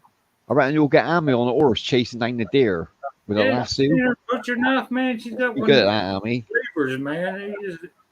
You ever seen one that cleaver she's got in the kitchen? Oh, yeah. The big meat cleavers. Giant, man. Hell, it looks like a guillotine. Damn, take a man's balls clean off. Yeah, like a Damn. Don't upset her then, Mark. You better not upset if she get her hands on that chopper, mine. Be careful. damn thing. Well, you will be. man. You will be Yeah, you- transitioning. Yeah, you definitely be a different gender than Mark. Trust me. Shit. You'll be filling out your passport again, brother. You'll be changing a few things on your ID. I'm telling you. Hey, put down the cleaver, darling. When you come Never to argue with a woman in the kitchen. That's rule number one, Mark. Never. Like, be in a safe zone. Living room's better. Pillows are less than knives and forks. Always remember that. I'm gonna have to put me a gate up between the kitchen and the living Gate. room. Shit, you know, Barricade yourself in. That's a good tip. Yeah. one of them electronic. Especially on Agri Week. Yeah, definitely barricade yourself in somewhere. You know, Good luck. stay out of the kitchen while Ami's cooking. Mm. Oh, yeah, don't go in the kitchen when a woman's in there, especially a Nah, Filipino. Let them carry on, man. Don't get involved. Get out of my kitchen! Yeah, it's like silly, isn't it? It's dumb doing that. Let them carry on with it, man. Mm-hmm. Stay out of the kitchen. Yeah, you can go around problems in life. You ain't got to head into them all the time. You go around some of them. Rice again, darling. Shit, we had rice last night. Rice. Taking the bag to the rice out in the garage. Yeah. And I don't eat eggs, darling. You know I don't eat eggs. Put the egg in the rice. Oh, I love my eggs. I got a meal. I couldn't live without my eggs. Rice I could probably live without, but eggs, no. Rice. Pass on the rice. I don't mind it every now and again, Peter, but I couldn't. It ain't a regular in my diet. I got to admit. Rice is not life. Yeah, not to us, is it? Let's be honest. It ain't. It's nice on a takeaway. I do like it on some Asian food and that, Chinese food and that. But yeah. Probably once or twice a month, I'm in the mood. Oh yeah, I feel like some rice. Mm. But it's not something. It's not life. Yeah, you wouldn't purposely buy bags of it every week and go for it, would you? You know what I mean? Oh hell no! I got. It's not like staple. It's not a staple part of your diet, is what I mean. I don't know how many kilos. I've got a shitload of rice here, and it's going to take me a year to get. Don't say that loud on there, Peter. There's a lot of Filipino. They'll be around rice now, like mice. I can hear the whispers now in the background. Peter's got rice. Peter's got rice. Yes, I know. Probably somewhere 10 to 15 kilos worth of rice I've got. Wow, doing that eating that, mate. Jesus, you see her for a month. For me, that's a year's worth of rice. Yeah, that's exactly. For a Filipino, yeah, What, it's about a week or two. Yeah, not even a month, is it? Let's be honest. 2 weeks at least. Like a month, maybe a Damn, month. you stand in front of that cupboard when she's trying to get her rice, Mark. You watch how quick she'll take you down. Oh, yeah. She'll take you down. She'll take you down to Chinatown to get to that rice. Mess with a woman who wants her rice. That's Always have a clear path to that rice. Don't ever pull it away. Don't hide it away from her. That's a bad idea. She wants to see it in sight all the time. Put it up on the side, proud. Have a little rice jar. Stick it in there. I think I'm down to about 15 kilos of flour, though. Do you do a lot of cooking? Oh, of course I do. Yeah, you go through the flour then. I like my food. I enjoy my cooking. Yeah, good for you, man. Apparently, everybody else. Whenever I go to mate's house, he says, make a coffee, right? I'm going to open the drawer, Peter, like the overhead drawer. His coffee's in there. What's that then? Yeah, Maria, find my bloody coffee, will you? I can't find it. Oh, I got disconnected from the YouTube chat then. Where's Maria? Oh, hopefully getting some sleep. I think she's Yeah, it was got like work. 2 o'clock in the morning, wasn't it? Yeah, she's got to 2 work o'clock. later. Oh, she's all excited. She's all excited, Peter. I expect she's listening now. Now, I've seen you two on the chat on the panel together. You make a good cohesive house together. You know what I mean? Play off of each other, which is good. Well, everybody's got their responsibilities to get through first. Yeah, exactly. Yeah, it's all about respect, isn't it? You know what I mean? Yeah. You all look out for each other and keep the bad ones away and have your fun, isn't it? That's what you want to do. yeah, it's all about respect. So Peter, no wearing Maria's French maid outfit. Yeah, no, I'll pass. Take that lace hat off. What are you doing? You got keep your clothes to. Yeah. Brett might be fascinated with my short shorts, but what he doesn't know Oh my is god! You see you in when a it's break, really don't you? hot. When it's really hot here, there's not even any shorts. No, because exactly. It's sweating up, man. The only time I put something on the bottom half is if I'm out there weeding. I think Yeah, exactly. Yeah, 'cause you're in the middle of nowhere. you washed them and shit. Mark.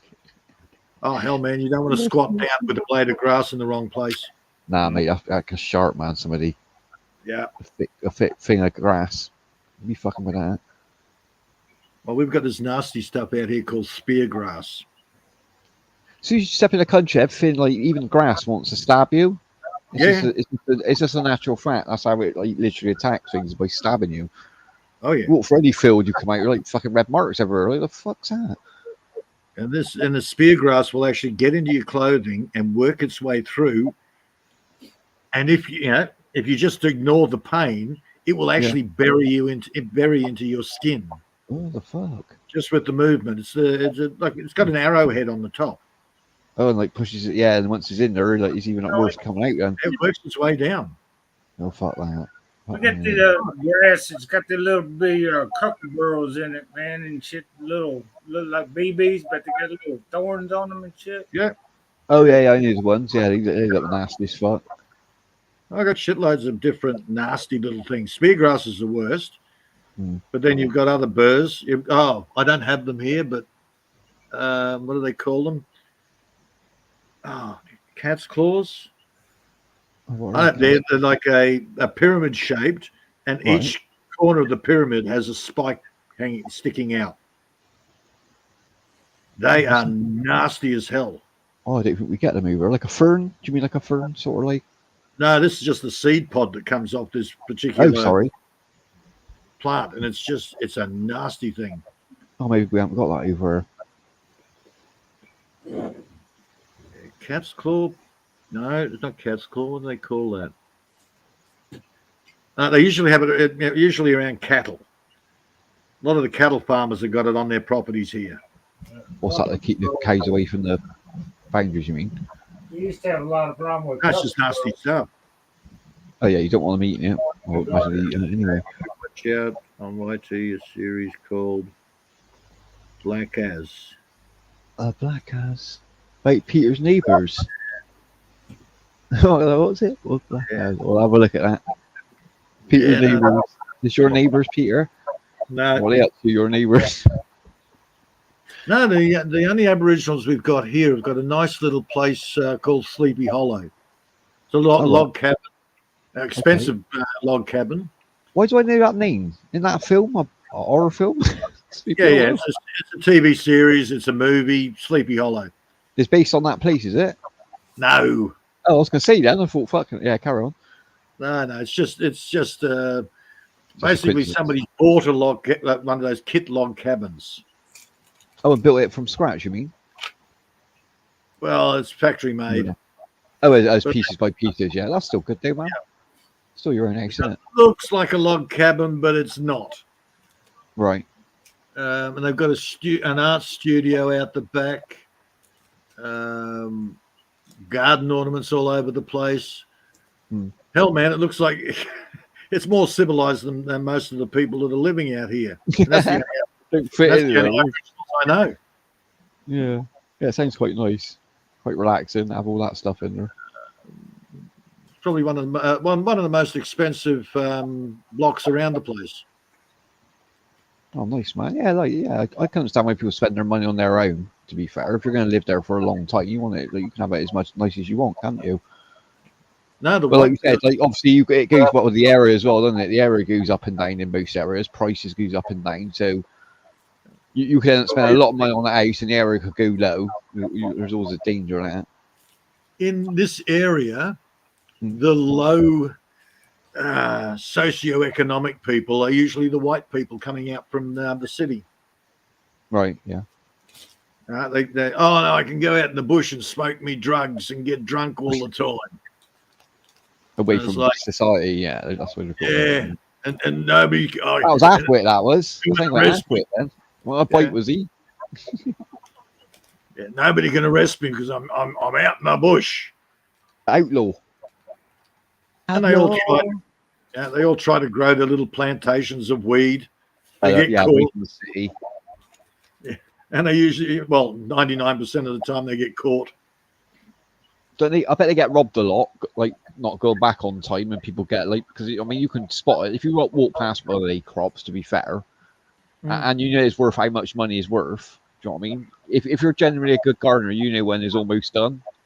That's So literally, you could take it a few days before they do and make a lot of money. To be honest. The only smart ones out here are the ones that don't do plantations. They grow their weed, but they'll grow one over there, one over there, one Split down out. there. Yeah. Well, it makes more sense. You've got less of them getting caught, aren't you? Some of them motherly having all in one place. Yeah, I know what you're saying. Yeah, we've got planes going over all the time. We've got drones going over. Yes, This is perfect a weather, known- isn't it? Sunshine. This is a known growing area. And these Yeah. idiots come out from the city thinking they're going to make a fortune. It's like, yeah, okay, well, you won't last long here. Yeah. Thing is, they tie that if they catch them there at that spot as well, like they're going to do them for like not just producing drugs, but obviously going to be selling them as well. They can't say that's for their own personal use, which is a bigger charge. I mean, like it'd be better to buy the weed already off the tree. And look, even out here, personal use stuff, the coppers don't give a flying rat's. That's it. Like to be fair, if you do it clever and you're selling in little amounts, like you'll make the more money in the long run. No, they're not even. The problem is the more. good. They're going to legalize it in certain states, but the catch is you can't own a gun. Say if you check that little mark, yeah, I smoke weed or something. Oh, they Yeah. let you do that. Anything to do with mental health or Well, you anything. can't own a gun because Exactly. You just don't tick See, the fucking you got that little just even if you've had smoke, innit, you just don't tick it. Between the drought and the fire halfwit, I got nothing. This year has just been crap. Look, a mate of mine says, "Oh, come look at the new house that I bought." So we're driving down the street. Mhm. And I just caught out of the corner of my eye. I looked at the front yard of this house. I'm thinking, what the hell's that plant? It looks familiar, but it's not right. Yeah. Anyhow, so we went and had a look at the house, and I sort of, okay. He says, well, what needs fixing? And I told him, went through it all. And as we were heading back, I said, can you slow down up here at the little house? He said, oh, yeah, it's an old couple. You know, they're retired, and they're both got walkers and that. I'm sort of going, oh, yeah, I'm just out the front. And as he slowed down, I said, yeah, you don't need to stop. What they've done is they've actually trained marijuana to grow as a ground cover instead of a bush. Ah, that's clever. So they kept trimming the main upright yeah. to promote the side shoots. Yeah. And I'm looking at it going, that's freaking weed. That's fucking clever. And it's Clever way of doing it. He says they've always had that there. I said, yeah. And nobody said anything. He didn't realize what it was until I told him what it was. So coppers would have been driving past there. So many people drive past there and nobody knows what it is. That's what you should generally do, though, even if you're growing it yourself, is to cut the leaves down every few weeks, because obviously, like that top leaf will always be the driest because that's getting the most sunlight. Mm-hmm. Right, I was absolutely stunned. It's in the middle of the yard, viewable from the road as you drive past. Yeah, No hiding. it'd be a smell that gives it away more than anything with day plants. It smells quite potent. Hidden in plain sight. Yeah, most people wouldn't know what it was. Yeah. Hidden in plain sight. See me, I grow one over there, one over there, one over there, so it blends in with the rest of the trees. But a lot of the idiots come out here and they'll clear an acre of dirt and just plant weed. They'll plant marijuana, rows and rows of it. It ain't going to go properly, is it? If it ain't getting sunlight in that. So, of course, when a drone comes over and sees a big square patch of all these young trees, it's like, okay, click, click, click. Yeah, well, they know what they're looking for by now, don't they? They're not. I mean, they're not the brightest weed growers, to be fair. And basically, that's what the coppers do. Culls the idiots. They're probably sitting in there looking over the photos going, oh, another fuckwit. Oh, God. Well, it's an easy job, isn't it? Yeah, it's just Go in there and destroy it, literally.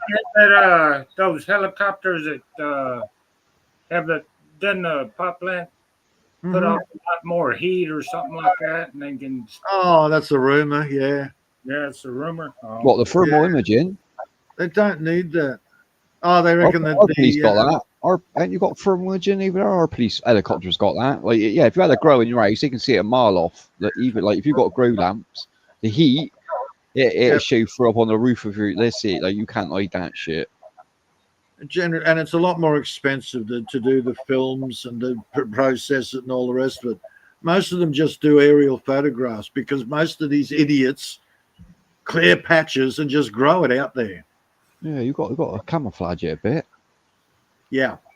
You don't know what stage you're on. They might have already come out and put a few down and thought let's just see if anyone grabs them. Like I mean, they obviously grew successful, and they might have come back and started. I mean, doing it for ages. I expect. Like you said, it's a dumb way of doing it though. I mean, like for everything they grow, they must like take me. Is it got a quarter of it? I'd imagine. Must get a lot of fields busted. They're just culling the stupids. There's a chance in their luck, isn't they? But like at odds to 1 to 4. Would probably get back on it. I wouldn't bother. Hell, my sister was growing plants on the old man's balcony, and then one day they were gone, and she's going, "Somebody stole my plants! Somebody stole my plants!" And I said, "Anybody driving past could have seen those plants on the balcony." So yeah, they would have come back at night and taken the plants. Yeah, if they would smell them. Of course they would. Yeah, it turns out it was her auntie from next door that actually stole her plants. Was it? What, was it a joke or like just took them because she knew it was worth money? Basically. Jeez, fair play. Well, not fair play, but you know what I mean? Cool. Take your chance. Yeah, she ended up giving them all to that boyfriend at the time. Ah, right, I got you. Just sell on, I suppose. Split the money. Well, they weren't that big. Oh, they weren't pretty good then. No, they ain't worth fuck all then, to be honest. They ain't pollinated. Mature. Yeah, if they ain't pollinated, if they ain't come up, man, you know, it's pointless, man. You don't get no THC on it otherwise. So he would have taken them out into the bushland and planted them and raised them. Yeah. But yeah, my idiot sister just had them growing in pots on the balcony. Yeah, and everybody like it's the old man's balcony. Yeah, fair play is his rules, isn't it? At the end of the day, Yeah. Can't blame him for that. See, the old man was always working during the day. He'd come home, watch a bit of TV, have some dinner, and then he'd go out and drum up more work. Yeah. So he was hardly ever home. So he had no idea the plants were on the friggin' balcony. Mm. And he overheard her complaining to me that somebody stole her marijuana. And he listened for a while, and he came in and he went, "You stupid girl, I would go to jail. If I get you grow plants here, I go to jail. No, I go to jail." He's the owner, isn't it? Come back on him. Oh, yeah. For allowing it, yeah. Of course, the law looks at that way. They didn't charge her. And her reply was, "It's okay, Dad. Somebody stole them." Stole them. It's like, yeah, okay, somebody stole them. Right, okay. Yeah, it's like having $100 bill on the windowsill. Of course, it's going to be gone by the morning. You know what I mean? Yeah. Oh, her auntie's taking it, bless. Yeah. Who's that beeping? That'd be Mark. Is that Amy's alarm? No, Mark's battery's running low. Oh, was it? Yeah, Mark's an Android. He wants. He's an Android. Did you want to end the stream, Mark? I got to change. Did you want to end the stream? You said earlier you had stuff to do. Another 30 minutes will go. All right, I'm gonna drop off a minute. I need to get some food. I'm starving. Yesterday. Oh, that's good. That's good. She ain't got to get up for another couple hours. Sleep, Abby, sleep. Yeah. Mark needs a gun. Some 22 ammunition. Oh, what do you want, man. Peter? Do you want anything? I watched a documentary series called Murder Mountain. Murder Mountain. It's like the north part in California, where all they, up in like hillbillies up in the mountain, but all they do is grow weed. Oh right, yeah.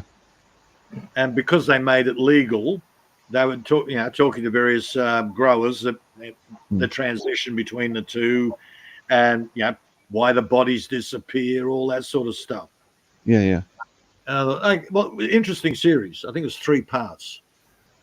But they got this one guy there, and he's standing there, and he's got these big trees behind him, and he's talking about growing weed and how he needs to register and do all that sort of thing. And then he sort of reaches behind him and pulls down this branch, and man, there's this bud on it that's like 8 to 10 inches long.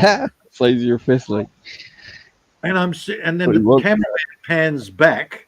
Yeah. And we're talking marijuana that is up around 5 meters high. Yeah, that's what you want to see. That's a $200 bud. I would have seen one. Yeah, you get a few ounces of each plant on that if they're that fat. You'd be making some money on that shit, I'm telling you. The THC from the 1960s to today, man, is like, I don't know, it tripled or doubled or whatever it did.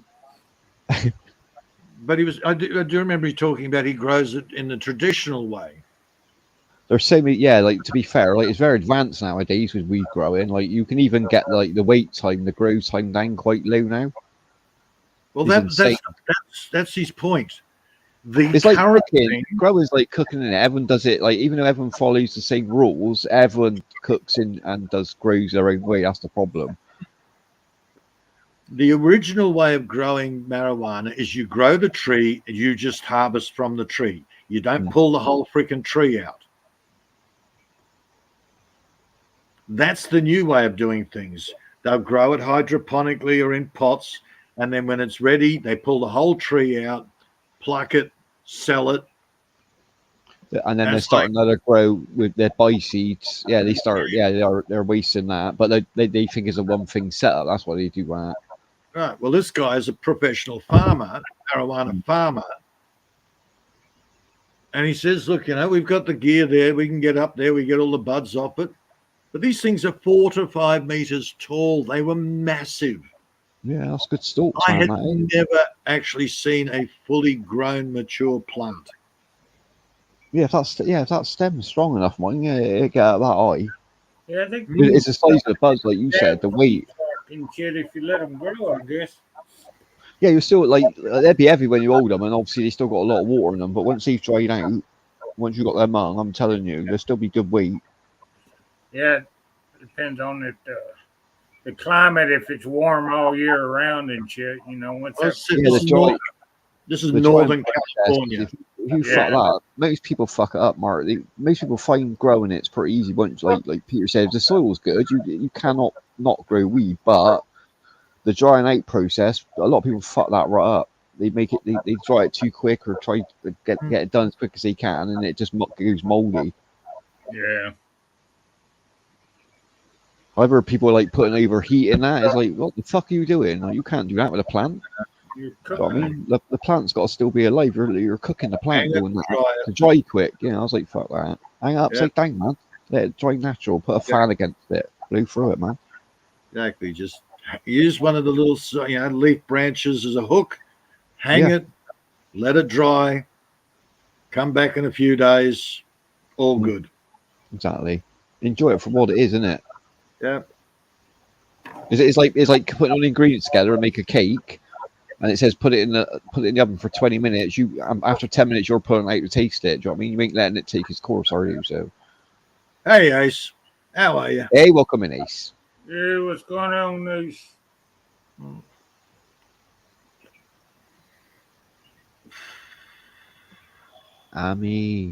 Mark wants a gun. Well, see, when I do pancakes, if I just put the cast iron straight on the gas flame, it's too quick. Oh, the metal heats up too quick, you mean? Yeah. Yeah. Burning them. them. Yeah. The pancake hasn't actually cooked correctly before you flip it. What the fuck? Look at the bush friggin' roof. Yeah, what's that climbing across then? Yeah, it's something across the roof, didn't it? Yeah, that's elephant on Predator. That was fucking Predator, Pete. I seen this in the film. Watch out for three razor beams now.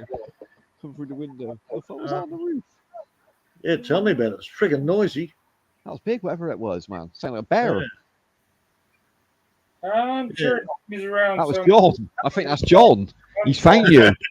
He's found you, Pete. John's out in your yard naked now. With a wig on. Well, see, I've actually got a cast iron stand that actually distances it from the plane. Yeah, you've got enough so you can get there and it ain't boiling hot. Yeah, you can use your iPad. It's a slower cook, so I get these perfect pancakes every time, just from that little spacer. Yeah, I bet they rise nice, don't they? On that natural heat. Speaking of cooking, I gotta make chicken wings today, man. Making chicken wings, Mark? Yeah. Oh, nice, brother, nice. Some sauce with them? Yeah, I want to do the dry rub, throw all the spices and shit on there, and Yeah, man. Yeah, get your taste buds going. yeah, the dry rub. You can put the sauce on them, but can't do that after they got all cooked and shit. When I went out earlier, and all I can smell out, like all through the streets, is people having barbecues. It was such a nice day, and the smell's been driving me mad, man. Someone had bacon on, and I'm like, the smell was insane when I walked past. I was done, and I was going to knock on there and say, "I'll do me a sandwich." It's like, what was it yesterday? Bud jumped up on the panel. Oh yeah, and he's at the restaurant eating the bloody deep fried food, and everybody in the panel's going, "I'm hungry now. I'm hungry now." Yeah, deep fried, man. It's not good for you, but it's delicious. Deep fried. Everybody's scrambling for some. Such a fried catfish and all the good stuff, man. Oh, it was pure carnivore. I think he had some potatoes there, but the rest of it was all meat. Oh, yeah. Nice. I had the steak on one side, meat. fish on the other, and Yep. 2 or 3 different kinds of meat. Be done, man. Top of the food chain. You got to enjoy it once in a while. Oh, yeah. Well, it was definitely, he enjoyed eating it, but then later on he's sitting there going, "Oh, that wasn't good. That wasn't good." It's in the tummy bite, isn't it? It's the real shit starting to happen, yeah. Too much meat's not good for you, to be honest. When you stuff your face with too much, especially mixing. It's all the deep fried fat.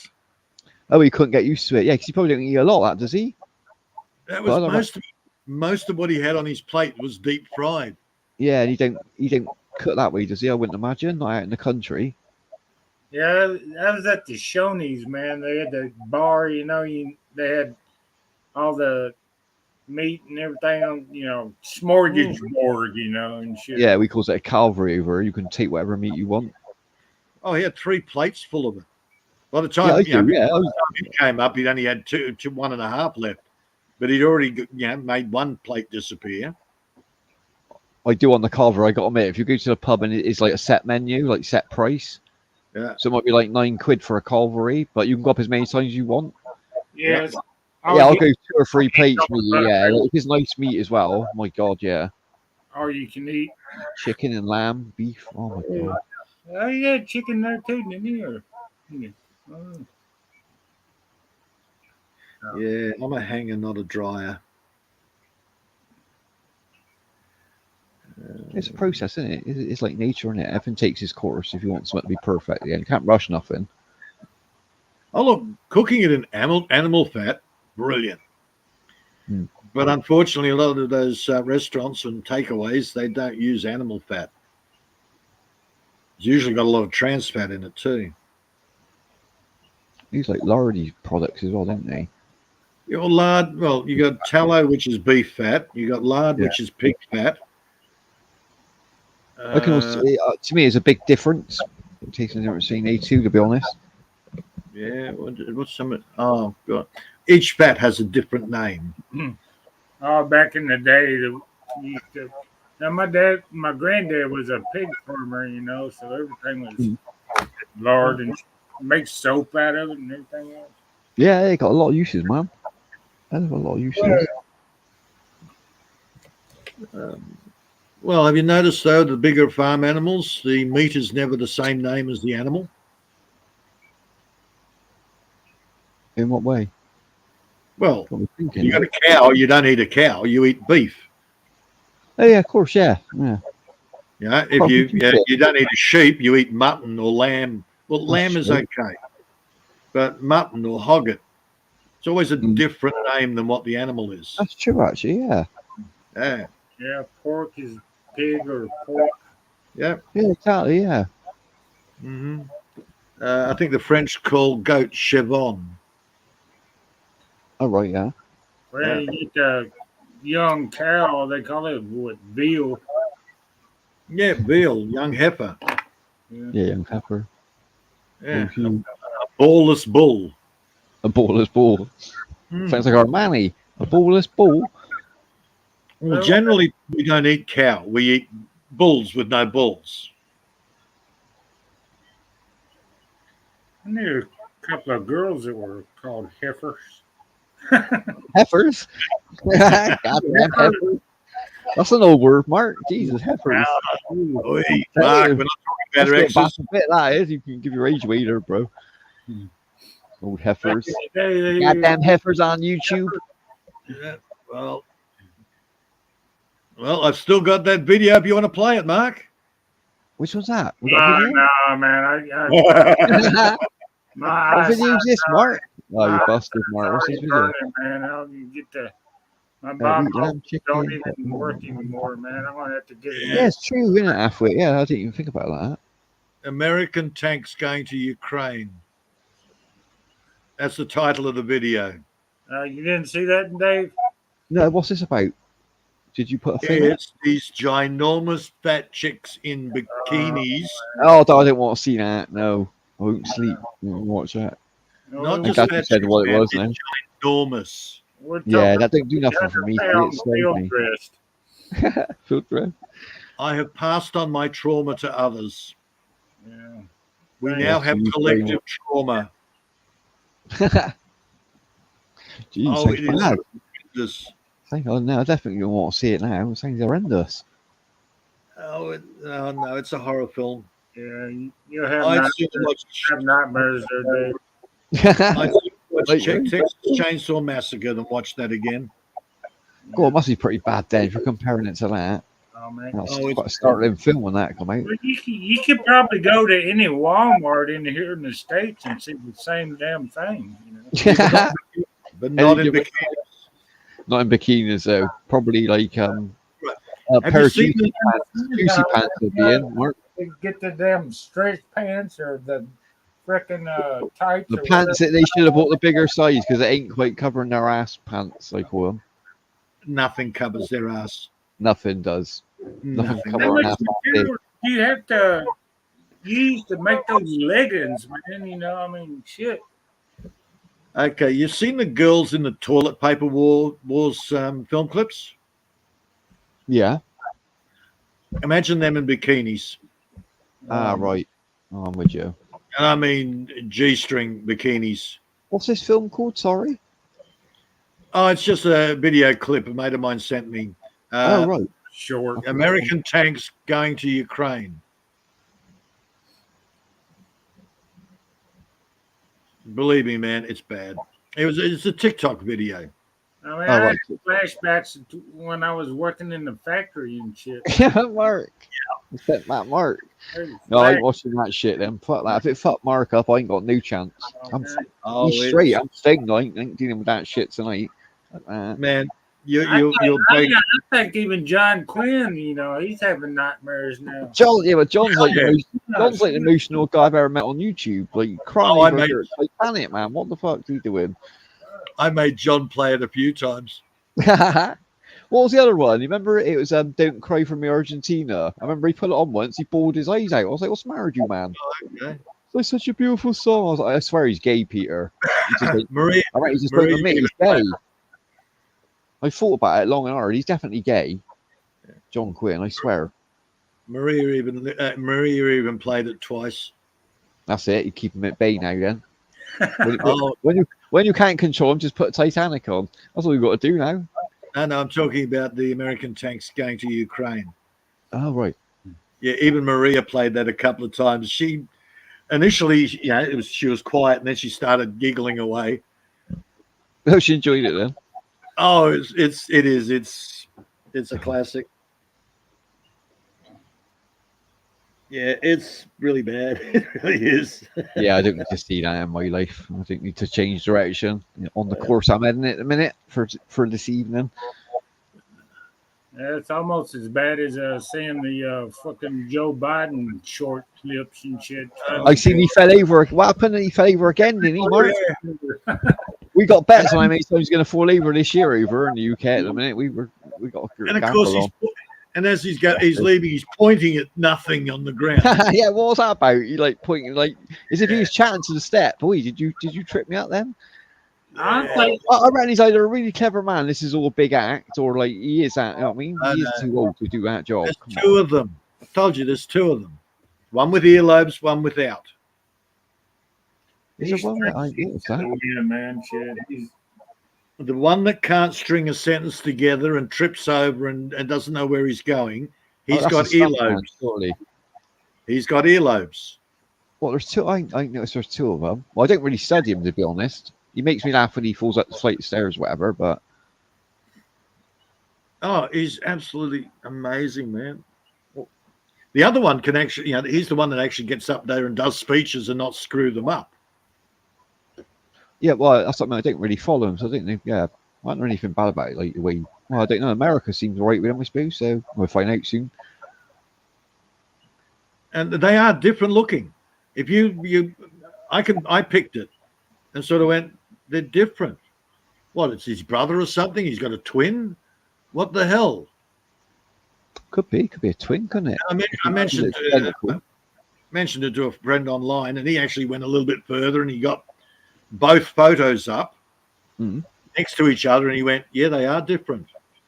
I reckon, like somebody that throws off your concept a little bit, though, Peter. But Japan to get one of them robots. I mean, that's what I was going to say, Mark. I think Peter's got it wrong. I think he's a cyborg, and they keep changing his face daily. It's obvious, isn't it? He's a robot, man. It's got to be. That theory's already out there. Oh, there's one up already. I'm late on that one then. Yeah. And Hillary. We could make money on that, Mark. Hillary's had a glitch. Oh, yeah. Remember when she used to fall down all the time, man? Shit. Yep. And they've said batteries wearing out. And there's a theory that they're clones, that are failing, or because the clones don't live very long. There's all sorts of theories out there. A damn clone of Hillary, man. We never know. The problem is, like, we could all be run by fish people. We're never going to know that shit, are we? Oh, Detroit Airport. Hmm? All those freaky paintings have been replaced with signs. Apparently, they're quite noisy. And they're talking about lizard people on the signs. And sorry, we're making so much noise because we're building secret underground bases or tunnels. I've heard of the lizards. The lizard one's been around. They did say that our royal family were lizards at one point. Remember? Oh, yeah. Well, that was David Icke that did that. That was him. Yeah, David Icke. Yeah. And a lot of what David Icke says is right. I'm having trouble with the lizard people, though. Yeah, like most of his concepts pretty same, but like some bits like that. Obviously, the lizard. There's a few other bits as well, but generally, yeah. But no, these are publicly displayed signs at the Detroit airport. Oh right, public, yeah. And it's like really freaky stuff.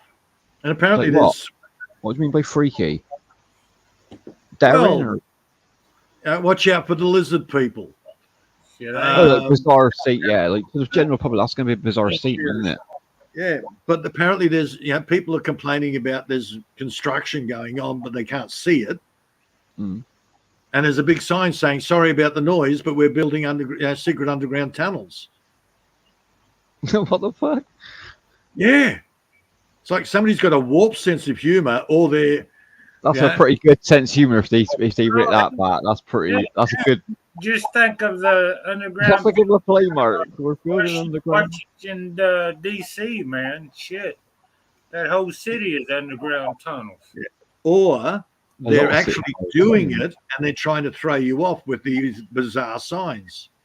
Could be. It could be a double bluff there. Yeah, I'd like to think that someone's humor is that good that they come out with that reply. To be honest, that's very witty. I give that 10 out of 10. That reply, you couldn't get much better than that. In Colorado, they had underground shit going on for a while. Yeah, so if you get a chance, have a look it up. The Detroit Airport. I'm pretty sure it was Detroit Airport. The only thing, Mark, if we were in danger of lizard people, the last place I want to be going is underground, mate. To be honest, I'd rather be in the air. Like lizards can't fly for shit. I know they can go underwater and live underground for a long time. Watch out, there are flying lizards. Hey, that's We have dragon. flying. They're not real. You're right. We have flying lizards here in Australia. They glide, but they're called. Oh yeah, flying you lizards. get the ones. Yeah, I know the ones you get. Sorry. Yeah. Yeah, they swoop out of trees, don't they? I've seen them on the document. Flying squirrels and everything else. I like it. They're cute, the flying squirrels. They just out for the best, Mark. Have you seen them on the video when they jump? They just close their eyes and Yeah, they think if they're going to glide or not. How many times did they hit that fucking floor? They poor squirrels. That one of was them a sounds joke, Billy my God, Connolly. that was. Yeah, one of them sounds like Billy Connolly. But yeah, Billy I've Connolly. seen that movie. Oh, if you That know squirrel must think, like, why couldn't I be a normal squirrel? Why is he put why is he put stomach line underneath my arms? What's going on here? Like, God, you taking the piss? And like, what am I supposed to do at this tree? Am I supposed to be on the floor lying around the woodlands, cutting nuts? about 200 years ago, they had a squirrel would never hit the ground, man. They have a mass squirrel migration back about 200 years ago, or maybe not even that long, before I was born. They just went from tree to tree to tree, going all the That way. must be amazing to watch if you could get close enough, like see that many. Yeah, that's when you had tree to go to. Yeah. No. You just run straight into a concrete house. That's girl. Like, what the fuck you put this house here?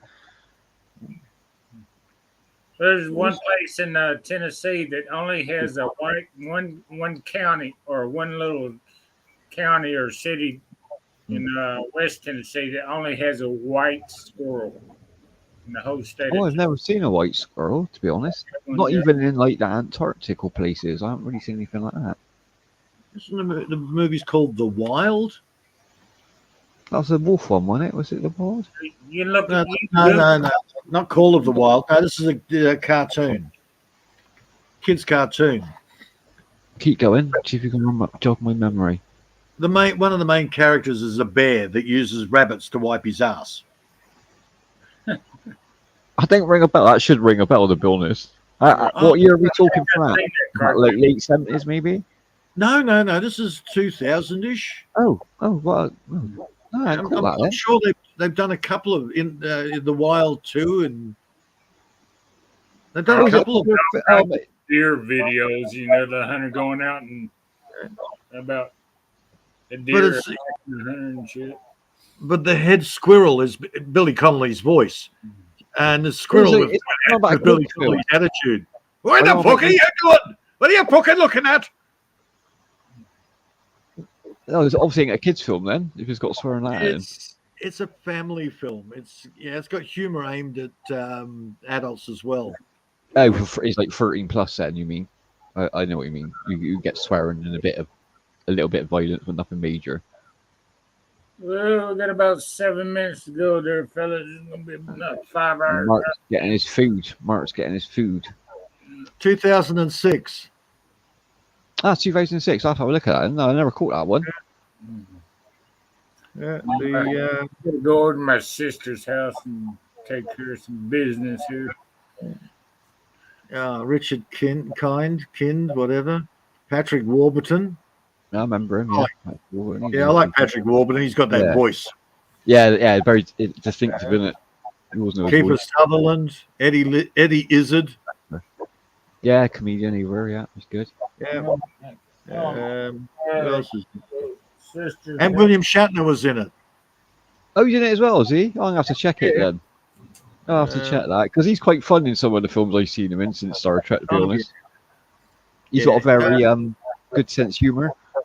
They did all. It's a cartoon. They just did the voices, of course. Yeah, but that makes it more fun, doesn't it? Yeah. Is it the right one I'm thinking of? I can't remember whether it's that one or not. I think it was The Wild. But either way, the one I'm thinking of is the main character's a bear, and they got a wiener dog.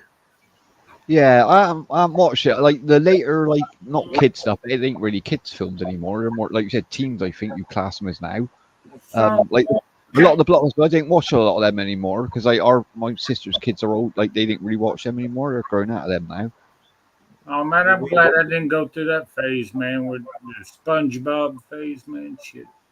Oh yeah, but we had some crap growing up. You think when we grew up, some of the characters we had was just as bad as SpongeBob. We got Mr. Blobby over here, fucking Mr. Blobby of all things. Oh geez, back in the Tom and Jerry phase, hell. That was the time of the cartoon. That was the 70s, 60s, 70s, and 80s. That was the cartoon time. Like some of the stuff was alright in the 90s, but unless you was like Japanese after that, good luck. Yeah. Dave, yeah. You had Basil Brush. Boom, boom. No, I never. I didn't even like him. I didn't think when I was younger. He used to scare the hell out of me. Look, it was a great kids show, but it was also an adult show. Yeah, it's a bit of a mix, wasn't it? I always like the other one. Remember the one with the other puppet, the emu? He lived in a windmill. I don't know if you had it over there. Rod Hall, his name was. No, you've lost me on that one. He was like a ventriloquist, but he'd do the noise for the ostrich. But he was annoying. Like he's entertaining, but he's annoying. If you go on a chat show, he'd attack the house with the ostrich. He's like always a pain in the ass whenever he went anywhere. Well, see, we had Daryl Summers and Ozzy Ostrich. You want to see some scrapbook from my mom? And she used to have a scrapbook. She had. Let's have a look, Mark. Let's have a look. Let's have a look at a young Mark. You got a picture there? Man. Oh wow! Look at that. It's back. Oop. There's about falling apart, man. Yeah, you used to get proper like adverts in the back of comics and that back then. Send off for stuff in the post, man. I mean, some of these jokes are, man. I mean, I wouldn't even laugh at them. But, I guess they were funny back then. Yeah, they're all cut tidy, Mark. Yeah, we had a guy here, Jamie Dunn. He's actually a lot like John. John's a really good man. Like John. Yeah, he's a lot like John, but he was actually funny.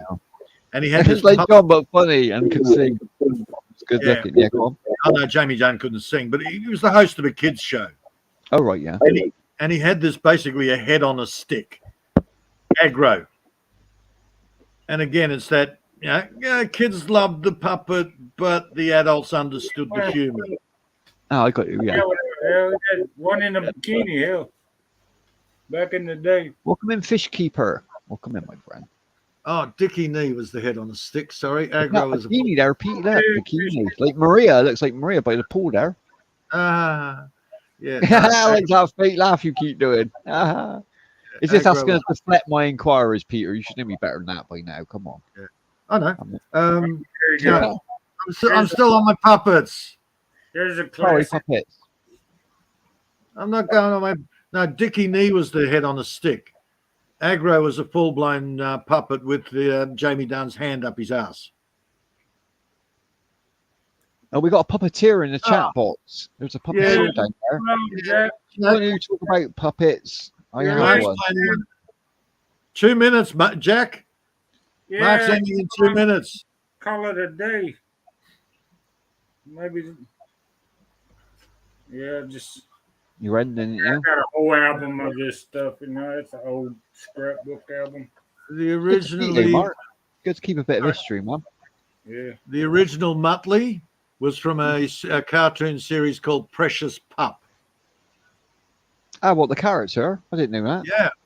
Oh, I never knew that because I watched a lot of Hanna-Barbera, to be honest, when I was growing up. But yeah, probably started on the Dick Dastardly and Muttley. Wacky Races. That was the best show. Blondie and Dagwood. Blondie and Dagwood. Yeah, I know Blondie and Dagwood. Yeah. The movies as well as the cartoons. Yeah. It was originally Precious Pup, and you give him a snack, and he did the laugh and all the rest of it.